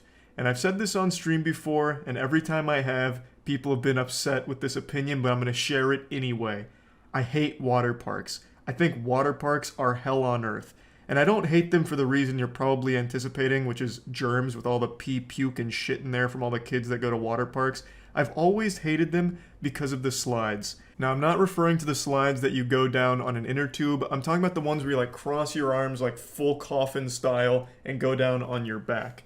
That shit has always been extremely painful. It's how I imagine it feels to be trampled during a stampede. There is just barely enough water on those slides to prevent your skin from peeling off on the way down. But even then, it's not enough to make it comfortable, so by the end of it, I always felt like I've been degloved, and I'm gonna stand up and just blood's gonna fall out and my organs are gonna pop out my ass. It is so awful. All the twists and turns are so violent because you're going at like damn near terminal velocity, so you're fucking blasting back and forth against the slide. But even when you're not pinballing around on these outrageous twists, turns, corkscrews, and loops, it is still just so painful because it's not one continuous piece of plastic, obviously, it's divided up, and you feel each and every goddamn bump. So like when it's a little uneven, you'll be going through and you'll just hit like a fucking pothole and you're popping your L4 vertebrae out of alignment. I hate it. I have always hated water parks, even when I was younger. Like even before I got like old as shit, like, you know, even before I became a fossil, I didn't like water parks because they just hurt. You know, it feels like I get beat up by the football team when I finish a water slide. I've just never completed one of the slides and felt like I had fun. I felt like I went to war and was just pushed over the side of a hilltop and on the way down hit like 5 layers of barbed wire, broken glass, and rocks. It just, I hate it. I've always hated it. And I honestly feel like the people that make these water slides try and come up with just enough safety to keep most people from dying, but still leave enough wiggle room so they can still have some fatalities on there. One of the biggest cases that I recall was a 10-year-old boy got decapitated on a water slide at Schlitterbahn. The water slide was called Verrückt, and he got decapitated halfway through the water slide. A lot of fishy shit went on with the construction of that water slide. Verrückt has a very peculiar history. What was responsible ultimately for the decapitation of that boy was the raft that he was on for that slide. Went airborne and he hit his neck on the safety cage that was built like over it, and it decapitated him. It's absolutely a fucking horrifying thing to read about. And of course it's not the only case of someone dying on a water slide, but that's the most well-known one. Most of the time though, it's just a lot of injuries. I've never liked it. And today I watched a short video that Jackson sent me where some kids went down, I think it's a potato sack slide, somewhere in the middle of nowhere. I couldn't find any information about where this is, but this slide is absolutely one of the most dangerous things I think I've seen at an amusement park. Again, I have no information on where this ride is or what park it's at, but I think it's safe to say this is like an official place. Like it's a business, not just someone's backyard, because I don't think anyone's going to be able to build this in their backyard. I think anyone can see why this is an absolutely awful design. It looks like it was actually created by a villain to kill as many kids as possible or just injure as many people as possible before it gets shut down. Like it's trying to complete the any percent speedrun record for most injuries associated with a slide. It has all of the worst ideas incorporated into one. So it's obviously very high speed. This is a pretty fast slide, and it's not a water slide. This is like, I think, a sack slide, so I think they're in like a little potato sack or something, and they slide down a giant metal slide. Well, first of all, the fact that it's a metal slide in what is clearly a very sunny area is already a horrible idea, because when it gets super hot, that slide's gonna fucking cook the kids. It's gonna just start burning them as they're going through it. They're gonna be praying for the time that they finally can get off, and then they're still gonna have to be, you know, grabbing little skin pieces from the slide on their way out. They're gonna need like a fucking skin graft by the time they finish this thing once it gets into the summertime. But even putting that aside, you can see it's built with a cage around it, which for a lot of people would say, like, that's probably a good idea to keep people from, like, flying off for going too fast. Like, that's the whole idea of it. Except their cage is porous. It's giant openings in their cage, so it's like these metal bars. It looks like prison bars, and it doesn't look like they're even rounded off or anything. So it's just these, like, kind of sharp-looking metal bars, this cage, around the slide. And you can see the kids bouncing into those bars and shit. That's just an accident waiting to happen. That's a recipe for disaster. You know, if their arm kind of flies out to the side where they're going through, it's just going to snap their arm. Same with their legs, same with their neck, their head. Like, all of it is at risk for just being blasted here. It's like an actual cheese grater on this slide. It's the exact opposite of a safety cage. Like, it's not like a roll cage or anything. This thing is like an actual death contraption. And the GoPro they were using here obviously got caught in that cage and just thrown off to the side. The kids were hitting their heads and shit on it, and luckily their head didn't like pop through and just get, you know, severed or something. But this absolutely looks like it's just mini deaths waiting to happen. But maybe that's the point. Maybe this is one of those suicide slides. I'm sure all of you have seen that video by now where someone designed a suicide roller coaster where it's like a series of 7 loops that get tighter and tighter so it eventually kills you by the end of it. That's kind of what this slide seems to be like emulating, just a way of committing suicide in an elaborate way. Like, it just gives you one last ride. It's fucking baffling to me. Like, if a parent saw this for even a single second, I don't think there's any way they'd let their kid go on that unless they really hate their kid. I'm sure you also noticed in the video, the cage doesn't go across the entire slide. There's still those openings, like the open air openings with like the platform there for the staff to get to, which is exactly one of the things that was responsible for the decapitation on Verrucht. They have the metal cage that goes over the thing, but there's gaps in between it, obviously. So in those openings, like on this ride, there's a very real possibility someone going really fast hits it, catches some air, and then also hits their neck and head on that cage start, which is what killed the boy on Verrucht. So they have literally the same fucking problem as Verrucht did. And I just think that this is a disaster waiting to happen if it hasn't already. Again, I couldn't find anything on this slide, and I looked everywhere. This was posted on like 12 different subreddits, and I checked every single comment on every single post about it, and nobody had any clue where this was. So maybe this really is like a homemade contraption. I have no idea, but it doesn't seem likely considering the like scale of it. It seems huge, and it also seems like a lot of property that they have here, so I would be very surprised. Plus, there was also some other people on the beginning of the platform that looked like staff members, and I don't think parents that built this in their backyard as like a fun project would hire full-time employees to man it for them. So I'm imagining it's like an amusement park somewhere, but no idea where. But this shit, I mark my words, if it continues to stay open, I'm sure this won't be the last time we see it. It'll probably be in the news again within the next couple years with some tragedy that occurred at it. A very predictable and avoidable one at that. So yeah, I just wanted to briefly talk about how much I dislike water park slides, and I guess slides in general. Maybe I just fucking hate slides, because this one's not a water park slide, and it's still just as dangerous, and I hate it just as much. So yeah, I just wanted to vent about it a little bit, because why not? This video just really brought the demon out of me, and I needed to rant. Anyway, that's about it. See ya. You have been lied to. For your entire life, you've been fed a fib. You've been living in a dimension of dishonesty. And I'm here to be the schoolyard bully who drags you back into reality, kicking, screaming, and coming. Pickup lines don't work. It's like the tooth fairy. They're not real. They're not effective. They're just weird. I know, that's a tough pill to swallow, but I'm giving you the cold shower you need right now. Is confidence important? Absolutely. No one wants to date some sad sack of shit. But it's not the only thing that matters. Which leads me to what I'd like to show you today. On TikTok, a lot of people have conflated confidence with pickup lines, and there's one man in particular I'd like to show you that I think is the perfect case study for why this is a bad thing. Pickup lines will never work for the majority of people in the world, Unless you are an actual chiseled Greek god, a pickup line is only going to serve to make you look creepy and dry up every vagina within a 5-mile radius. It's just a cringy, gross thing. Pickup lines only work in YouTube prank videos where it's all rehearsed and fake.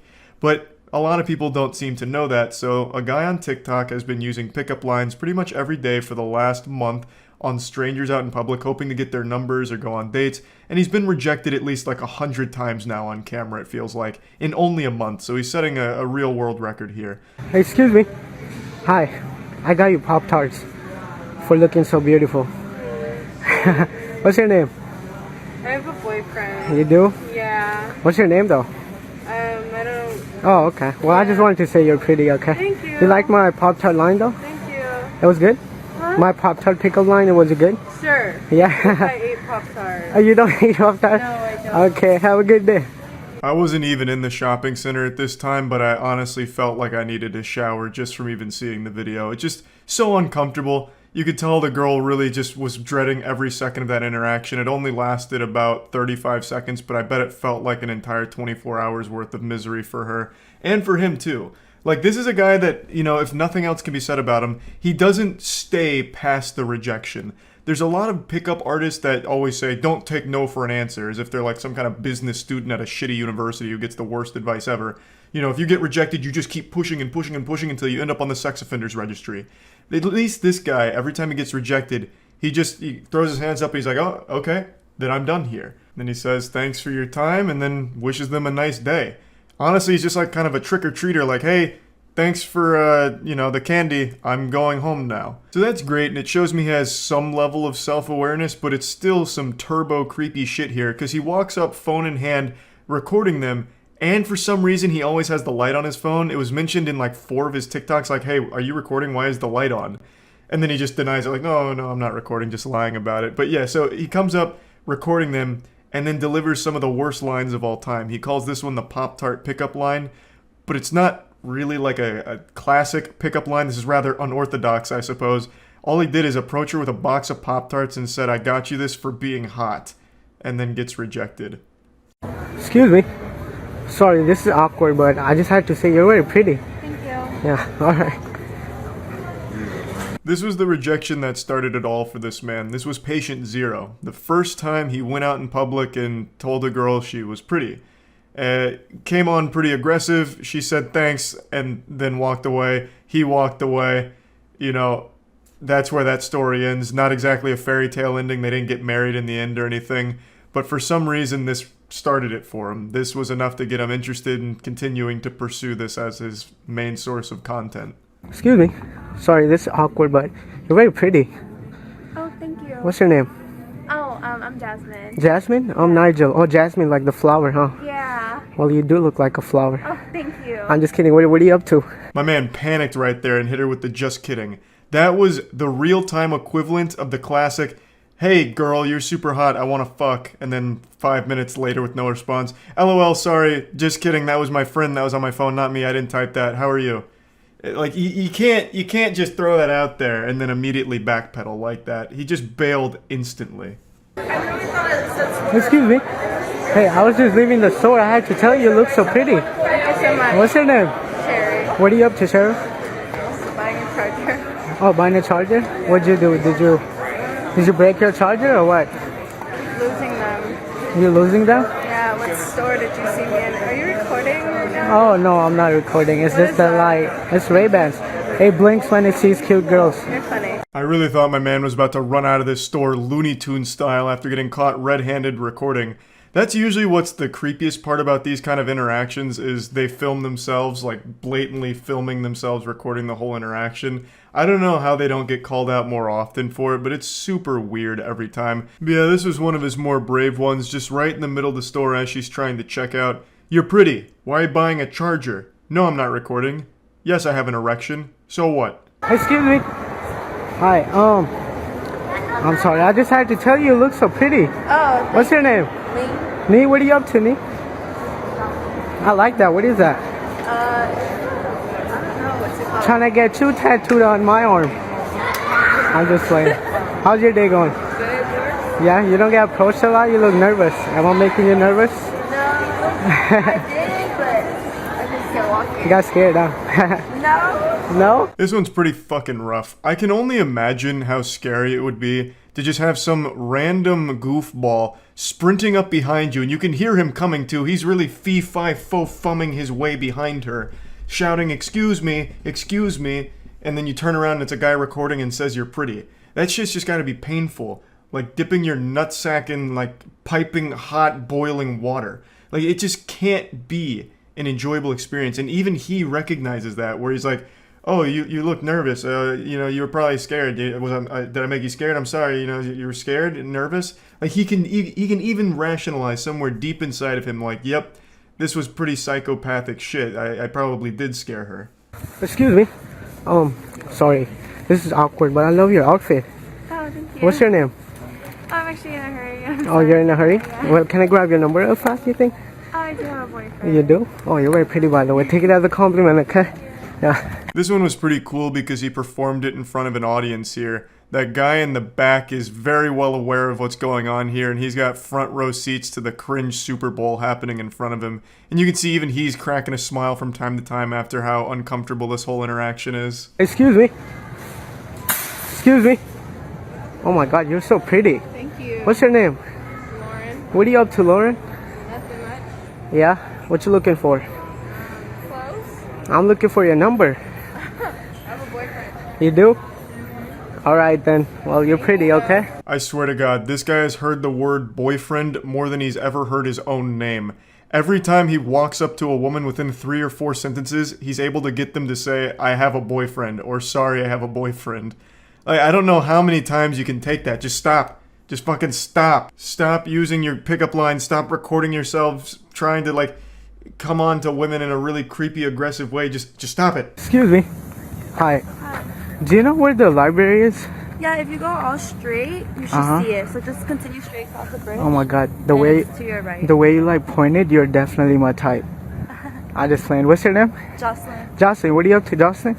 I'm actually really late to class. Oh, you are? Yeah. What class you got? Nutrition. Nutrition. Oh, I love that class. Okay, have a good day. Okay, thank you. Well, I mean, you know, he tried. There was an attempt there. You know, the way you just pointed out the library makes you the girl of my dreams. You're definitely my type.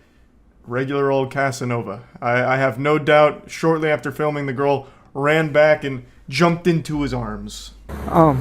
So, which was the library? Sorry, I'm new here. The library? Yeah.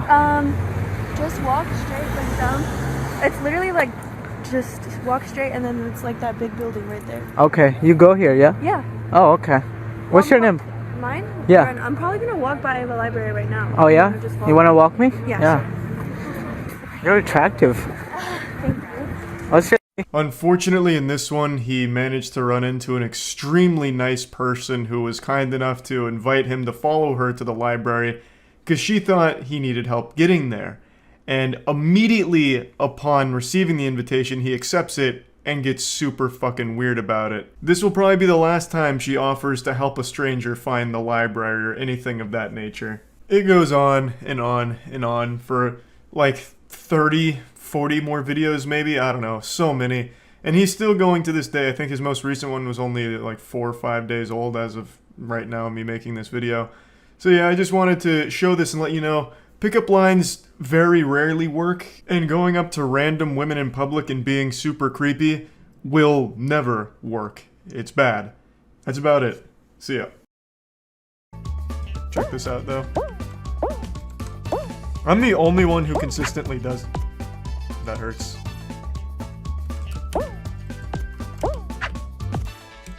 That hurts even more. I tried to be cool with it.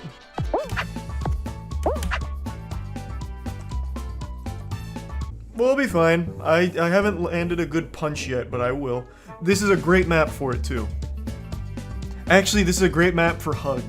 This is good hug map. I know I can get the laser if I try. I studied the footage from last time. I was just a little off with my laser push timing.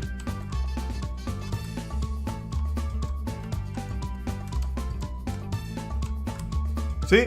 Told you I could get it. Fuck that guy in particular, am I right? Get off my game. I don't know what you were thinking. Gotcha. See, I told you, it was just about timing. Gotta know when to hold them and when to fold them.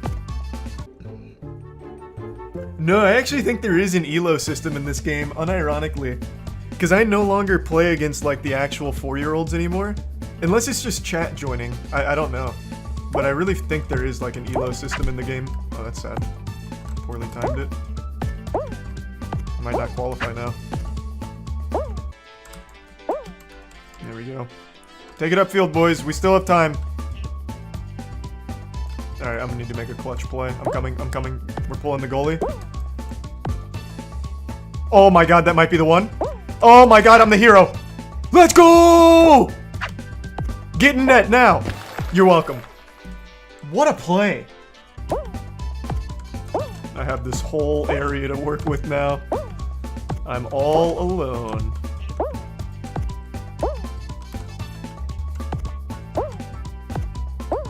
Where's the last guy? I don't want to just win this, like, casually. I want to go fuck him up. I'm going for it. From the top turnbuckle!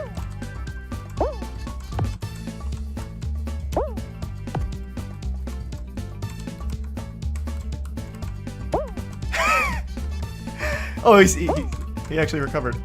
I'm coming down there. Don't you worry. Oh, he just died. Let's go! Don't let them have fun. Exactly. I'm not even going for wins. I just want to make sure they're not having fun. When I hop on Stumble Guys, I turn that fun toggle to off. I shut that feature down for these kids. Why would you do this to me? Ah! Alright, I'm not qualifying on this one.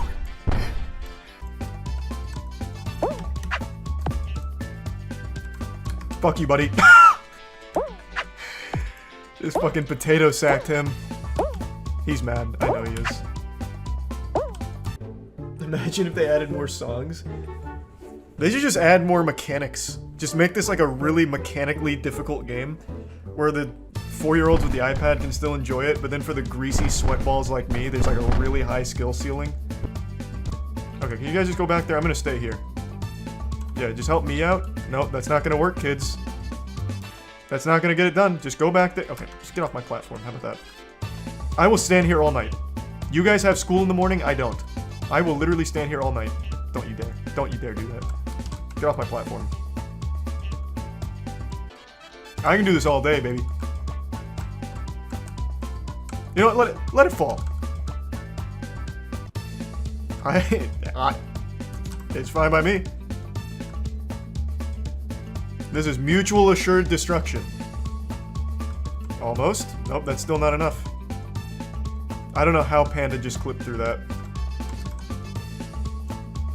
Just a little bit more. Thank you. I am so sad.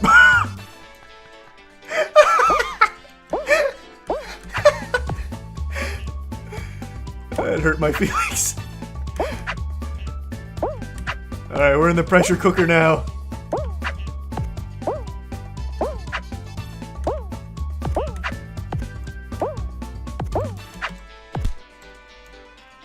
I don't know if I make this. It's gonna be close. Oh god. It's gonna be a tight squeeze. Nope, I didn't make it.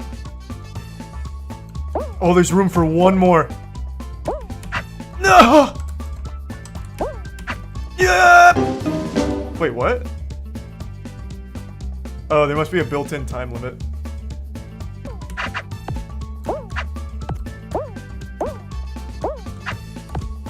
Oh, that was so clutch. Damn it. Okay, we're fine. Let me up. What is happening? Look. I panicked. Oh, let's go. He fell off. He might not qualify. I got him with the very end of that hitbox. I don't think he's gonna make it. He didn't. Huge. He's upset. He's mad. See, I'm just a little worried if I do that when the lasers are coming, I'll end up sliding into a laser. Oh, this guy's trying to fight back, huh? Trying to fight back, huh? You think you're so fucking tough?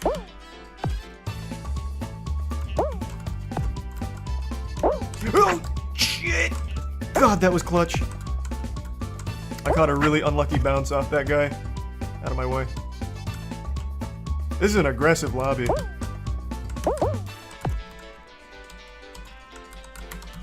Oh, I missed the hug, I missed the hug.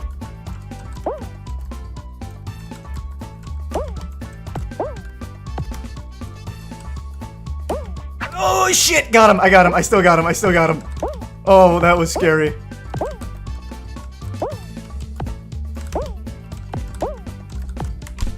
Ooh! I hugged him though! Got him! I almost recovered that too. He punched me, but damn. If he didn't punch me, I had a beautiful hug play there. Shit. I almost clutched that up.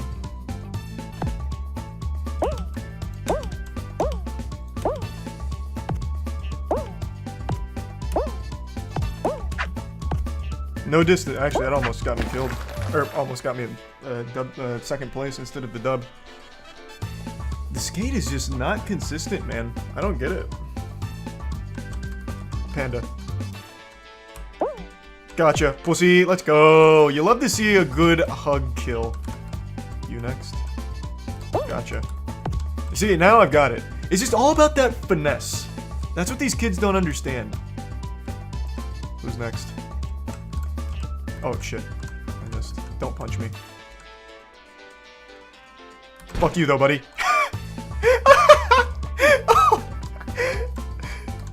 Oh, it feels good. I love that. That's always so fun. Hey, come here, come here. Just you and me. Just you and me. I missed it. I missed it.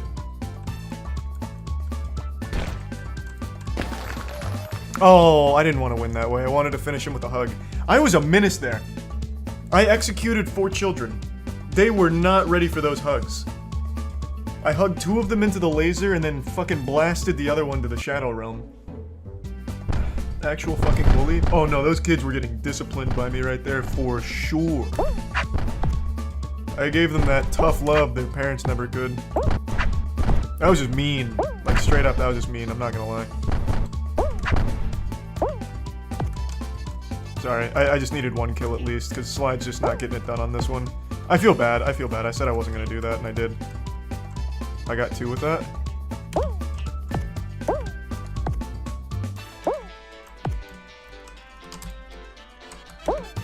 My punch scared him to death, I guess. I don't know what happened to him, poor guy.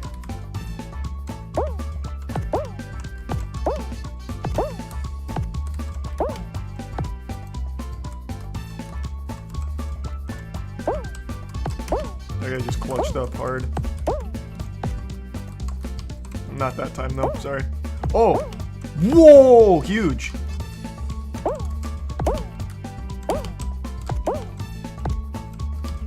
Not that time. Oh my god, this guy's nuts.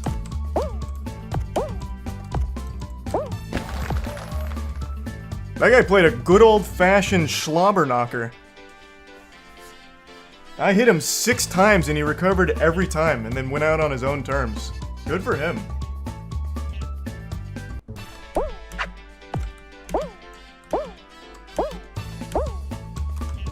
Gotcha both. Oh my god, that was so clutch.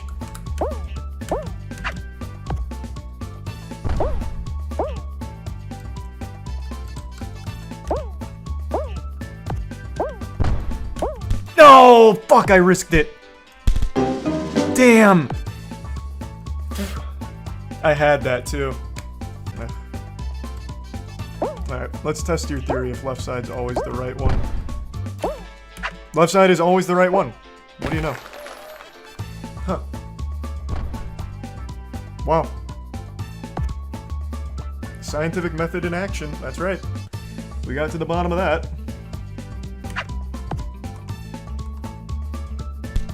Okay, that was so rude.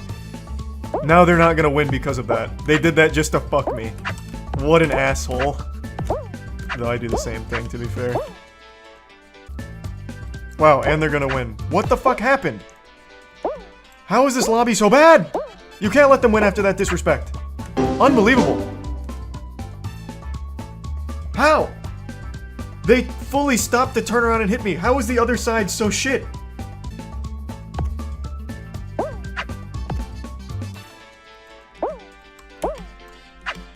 Man hit me with a ha-ha right before I lapped him. I'm just gonna play it slow now so that way I don't throw.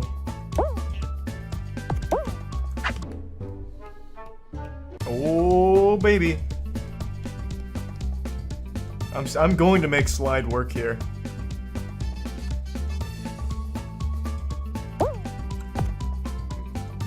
What? How? Okay, his whole brain shut off. I only hit one. And I was too early. Ha! Alright.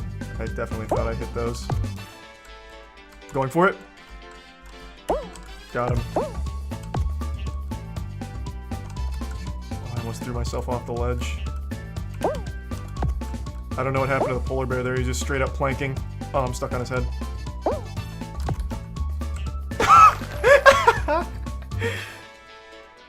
Alright. Quick little double kill there, just for fun. Didn't even use the slide like I said I would. I just kind of got a little thirsty for some blood.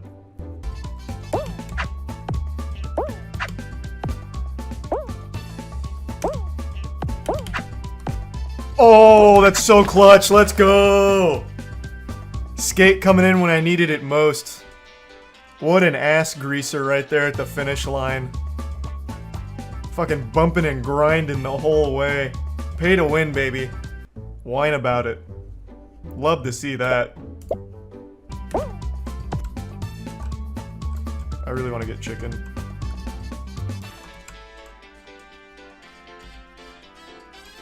Wow, that guy just shut down. He didn't know what to do. I hugged him and he's never felt love before. He was stunned. I missed. Hug. Oh, shit! I confused him. Hug. Oh, fuck, I missed.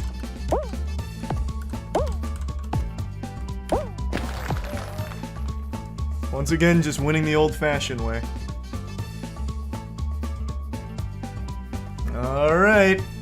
Hopefully the next time we get the pirate ship or the platforms. I'm tired of just running ass on all of these. I'd like to experiment a bit more.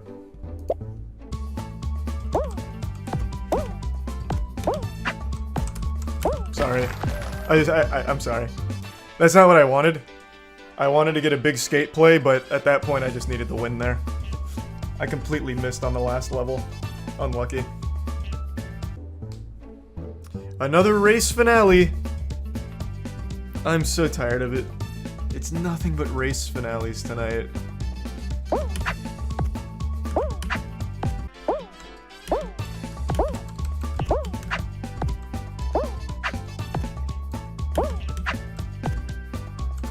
Damn.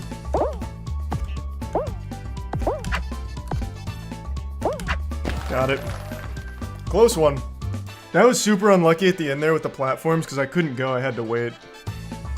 So then all the other three got to like crowd around me. But pay to win. Skate does it again. Love to see that. Love to see that. If you're standing up, you're going to want to take a seat because I've got a doozy for you today. Have you ever thought to yourself, man, it'd be great if anime was real. Our world is so boring. And I can even sympathize with that a bit. I think it'd be great to like scream really loud and get huge muscles and grow taller. But then you need to take a step back and read a headline like this and realize that we're already living in an anime.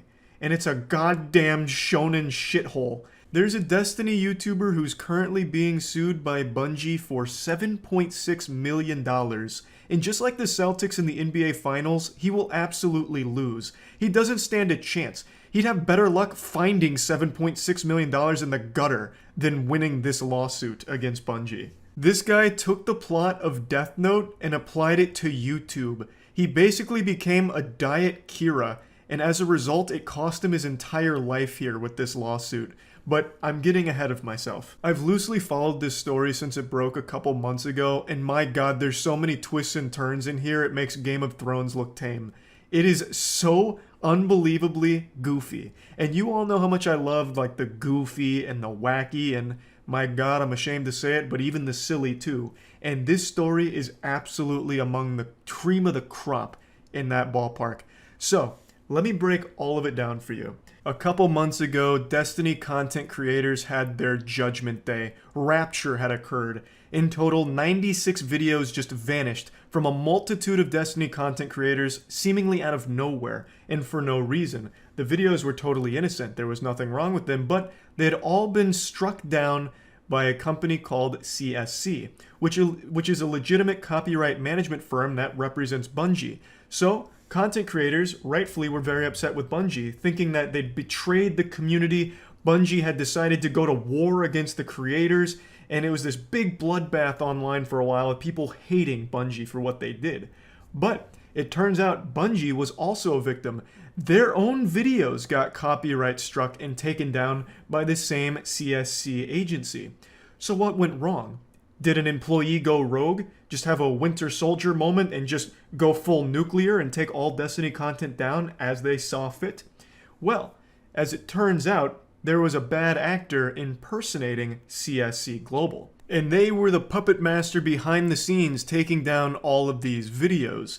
So it naturally became the question of who is doing it and why, because Bungie also put out a statement saying they're affected and they're investigating because this is not okay. Bungie wouldn't do this, it's not them. They were as confused as the rest of the community. But they weren't just confused, they were furious. They went fucking berserk. They weren't just mad at this douchebag that was copyright striking everyone with these fraudulent takedown requests. They were mad at YouTube. They took YouTube to court in order to get Google to finally revealed the identity of the person behind this, because YouTube was putting up a big stink about it. They even had the same problems as normal YouTubers, saying Bungie went through customer service and didn't get the issue solved for days. They even said that YouTube support didn't even respond to them in a timely fashion, if at all.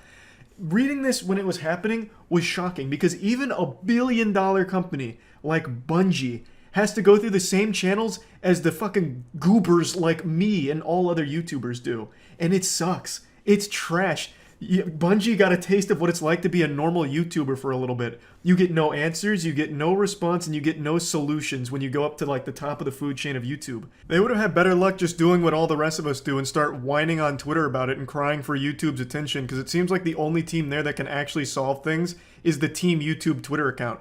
So instead of like going through the court as well as the support channels, Bungie should have just went right to Twitter with a twitlonger or some shit and a trending hashtag, because it seems like it's all they'll respond to. They won't even respond to a billion-dollar company through their official channels. What a joke. What chance do any normal YouTubers have if Bungie, of all companies, can't get them to talk to them? It's laughable. They slammed YouTube's absolutely archaic and dog shit system here with a fully detailed outline of how it happened and how weak YouTube's system is, and then finished it off by leaving YouTube a 1-star Yelp review on their support process, saying that Bungie was stranded in a circular loop. When I read that circular loop line, it was like this eureka moment. A light bulb flicked on in my head, and I knew exactly what happened here. Bungie, being as naive as they were about YouTube, thinking that good systems were in place, went on their YouTube channel and went to the partner creator support line, which lets you talk to what's supposed to be support agents at YouTube. But they're basically just bots. I don't think that there's anyone using that with a pulse. And what happens when you try and talk to people through that is they just keep linking you frequently asked questions, or they just keep asking you the same question you've answered a million times, and you just go in a circle forever, like Ouroboros constantly eating its own tail. Nothing gets solved when you contact that line. It's only frequently asked questions or publicly accessible YouTube blog posts about what might be adjacent to your issue, or repeated questions ad nauseum forever. I knew exactly what happened once I read Circular Loop. So Bungie couldn't even get in contact with YouTube directly initially, it seems. They went to that boilerplate, terrible service of the support line. But it looks like they did finally get it solved because they got the person's identity. And the story behind this is so stupid, it's crazy. There was a disgruntled Destiny YouTuber named Lord Nazo, or Nick. And Nick's YouTube channel focused on directly ripping music from Destiny's Taken King and Witch Queen official soundtracks and uploading them to his personal YouTube channel. And despite repeated takedown notices, Nick decided to leave the music up, which eventually resulted in him losing the account. And he got mad. Nick got very upset at this. This happened months prior to him impersonating CSC Global. So something snapped in Nick here, and he wanted revenge. And then he thought back to the time he watched Death Note, and he's like, maybe I could do that. So he impersonated a CSC Global employee and started filing takedown requests, fraudulent takedown requests, on pretty much anyone who made Destiny content. Just kept writing their name in the Death Note, just another one chalked up on the board, another victim, another body left in the wake of Nick's rage and his quest for revenge. And just like when L teamed up with Kira, Lord Nazo was directly trying to hunt himself down in secret. So he was on the front lines communicating with the content creators that he was actively striking, pretending to be on their side, and pretending to help try and find this fraudster that was issuing the takedowns. So he deceived all of them into thinking that he was there to help them, like Scooby-Doo trying to sniff out the actual criminal here in this mystery. Meanwhile, he was the one actively doing it. It's so goofy. He'd send messages like this here, some of the silliest shit. Yeah, it's the people like us who suffer, the little guys, or just anyone with fewer than 250k YouTube subscribers and 100k Twitter followers.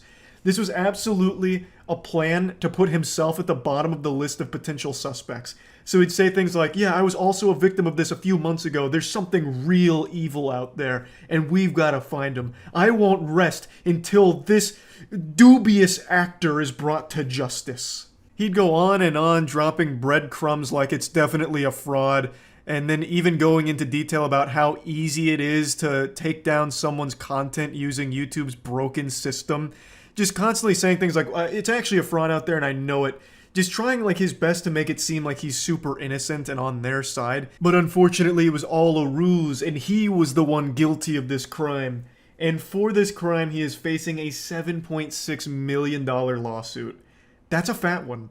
To my knowledge, that's the biggest lawsuit against any YouTuber so far. The previous record, I believe, was the $1.7 million against Roblox YouTuber Ruben.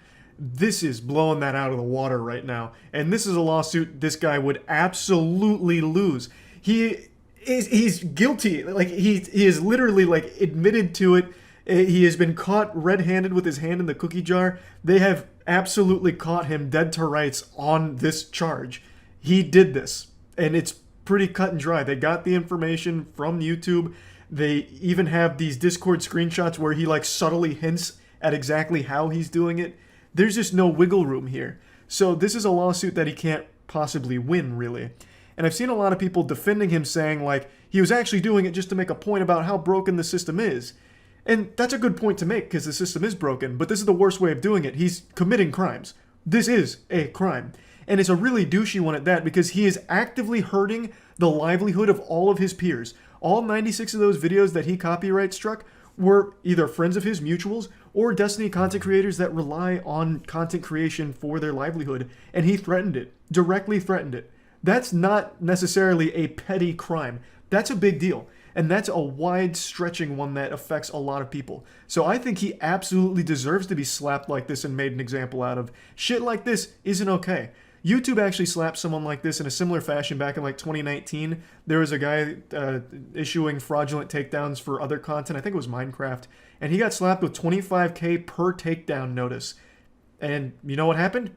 That shit didn't happen again because they made an example out of that guy. And that's exactly what Bungie's doing with Nick, Lord Nazo here. And I think it's the right play. Bungie's seeking 150k for each of the works implicated in the fraudulent takedowns for a total of $7.65 million, and plus the legal fees. And just last week, they won a settlement of twice that in a dispute with a Destiny 2 cheat seller. So Bungie's already riding momentum here. They already copped a previous W here, and it looks like they might get another one if this makes it to court.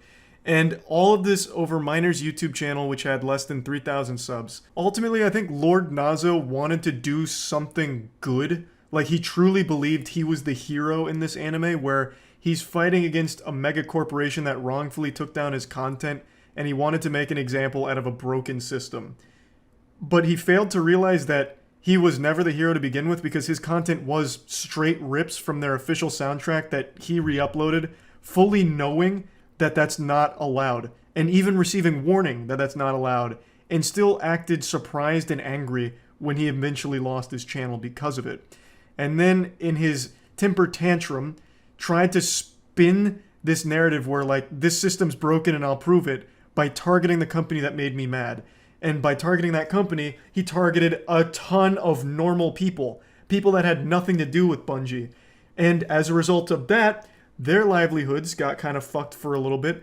Bungie's reputation got fucked for a while, and a lot of the other music uploaders who actually do have permission and uploaded music fully within fair use policies, they took down their content in order to avoid being struck because they thought it was Bungie just going on a killing spree.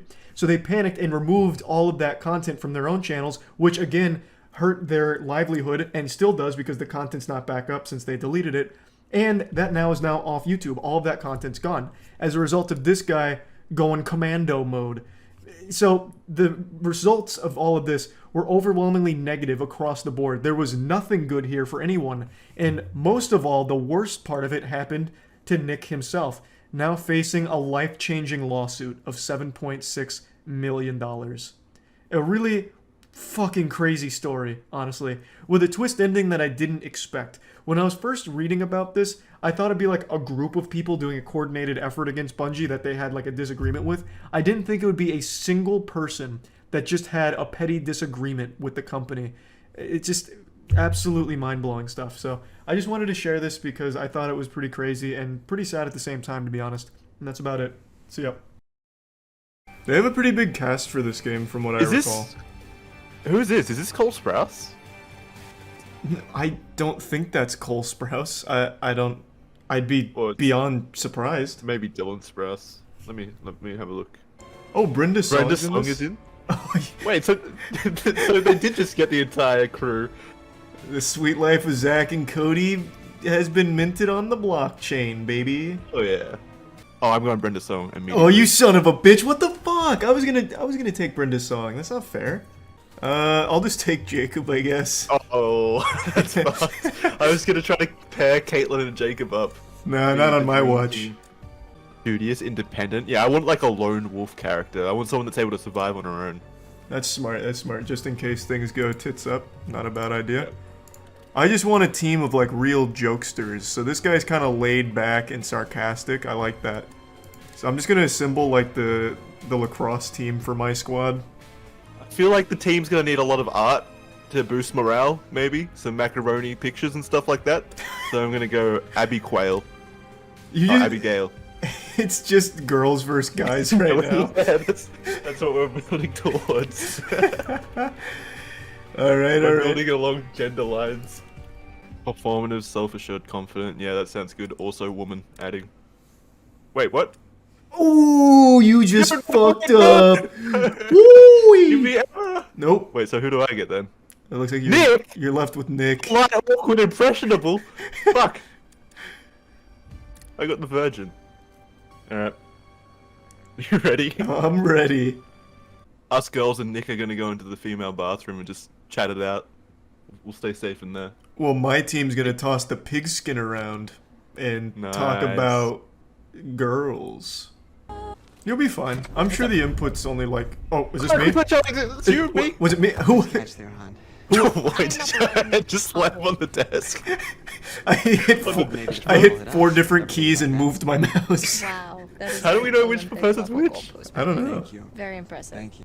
Oh, I think this is me. I'll do it. Yeah. We probably need a map. That's probably going to help us with the whole... But without the leaflet, we're not even going to know why we're here.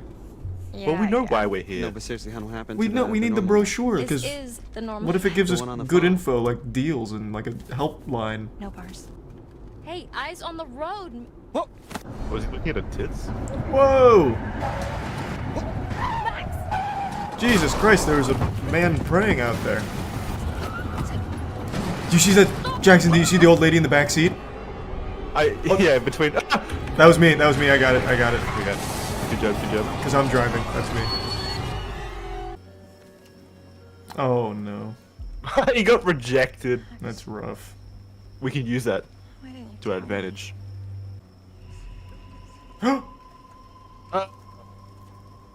It's a woman in her nightgown, Jackson. Go check on her. Must be a retirement village nearby. Yeah, I saw an old lady. Stay there for a second, okay? I'm almost done.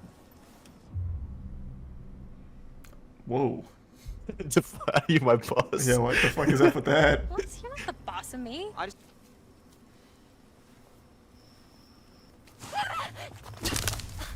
What the fuck happened? Was that a trap? It might have been like quicksand or something. What's happening? I don't know. She willingly like fell off that cliff. I don't know what just happened at all. She was like looking down before she stepped off that, so she knew that was a drop, surely. Yeah, whatever. Legendary weapon. Come on. Not what I was expecting. Escapology trunk.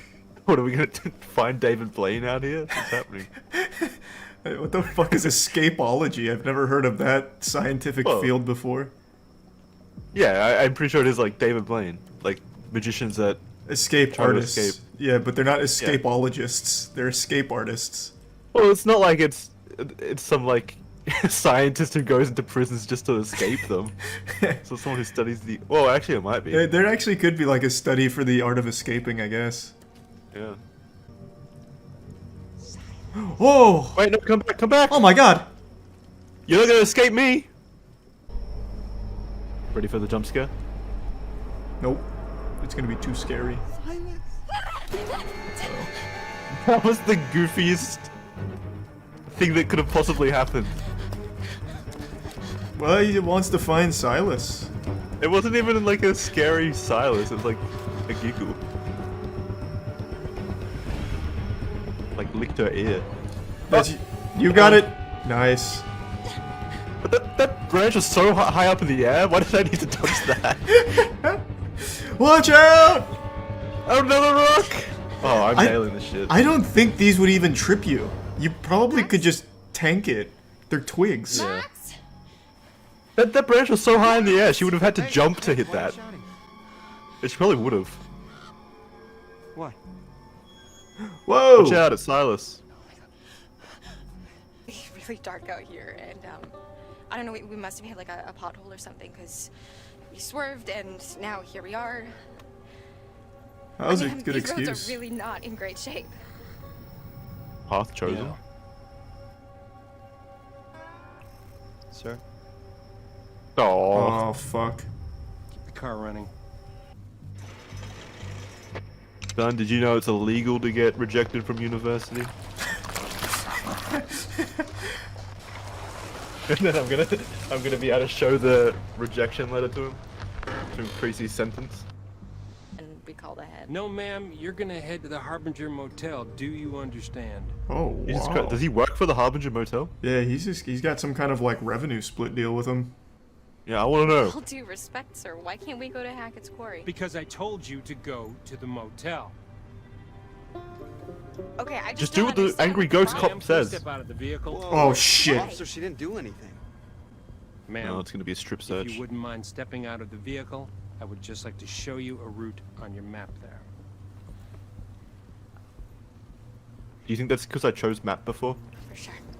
Oh yeah, if you had a leaflet, maybe he'd be Remain in like the vehicle. more excited.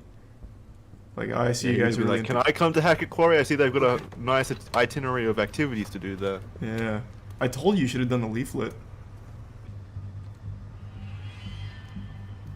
What the fuck was that? It went right through him. Right about here, He's a ghost. Harbinger Motel. Oh, is that? Well, He's here. how's he holding a pencil Right, then? okay, and where was Hackett's Quarry? The pencil is also a ghost.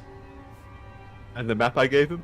Well, Maybe it's like a Danny Fine, Phantom folks. situation. the Harbinger Motel can guide you there. Okay, so what we learned from that is the cops are bad around here, and we're also camp counselors. Mm-hmm. Yeah, And believe me, there's nobody. someone named Try to find a way the Silas. fuck out Max, here. can we Oh, just yeah. look around He was before an we jump to escapologist. conclusions? Did you actually even talk to Mr. Hackett, or did you? Oh!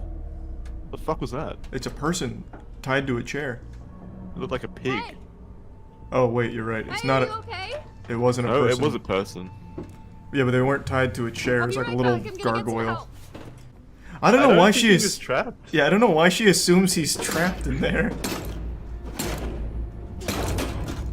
Wow, that actually worked. Super loud. Well, if it was a master lock, you can kind of just like flick those things on the side and they open up. I learned that from the lockpicking lawyer. Yeah, good channel. You're not concerned about this at all? You're not gonna like yeah, go run away? investigate it.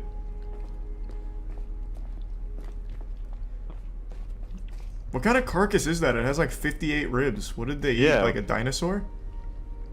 It's like a manatee that they dragged from the coast. Let's just get to the motel. We can come back here first thing in the Yeah, morning. he we needs can his check 8 hours of everything sleep. out, but I mean, you must be exhausted. I know I am. Why are you think our exhausted? What have you been doing? Whoa! Oh, Jesus. Max! Fight back! Max! Stop goofing around. You alright? Max! His blood. Help. You'll be fine, Max. It'll be alright. Stop whining.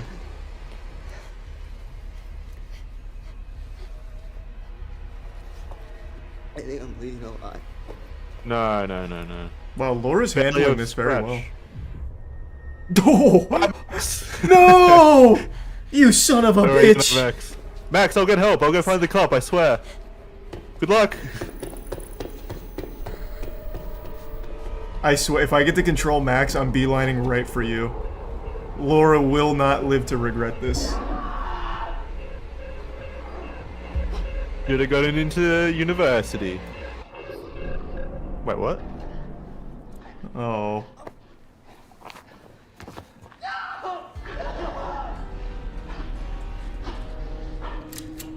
Damn, that's unlucky.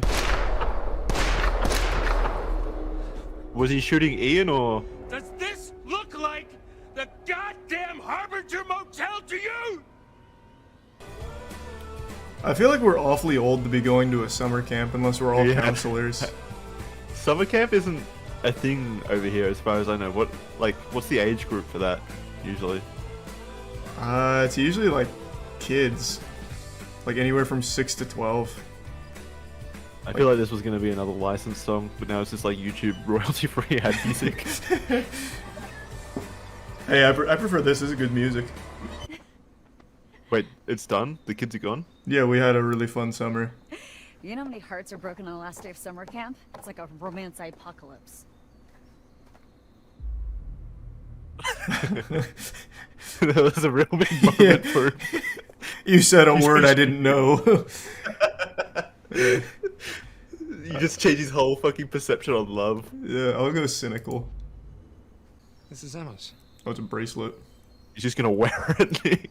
He's slowly becoming Emma. How was this a path I chose? He's got a whole new ending because of that. The ending where he's just glammed up all in jewelry of Emma's. Yeah, he's just fucking iced out. Oh, a bag of chips, new path chosen. Ah, fuck you, you spider fuck! No, don't squash it, it's just alive. It's just living. Yeah, I'll let it go. What's the point? I'm gonna let it go. Oh, it's gonna return in like the third act and kill the serial killer that's chasing us. Yeah, it's gonna be like a friend. Oh man. Jake, bags, focus. Small words, I like that. Now I know. What the fuck? How did I get over there? Jacob, go upstairs. Jacob, get bag. Caitlin moves on with her goddamn life. Oh, I see. Why? Stop speaking to him like he's a caveman. Oh, hold on. Something shiny on the floor. Jake hungry. Yeah. What's the map? That's a fucking Doesn't weird kill you motto for a will make camp. you stronger. Not in the mood, sign. Man, this guy really is fucking dumb, alright? He thinks it's like a targeted. He thinks the sign's talking to him. He had to break into this place just because they wouldn't let him through the front door. Oh, skill. How could you be out of breath from that? I thought he was meant to be athletic. He is, Jackson. He's the only one that can clear that. Horror. I hate horror. How is this guy an arrogant jock? He's like a sensitive poet. Jesus Christ. Poet? He said, oh, I hate horror, and you're like, poetry. Well, no, everything else, like with the bracelet, not killing the spider, reading all the signs. I couldn't think of anything else that's sensitive. Man, that's a bad place to get stuck. What a weird thing to say. It's foreshadowing. I think we're gonna get stuck in there at some point. Yeah, but like, I don't know why he would ever say that. I don't know. Let me get these tongs. Maybe that's a new path I can choose. I think they're drumsticks. How you totally have a thing for Ryan. Wait, are we talking about Ryan, the sailing instructor with the sexy brooding loner thing that totally doesn't do anything for me at all? What is happening? They're very aggressively flirting, I think. Yeah, I guess. But they're flirting by talking about other people they want to fuck. So it's like a cuckold relationship. I'll be mischievous. Let's keep the vibes going. Ah, sexy. He's just like, you want to see my dick? Okay, sure. Look, My whole thing is like, you know, maybe long distance, blah, blah, blah, blah, blah. And she was just like, Jacob. she gave you the look, huh? Yeah, do not pass go. Man, she just got you wrapped all the way around that dainty little finger of hers. How does she do it? Oh, I like this guy actually. So do I. It's hard not to like. Wow, he is seeing something fierce. His eyes go back to the sign. You think a shiny item. What the fuck is happening? He just starts drooling. It's like Guy Fieri when he stares down something tasty. Jesus Christ. I'll do defeated. Girls don't have what it takes to hang with the big dog. You're a real charmer, you know that?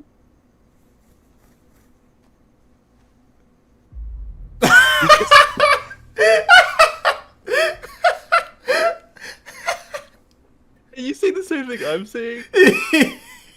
With his face, his mouth wide open, his face looks like he just walked in on his parents having sex. Oh my god. He looks horrified. He looks so scared. Before any horror elements have even been introduced. I'll do encouraging. It's time to seize the moment. I don't know why you didn't make a move on Ryan. You should have seen. Oh, right. Chase the moment around all summer like a dog with two dicks until it dumps you on the last day of camp. Okay. I don't even get that expression.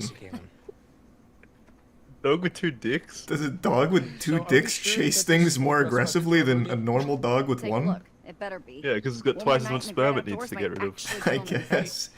It doesn't. Okay, and what does a rotor arm look like again?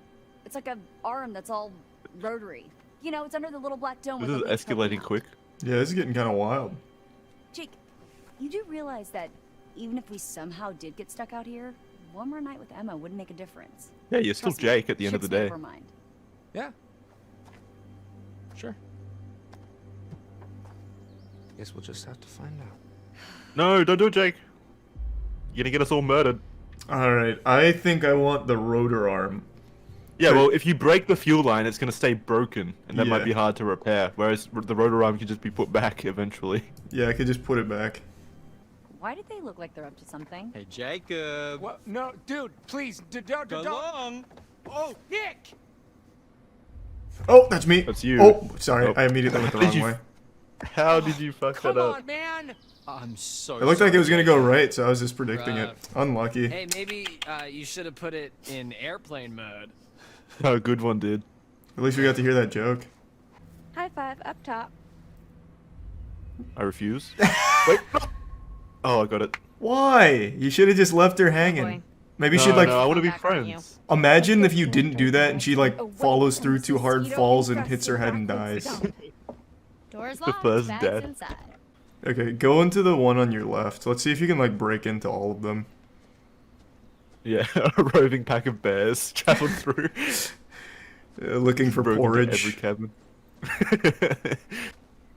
That tree seems big. Yeah, it's like the elder oak. It's probably the center of the camp. Yeah, it's what we have to protect. It's where all the Against the Navi evil souls mining go. corporation. Yeah. It's here, I can read it now. Jacob plus Emma forever, ever crossed out to say summer. Who's Summer? No, like only. Oh, for Yeah, the yeah. period of time. Jacob and Emma are for summer. You should try That's it not at all sometime. You never know who you might impress. Aw. It's too late now anyway. For what? You and Nick? You never know unless you put yourself out there. Damn, everyone's like joined up. Who's Yeah. Nick? Oh, don't. I refuse. We're going down. Oh god, it blows up. Fucking sends the Emma through the roof. Okay, so hypothetically, if I were to put myself out there, what if it ends up being a dud? Please be Kinda another like you and rock Jacob. coming up. Yeah, just a really bumpy ride. Let me just drive off a cliff. Ezra Miller got charged with robbery in Vermont. Burglary, you swine. But yes, Ezra Miller did get charged with burglary in Vermont. How? I don't remember it. I forgot. They broke into a house for beer or something. It was something so useless. I don't recall. We looked it up. I mean, I guess I can look it up again, but it was something so unbelievably dumb. Out of all the fucked up shit Ezra Miller has done, what they're finally getting them on is burglary for a beer or something. Yep, missing bottle of alcohol. God damn. Oh, I also forgot about this part. That mom that's been living with them, surrounded by guns, is also an unlicensed cannabis farm, which is kind of wild. I didn't know that. Ezra Miller must be the version of the Flash that's just the shitty person. You're talking about Reverse Flash. Reverse Flash is a real character. It is just some dude who hates the Flash. So he just does everything to make the Flash's life worse. But sometimes it's really petty. No way. Yeah, it's real. You've probably seen him in that viral clip where it's the, "It's me, Barry. You remember when you prematurely ejaculated in front of whatever her name is?" I'll just pull up the clip. Remember when you were making out with your first girlfriend, and you came right as she touched your leg?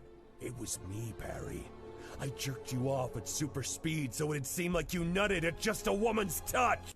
Like, that's the one that floats around all the time. It's a real character, though. Granted, I don't think DC's brave enough to have a supersonic meat jerker in official lore, but he does just do everything to make the Flash's life a little worse.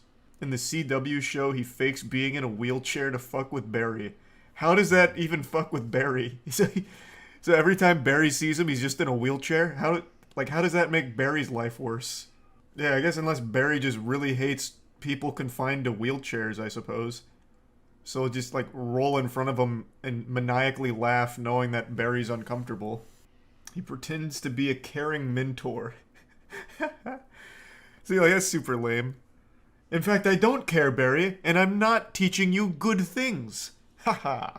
He's such a goofy character. Why does Reverse Flash hate the Flash? The top 10 worst things Reverse Flash has done.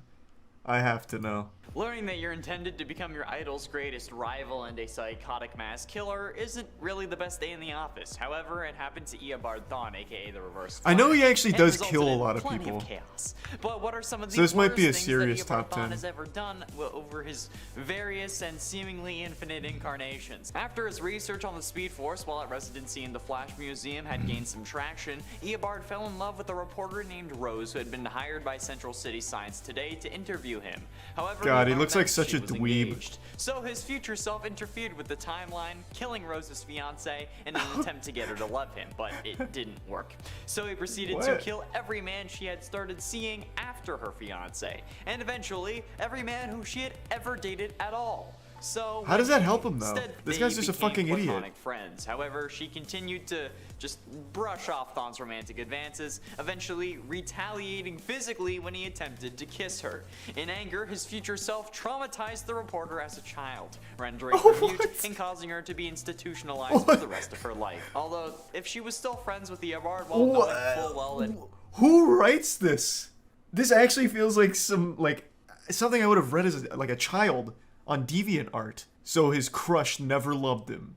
So his future self killed her boyfriend. She still didn't love him. So he killed every man on Earth until it was just the two of them. And she still didn't love him. So then his future self traumatized her as a child, rendering her mute and institutionalized. And now they're married. This is incredible. What great lore. I'm causing a few of you to rethink your relationships, huh? In at 9. I mean, if that's what a healthy relationship this sounds doesn't sound like. like a lot, but trust me. During the events of the Flashpoint comic arc, Barry brought back to Batman a letter from his father, who is alive in the Flashpoint timeline as Batman. It's the only contact that Batman has had with his parents ever since they died. Oh, So no. it would be a shame if something were to happen to it. Oh wait, that's right. Thawne decides to rip it to shreds so that it couldn't even be reassembled. It also didn't help that. I mean, he only wrote 2 sentences. Like, at that point, just knowing that his dad wrote him something is probably good enough. I don't think this one's too bad. A message sent across time, a letter to your dead son. I'm not the hero of this story. Was it consoling Thomas? Oh, was it consoling Thomas, knowing he would have it? That though he lost you, he could always see you loved him. Did that make you feel better, Thomas? As you burned. I mean, okay. Either there was an original timeline where Barry's mother didn't die, but he still So he became killed the Flash, Barry's mom. or Joe did a whole other thing. After being stranded in our present after killing Barry's mother due to a lack of speed, Thawne decides that the only way to get back. Pardon? After killing Barry's mother due to a lack of speed, so she died of being slow? She couldn't run a 4-second 40, thus she died. You're too slow to exist in this timeline, Mom. You're cringe. Oh, you got trapped due to a lack of speed. Ah, okay. So he was too slow to make it back to her. So she died because her son isn't fast enough. Gotcha. Alright, I thought it was the mom who wasn't, like, up to snuff with the track team. Similar to what Nora does when she helps Barry destroy the Thinker satellite in the season 4 finale, advancing time by 5 years. This time, Thawne advanced it by 6 years. Using the face of another man to train Barry, gain his trust, this was the and fake ultimately mentor use thing him you to get mentioned. back to his own time. These soldiers are accompanied by evil versions of Green Arrow and Supergirl. The evil version of Flash. They didn't even change Supergirl's costume. The evil version of Supergirl is the same Supergirl, but I guess just with shady morals now. They couldn't even give her a cool evil costume. The evil version of Flash is missing. However, he does They did? appear in Oh, the that wasn't- Ray that wasn't a animated picture of her? series, Okay. Which this crossover also technically has a crossover with, but they're just brought into real life. Same, kind of like how they did with the Vixen crossover. But the evil version of the Flash in this crossover, oh, you bet your ass it's Thawne.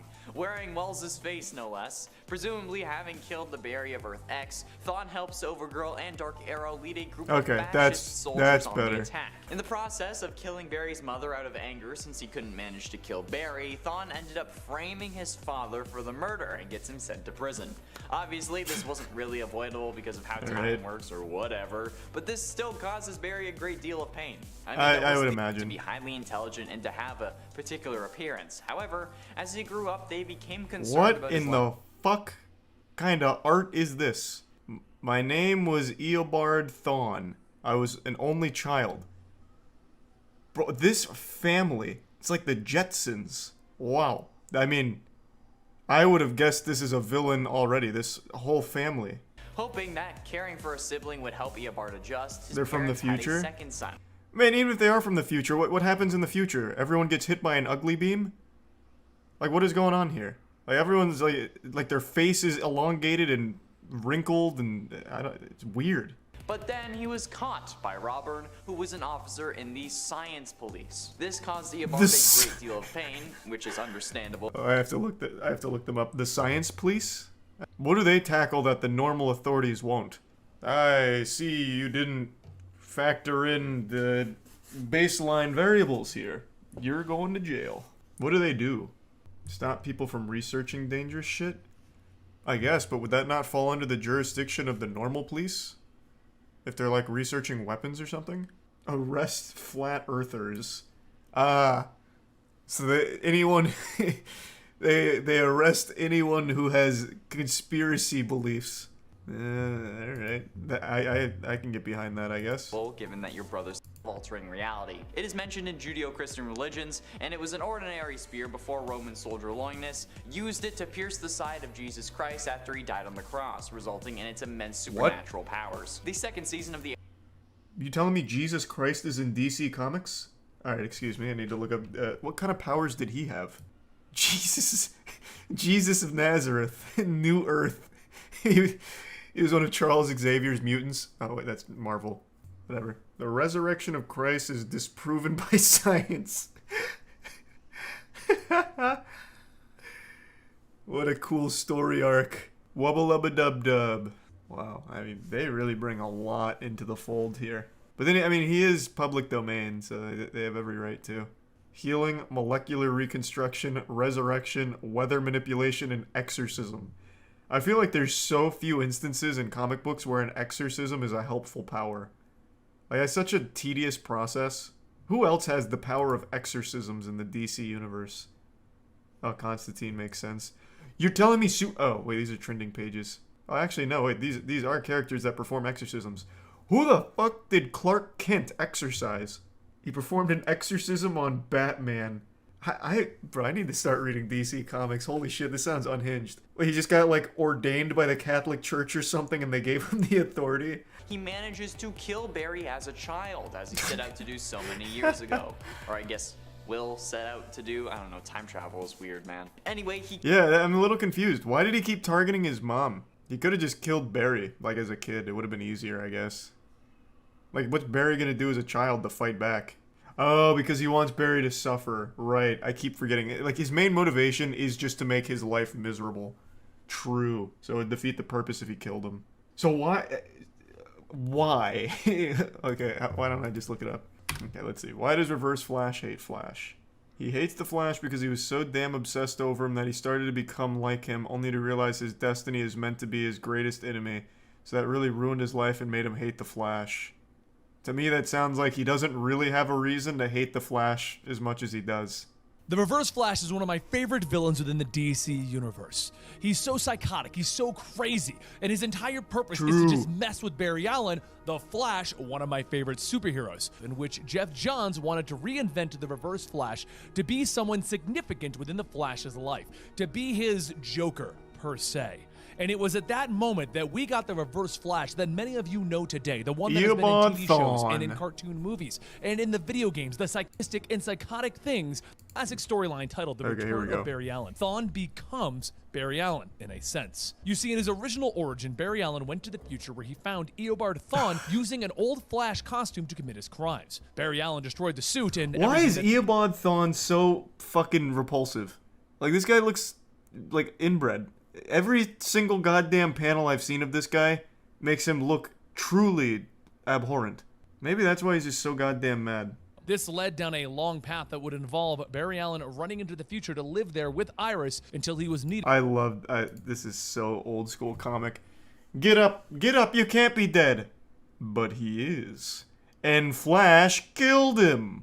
That is vintage. Because in his second origin, Thawne is still a scientist in the future, but this time he went back in time to replace Barry Allen. He even had facial reconstruction to make it happen, and he stole the cosmic treadmill from an antique shop. He then went back in time and he learned that he was in fact the Flash's greatest enemy, not his replacement. This caused a break in his mind, and he was convinced that he was Barry Allen. Central City had forgotten about him. He battled against Wally and Jay until Wally tricked him into returning to his own time.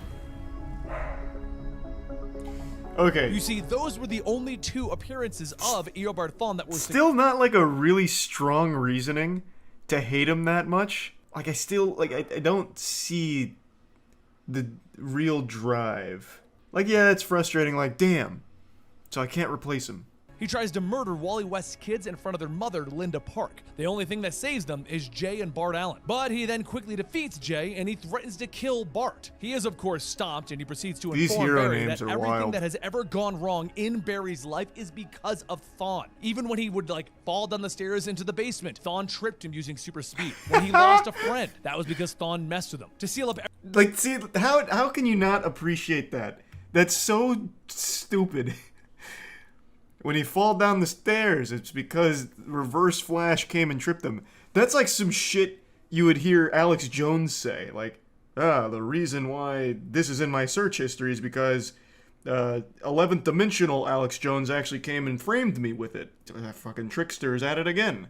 This is such a wacky character. Holy shit. Are all comics like this? Right? Like I said, I haven't really kept up with comics much, but my Jesus. Fucking 50 different timelines and 400 different alternate universes. My lord. Is that fun to keep up with? That just seems like a headache. And it feels like there's never any stakes. I remember I watched a video on the death of Superman on how it actually broke comics. And it really feels like that's super accurate. I really think they need just like one like single canon timeline. And they can have all the spin-offs elsewhere, but I really think they need to stick with one like actual canon timeline. Like condense all of the ideas, take what worked, what didn't work from all of the other ones, and make like an actual single line to follow. I just feel like that'd be much, much better. Maybe they do. I don't know. But it seems like all of chat said that this is how they go. They've done that several times, but it always gets rebooted.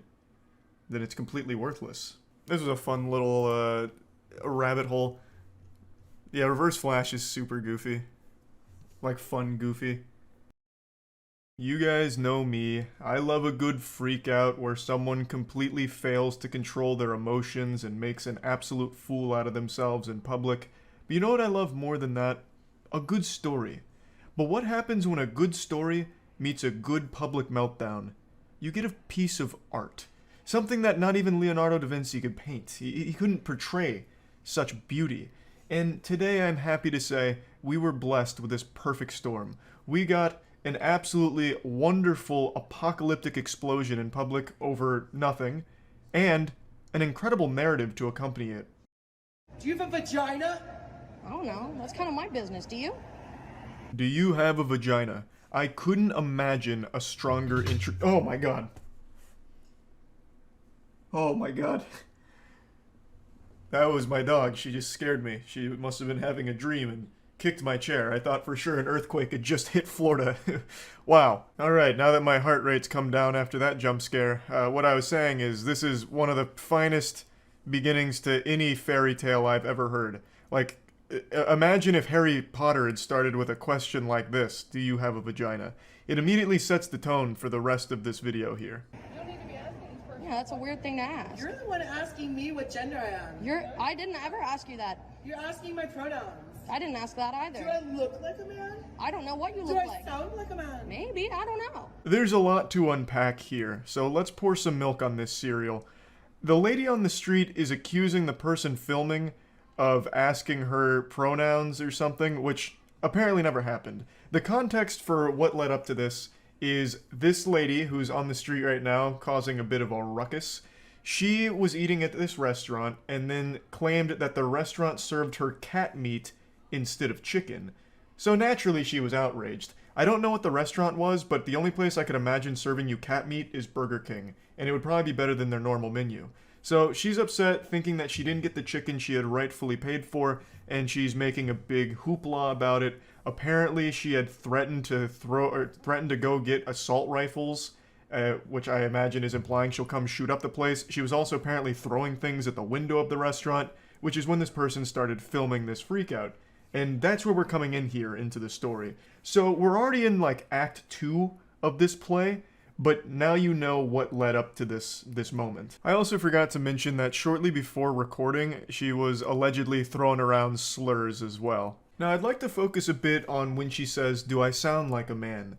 Because she does something very interesting here, and I don't know if you caught it. I'll play it again. Do I look like a man? I don't know what you Do look I like. sound like a man? Maybe, I don't know. When she says, "Do I sound like a man?" she does it in a goofy accent that sounds like a Scottish professor.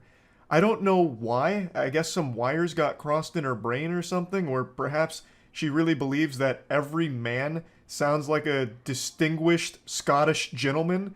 But it is such a beautiful, like, flair to her sentence that I couldn't help but point it out. Do I stand like a man? What does a man stand like?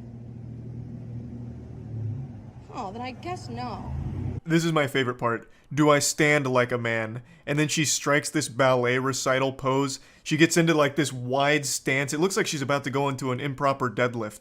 These kind of reminds me of like when kangaroos flex. You know, where they throw their arms out and you see like all their bicep veins and shit like that? It's the same pose. Yeah, don't mind me. Just a dude posting up, just standing like a man. Because that's how all men stand. I've never seen a human being stand that way, let alone just some guy. I don't know what's going on here. It's like a video game NPC that's starting to malfunction here. Like her animations are getting messed up, so her idle animations all kind of like janky. It's just a wild ride. And I've seen a few people talk about it, and they've said that this may have been like mental illness or something, and it's impossible to know for sure. But I've seen a lot of freakouts. I wouldn't necessarily call myself an expert, but I'm not far off from my degree either in analyzing meltdowns, I'd speculate. So I'll go ahead and pass my professional opinion here. I think that this is probably substance-induced. I've seen a lot of these kind of things, and they all have one thing in common. Typically, some sort of substance leads to an outburst like this. So that's my little armchair analysis here. But again, I don't know for sure. And if it is mental illness related, hopefully she gets the help she needs. But threatening to bring assault rifles to shoot up the place is not acceptable under any circumstance, nor is throwing rocks at the place and throwing around a lot of slurs. Yeah, record me. Are you recording? You sneaky bitch. Are you fucking recording me right now? I'm holding my phone. Okay, good. Call 911. They're already on the way. Perfect. Can't wait to talk to the officer. Ah! Stop! Oh, stop!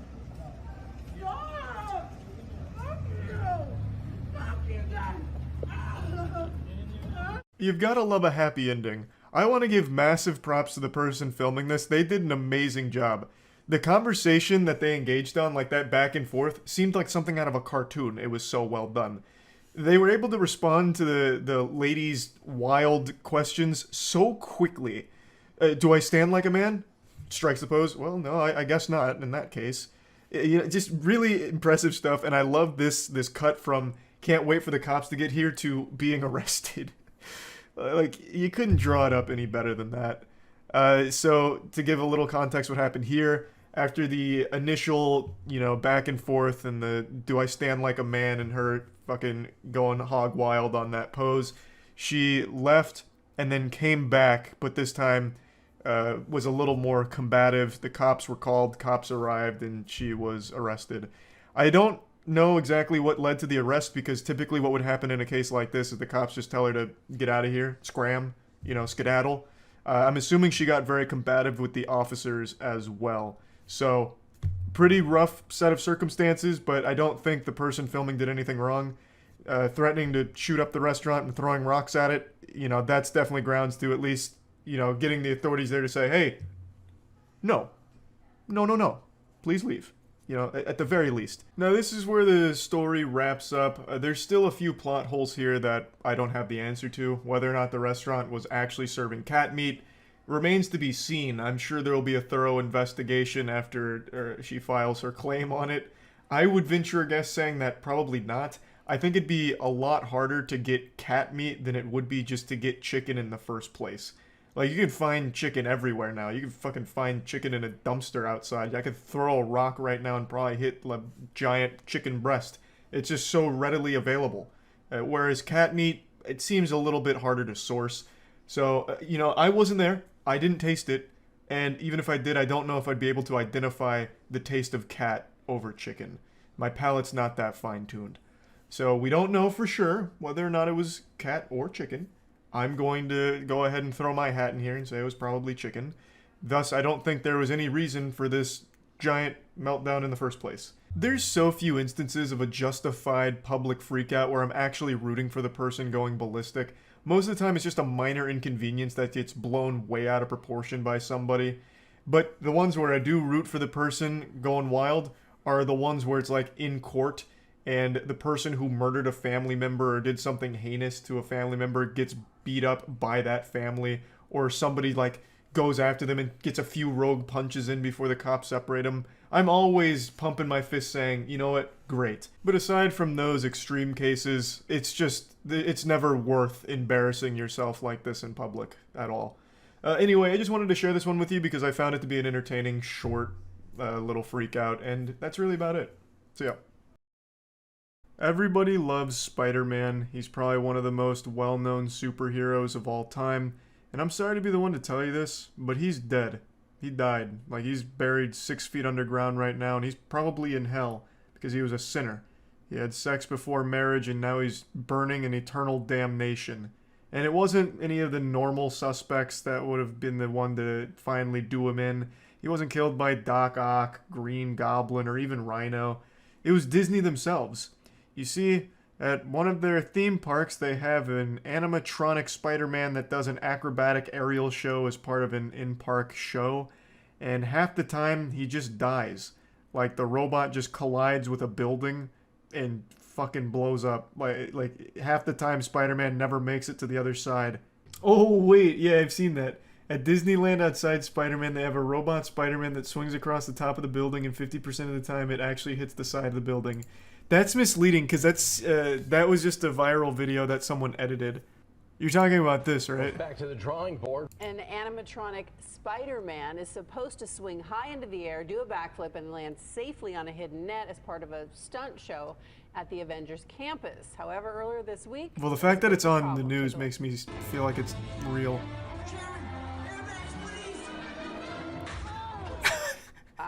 Okay, that looks like it hurts. No, sure I saw a video of how this was edited. This was just a robot. It's not a real person. Nobody running later in the same. I guess not. Spider-Man What? attraction does occasionally malfunction. You're right. Oh, I guess it's real. Oh, okay. Down there. I thought it was CGI. Oh, this is a real human being. I thought that was a robot for a second. Okay. Oh no, it is. It's this.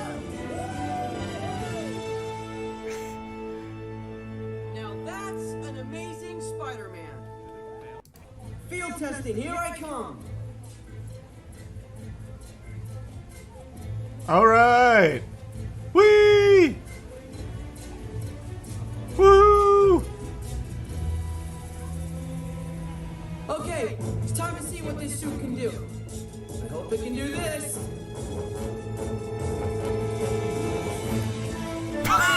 This is awesome! It's like when a video game cutscene malfunctions. That's an amazing Spider-Man. Whoa! Wee! I didn't see it. Yeah, because it didn't work. It just, from the start, it didn't work. That is hype. Wait, so how the fuck did it even malfunction like this?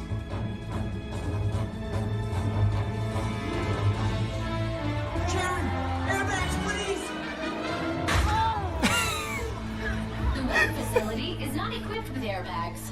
Okay. So how the fuck? Wait, how does this work then?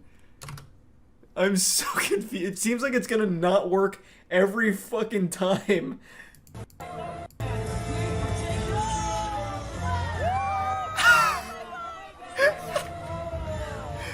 Even when it works, it looks like it malfunctions. The roof broke my fall. Has some bones, maybe. No, obviously it's not a real person, but yeah, it just hits like a fucking rag doll. Interesting. I like that a lot. The malfunction's even more confusing because because even when it's correctly working, he's doing like somersaults and flips and shit, whereas when it breaks, it's like stiff, like rigor mortis. Like I don't get it. Like no flips or anything. Okay, that looks like it hurts, but we want to make sure that... Like, it just straight up seizes. The intern turned it off. Yeah, it's like they actually threw a dead body through it. Like, it doesn't do anything close to like what it's supposed to. That's what I saw. That's fake. This was fake. So that one's not real, I know that.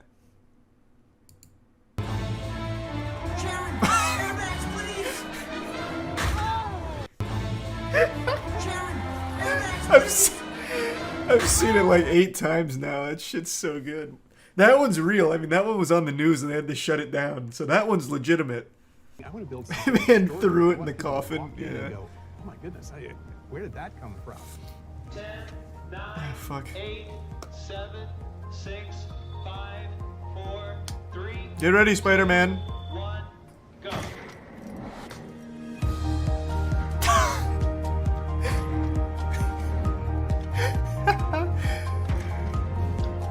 Even when it works, it's still so fucking goofy. It's like something out of iRobot. That's cool though. I think that's really cool. Front row Disneyland, Disney World parade fire.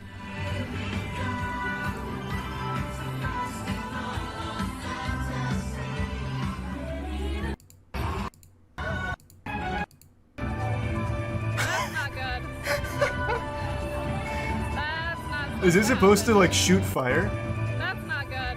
No, it doesn't seem like that's supposed to like be fire at all. Oh boy. Oh. It's this raining ash. No! We're gonna need the Disney Imagineers out here ASAP. Whatever you do, don't get out of the costume. Oh fuck, it is melting. How long does this go on for? How Gears of War almost didn't have a multiplayer. That got recommended to me out of nowhere. And that shit, that hit hard. Gears of War is where I started making videos. That game changed my life, unironically. The multiplayer of it specifically. My life would be so drastically different if multiplayer didn't happen for Gears of War. Generally speaking, somebody who is a level... That's such a crazy thought. Just something as simple as a multiplayer component of a game actually changed my entire fucking life. I almost didn't even get Gears of War either. It was 2006, and this was when I was still like shopping for games just based off of how cool the cover was. And I was back and forth on if Gears of War's cover was cool enough to be a good game. So I ended up just like holding on to it while walking around GameStop for a bit while my mom was shopping in the mall. And then I eventually just decided why not. I mean, it wasn't my money anyway, my mom was buying it, so I didn't really have anything to lose besides time. And the rest is history. Ended up loving the game.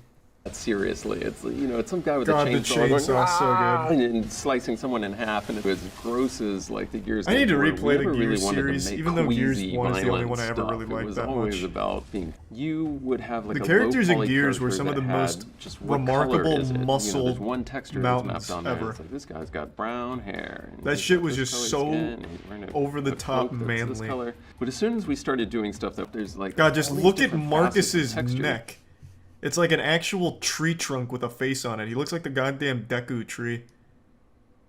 So good. So fucking good. As they go on to more than that, we weren't really having a whole lot of fun playing. The maps were so good in We were Gears. very much on the fence that like I don't That's even know if Clock Tower multiplayer is right gonna there. make it in Gears. I haven't played And Gears in we were, you know, at the start of 12 summer, and years this now. thing is shipping in fall. I think I still remember There was every a map. very specific moment where we Where were having every those weapon is. discussions of or whatever. It just organically happened, and Gridlock allowed Man, they every had the example of that IGN to just reviewer happen playing this game naturally. right now.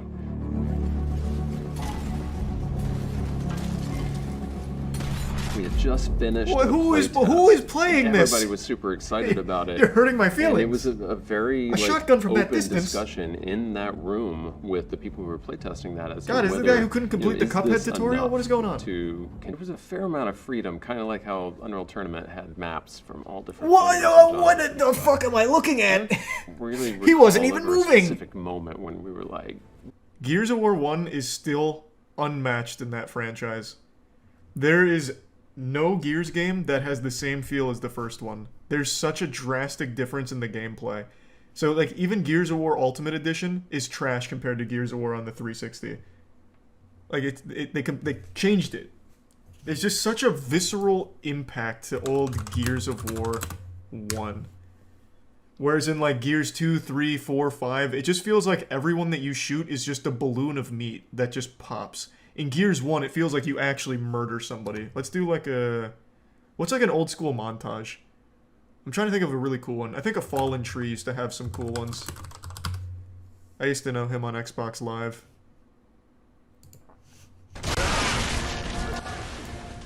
Okay, I'm not trying to get DMCA'd. But you need to hear the sound, because the sound design in Gears is also what made it so special. The headshot sound in Gears 1 is still one of the most satisfying things in gaming. It just has this beautiful little... There's a little pop, and then like blood flying out. It's so good. So much better than the other Gears games. I remember Dreams No Evil had some bangers. It as well. Nick Merckx used to be a pro Gears of War player. I don't know how many people knew that, but yeah. I remember hearing about Nick Merckx when I was younger, because if I remember correctly, he had a Game Battles account where he was kind of nuts. This game just, it bred champions is what it did. Oh, MLG? Quality's top tier.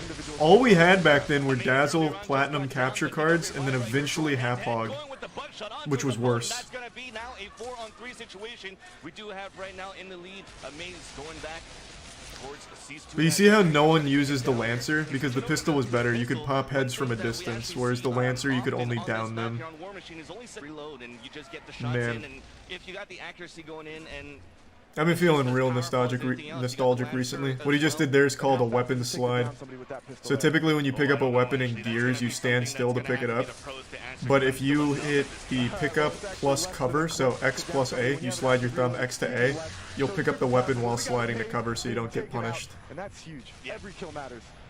There are so many glitches in Gears that also just increased everything and made it even fucking wilder, like Kung Fu Flip, Crab Walk. It was so good. Is there any Gears of War gamer rage? Bro, that whole community was nothing but gamer rage. It was amazing. I remember there was a guy in the community called It's Milkbone, and he was like the #1 1v1 sniper battler, and he had a YouTube channel with just a picture of him and his girlfriend on it, and the community was so mean to him. He wasn't even like a bad looking guy or anything, he was like a skater or something, but all the comments were like, I can't believe that girl's with you. She must just use your face to wipe her ass with it and shit like that for no reason. For no reason at all. This shit went so wild. Oh, I used to be friends with Demon Punisher. Yeah. Did he... I don't really remember his montages too well, though. I remember this guy because when I was like 14, he was like 19, and he told a story to us where he had sex with his girlfriend at a church, and I thought for sure me hearing that was going to send me to hell.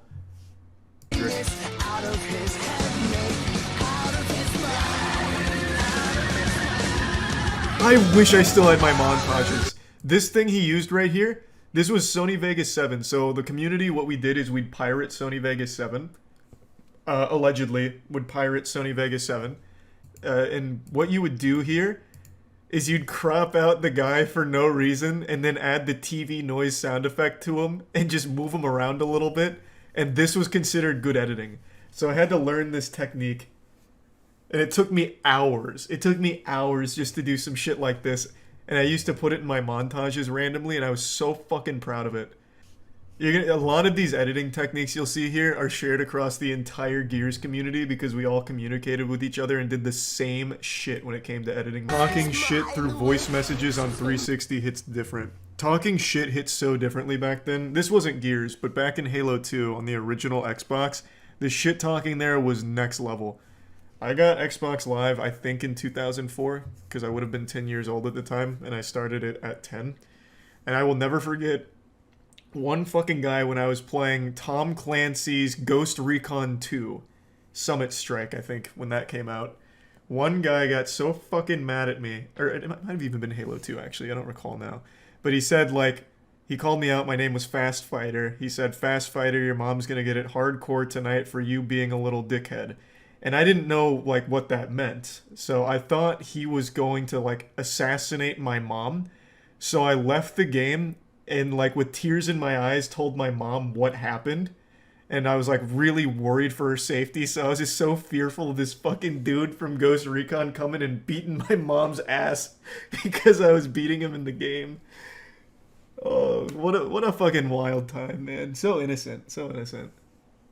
Did you have a cool YouTube intro for your montage videos? Yeah, actually. Some of my montages still exist, but not all of them. I had like 1,000 videos I deleted, but some of them still exist. So like my torque bow ricochet montages still exist. You can see some of my old intro in here.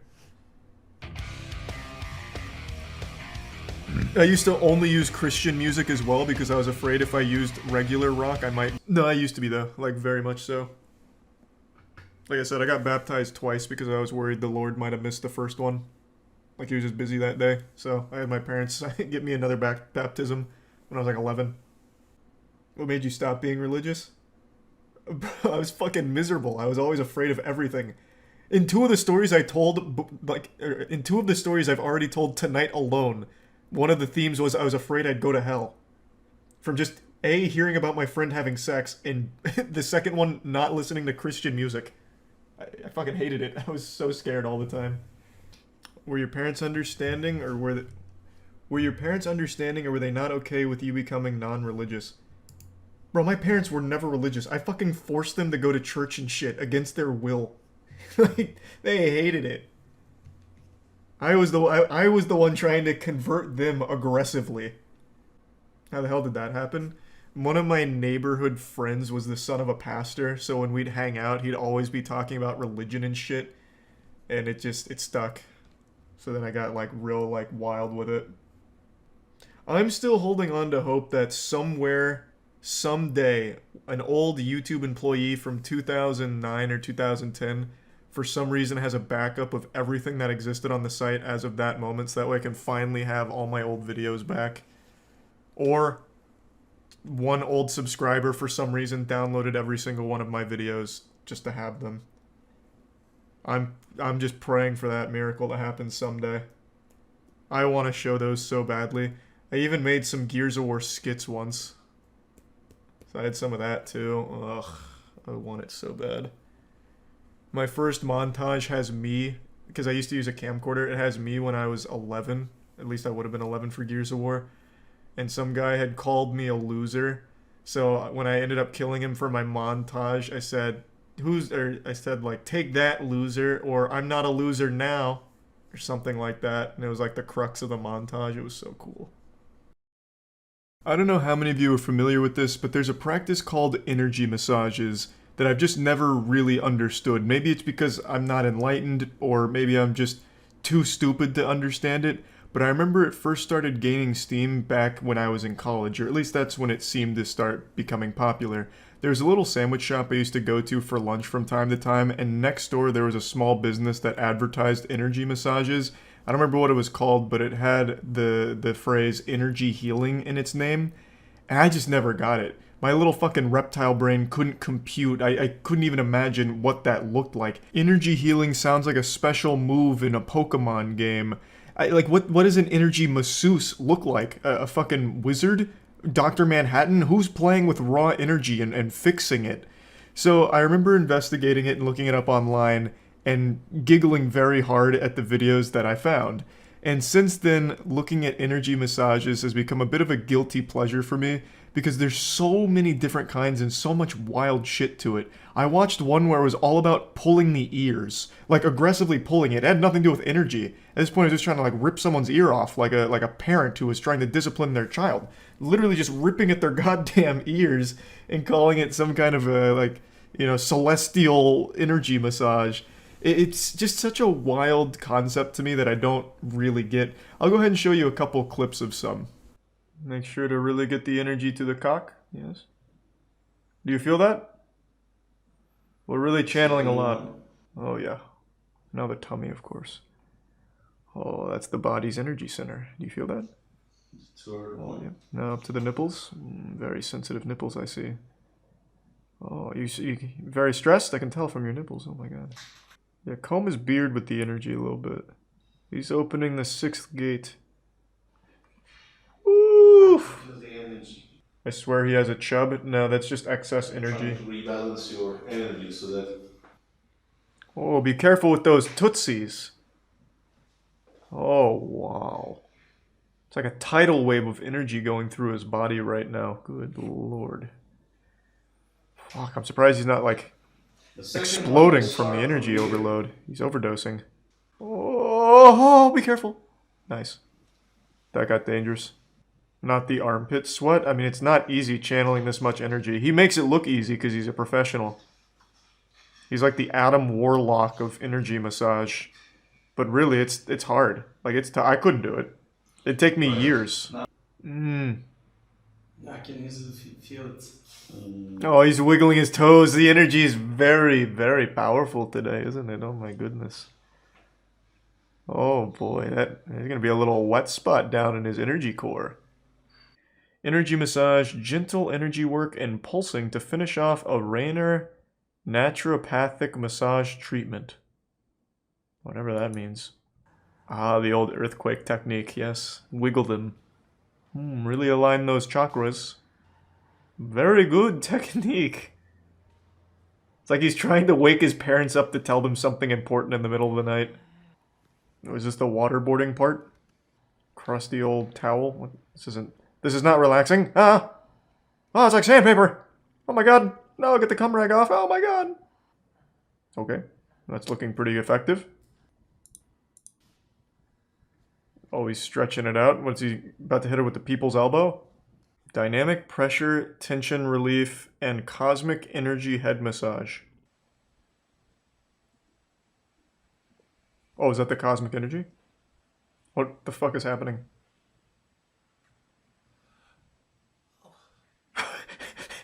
Oh my god. He's traveling through a wormhole right now. He's fucking jacking in! Buckle up! Yeah, pick out his little beard hairs. Get that goatee out of there. Where's the masseuse that beats people with a bat? Oh, it's this guy. That seems like a very relaxing massage. Wow, wow, wow. Hey, hey, hey, hey. No, your client, not you. Stop. Hey, stop. It's like in Dexter's Lab with the puppet pals. With the bonk on the head thing. Alright, well, I'm satisfied. I love all the goofy massages. It's so fun. I want to get one of them. Such soothing relief that can only be obtained through getting whacked in the head with a plastic bat repeatedly. I guess it's not really exclusive to energy massages or chakra massages or whatever. It's just kind of the entire field of massages that I find super interesting because they're all so wildly different from one another. Like sometimes you'll have one where they'll use tools to help with it, but not the instruments you would expect to help with a massage. It'll basically be whatever they brought to work with them that day. Like their shoe, just start like wafting their shoe at the client, or a stapler maybe. It just seems like there's complete chaos in the field of massaging, and it's been hijacked by people just doing kinky shit as a fetish. Like, cause there's some weird massages out there. There was a prolific masseuse who I won't name, but I have made a video about them in the past, and his form of massaging was basically going out into public and groping women and calling it a massage. He'd bite on their toes, he'd squeeze their asses and breasts, and he was a YouTube masseuse who I believe did get banned for it. And of course there's always going to be weird people in every field, but I just feel like massaging has such a wide range of different kinds of massaging that just don't make any sense to me, like the energy and chakra massages and stuff like that. And if I may try, I've watched a lot of it, and I think I understand how energy massages work, so I'd like to reach out right now and maybe caress some of your energy. If you can feel me transmitting through the cyberspace, giving you gentle energy rubs, maybe shooting a little force lightning out of my fingertips. Yeah, you're welcome, by the way. Again, I just wanted to talk about this because I went down the rabbit hole again this morning just because I thought it'd be fun to check in on the community and see what's going on with all the energy massaging. So yeah, that's really about it. See ya. Slap Mountain Season 2, baby. Let's ride. Hi everybody, I'm Cream Pie Oakland and welcome Hey, to Cream Slap Pie. Mountain. It's like a Jackass intro. Gonna whip his balls out next and hit it with a taser. It was in 2020, however, when Slapfight shocked fans with a bizarre new reality series. Bizarre is a good word for it. Internet footage. So hop in the truck, y'all. First season was in a backyard. Of course it was, man. Yeah. To Slap Mountain.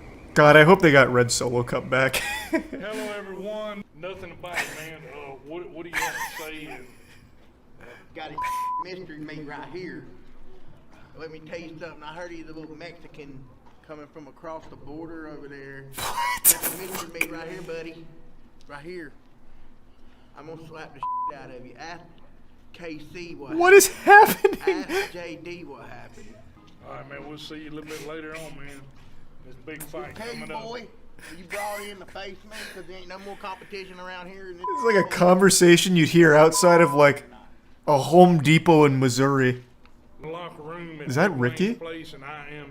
That's absolutely Ricky. I can tell by just the way he's acting. Against one of the most popular competitors on Slap Mountain, sir. Thanks, the recent potato sack. That's a full extension of the lips there for Mr. Crystal. He's puckered. He's got him pursed. It's his brother Mickey. He's got the mask on, so he's gone like his dark arc. All right, now we're making our way back to the storage lockers, and you can score with his nemesis. Most American shit I've ever seen. I Yeah, don't really know much Slap about, Mountain is exactly what mystery people meat. think of America. I just know that he's approximately the same lead official, Cowboy Troy, with the coin toss. Oh, I thought his whole ass was hanging out there, wearing assless chaps as the cameraman. I brought the baddest man all the way from the Slap Fight League. The Bayou Bastard! I can't believe it!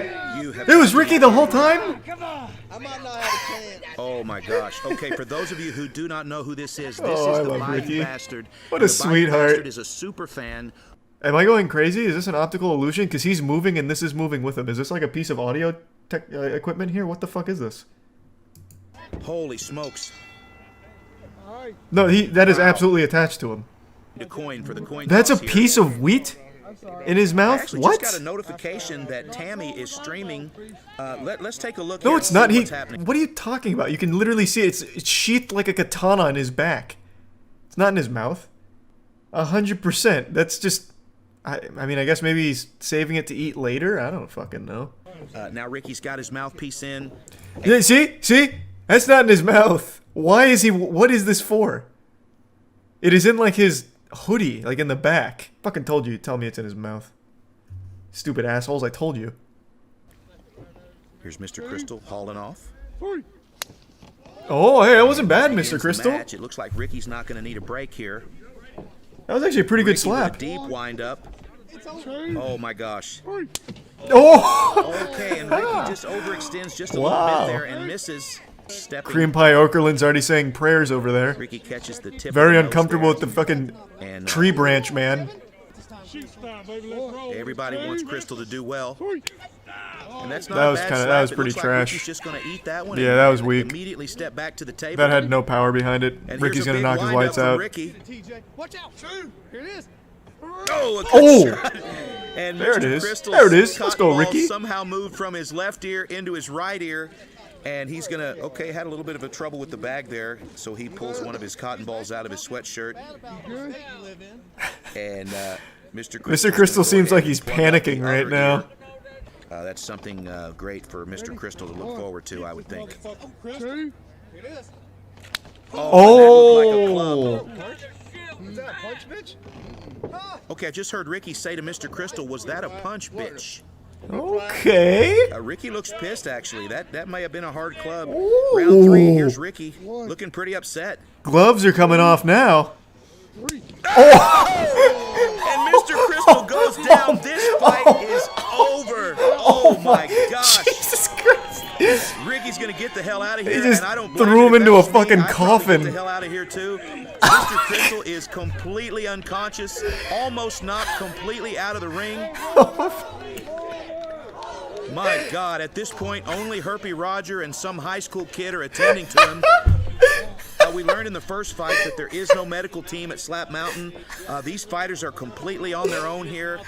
KC's going to go ahead and take the mouthpiece out of his mouth, but Mr. Crystal is still completely out. There's a little bit of movement there, but I think that's Herpy Roger moving the back of his head there. Here's the angel. Can you get the goddamn tree int out of here? The branch isn't helping. When a man is knocked out, this is very unsafe. My God. Okay, that reminds me we need to check in with Tammy here in a few minutes, but right now it's about Mr. Crystal. He is looking like a Magic the Gathering convention now, or tournament. That was a solid slap What a, by Ricky, what a and we fucking need some medical attention catastrophe all of a sudden. Immediately. Abrupt chaos. Take a look at this slap. Here's Ricky with the wind-up. Big connection. Mr. Crystal goes down hard. Good hits the God. back of his head on the ring. Oh Damn, my Ricky. Gosh. Let's look at it one more time. Big swing.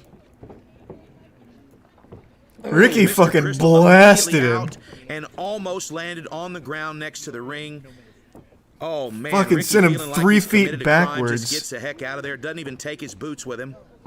Okay, looks like he's going to try to sit up. They don't need to let him move too much right now. Are we going another round? Mr. somebody Crystal, needs to get a hold Mr. of this Crystal, guy. ready for more? Oh my gosh, this is rough. Okay, here's Cream Pie. Cream Pie's going to go ahead and have him sit down here. No, no, no. Green Pie's gonna stand him up with. Him stand up so they can have a bro hug. I don't understand what's happening here. He's gonna put him back at the table for more. Look at the face of Mr. Crystal. Oh my gosh. This was one of the most brutal knockouts that I have ever seen. And now it looks like Mr. Crystal's just going to wander off into the dark parking lot here.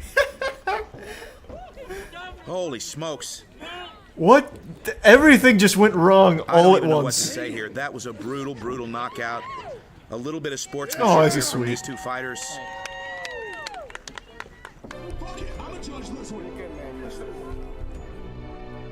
I'm going to go take a look at Mr. Thanks, Reese Crystal, and Van Ty. and I'm going to leave you with Tammy.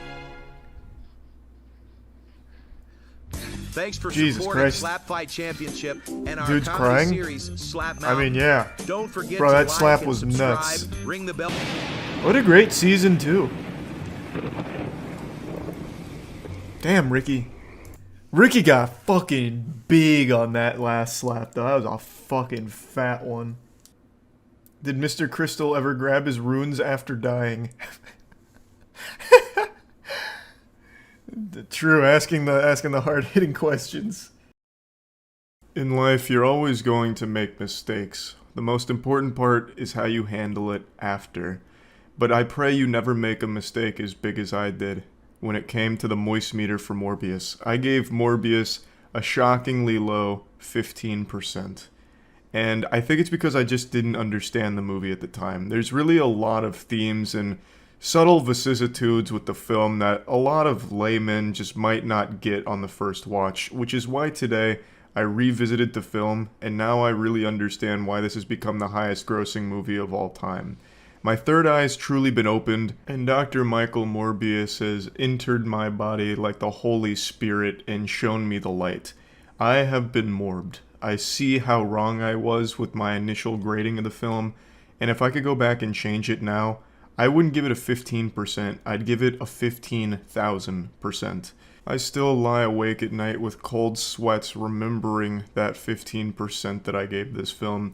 Probably the biggest crime I've ever committed and the most embarrassing, shameful moment of my life, and absolutely my biggest regret. If I won the lottery today and then lost the ticket, my biggest regret would still be giving Morbius a 15%. And I just want to deeply apologize to all the Mega Morbers out there. You deserved a better review, and I just didn't provide. But today I'm correcting that mistake, and I'm going to talk about why I think this film is so powerful and just important in general. I would honestly argue that the creation of the Morbius film is just as important as the discovery and use of penicillin in our society. It just completely changed the game for us. It's more than a movie. It's a Morbi that's not afraid to challenge the audience and make them reflect on their own lives and teach us that anything is possible, and to confront your hardships with the utmost Morbius attitude. You see, in the film, Dr. Michael Morbius was dealt a bad hand in life. He was afflicted with a disease that didn't allow him to morb, but thanks to his intellect and his no-quit, can-do attitude, he was able to develop a remedy, and god damn it, he started morbing. When I first saw the beautiful scene, I didn't really grasp the magnitude of the situation. I was pretty much alone in the movie theater, and I think that's because people fear what they don't understand. And Morbius is a movie that will drag you kicking and screaming into the light and show you things that maybe you're just not ready for. You know, watching Morbius is a lot like taking bath salts, except it gives you permanent superpowers and the feeling lasts forever. You become a changed person, an improved, evolved human being upon finishing the Morbius film. Now, the scene when he begins morbing, I think, is one that will stand the test of time, and we'll look back on generations from now as the lightning rod that showed us what we're capable of. When I rewatched the film today and he started his first morb, I couldn't help but pump my fist and just cheer him on with tears in my eyes. It was just so good. I was more emotional watching that scene than I was when I lost my virginity. It's something that is an indescribable euphoria. Now, I'm sure you've seen at least a few Morbius memes, but I'd like to share with you what I believe to be the best one. This is "The devil shivers when a clown starts morbing." This, of course, references Jared Leto's iconic performance as the Joker in the Suicide Squad movie, while also showcasing his talent with the Morbius film. I would say, though, that Jared Leto does not portray Morbius. Morbius himself used Jared Leto like a fucking fleshlight in order to tell his story on the screen. We're not watching an actor. We're watching a possession. We were invited to go on a 2-hour, non-stop, high-octane adventure with the real Morbius. I bet there wasn't even a script for this movie. The real Morbius just showed up on set after taking control of Jared Leto's body, and they started filming. And everything that happened from that point forward was authentic and genuine. And there's so much we can learn from it. I really only have one complaint about this movie, and it's the fact that it's not long enough. This movie could have gone on for 6 hours and I'd still be screaming for Morb. I just want this movie to go on forever. I wish Morbius was a live stream that never stopped. Honestly, this just feels so good to finally correct my mistake with my initial assessment of Morbius. And I do want to again apologize to all the mighty Morbin Power Rangers out there that saw this film for what it was. And I was just blind to it at the time, but no longer. I am happy to finally get all this out there. And in the words of the great Dr. Michael Morbius, a Morb will do what a Morb does. Autobots, roll out.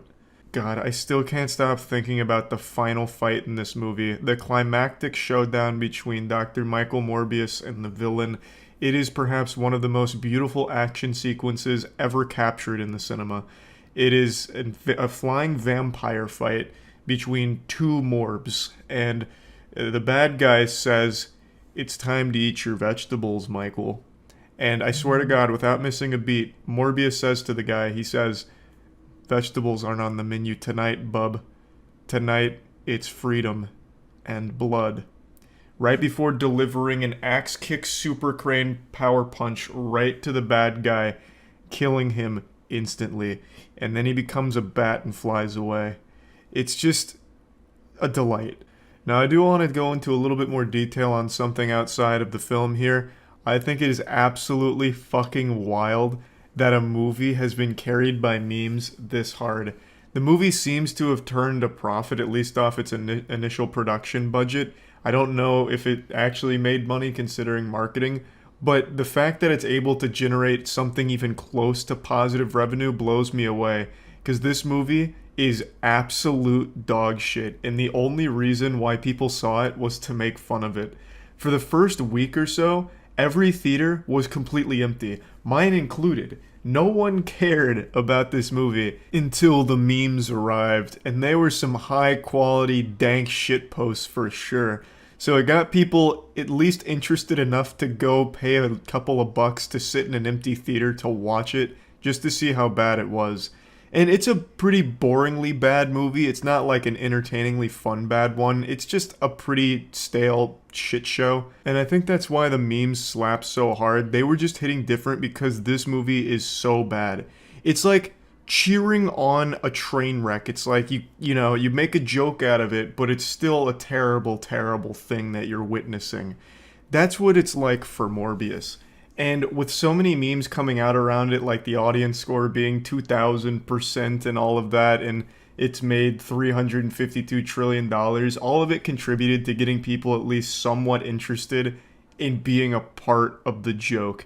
So somehow, memes were able to carry this colossal flop into a position where it almost made a little bit of money, which is both amazing and sad at the same time. But I think the best thing that can come from this is a Morbius sequel. Because if they're just looking at pure numbers, yeah, it didn't do great by superhero standards, but it still made like $150 million, which was more than they spent on production. Of course, again, doesn't account for marketing, but still. I mean, that's not bad. That's not awful. That might be enough for a sequel, and god damn it, I think it's what this world deserves. I would love to see a Morbius 2. And this time, I hope it's 6 times as long as the first one. But yeah, I just wanted to talk about this a little bit today because the Morbius memes are still popping. They're still extremely popular memes, which is blowing my mind because the movie's already been out of theaters for like 3 weeks, it seems.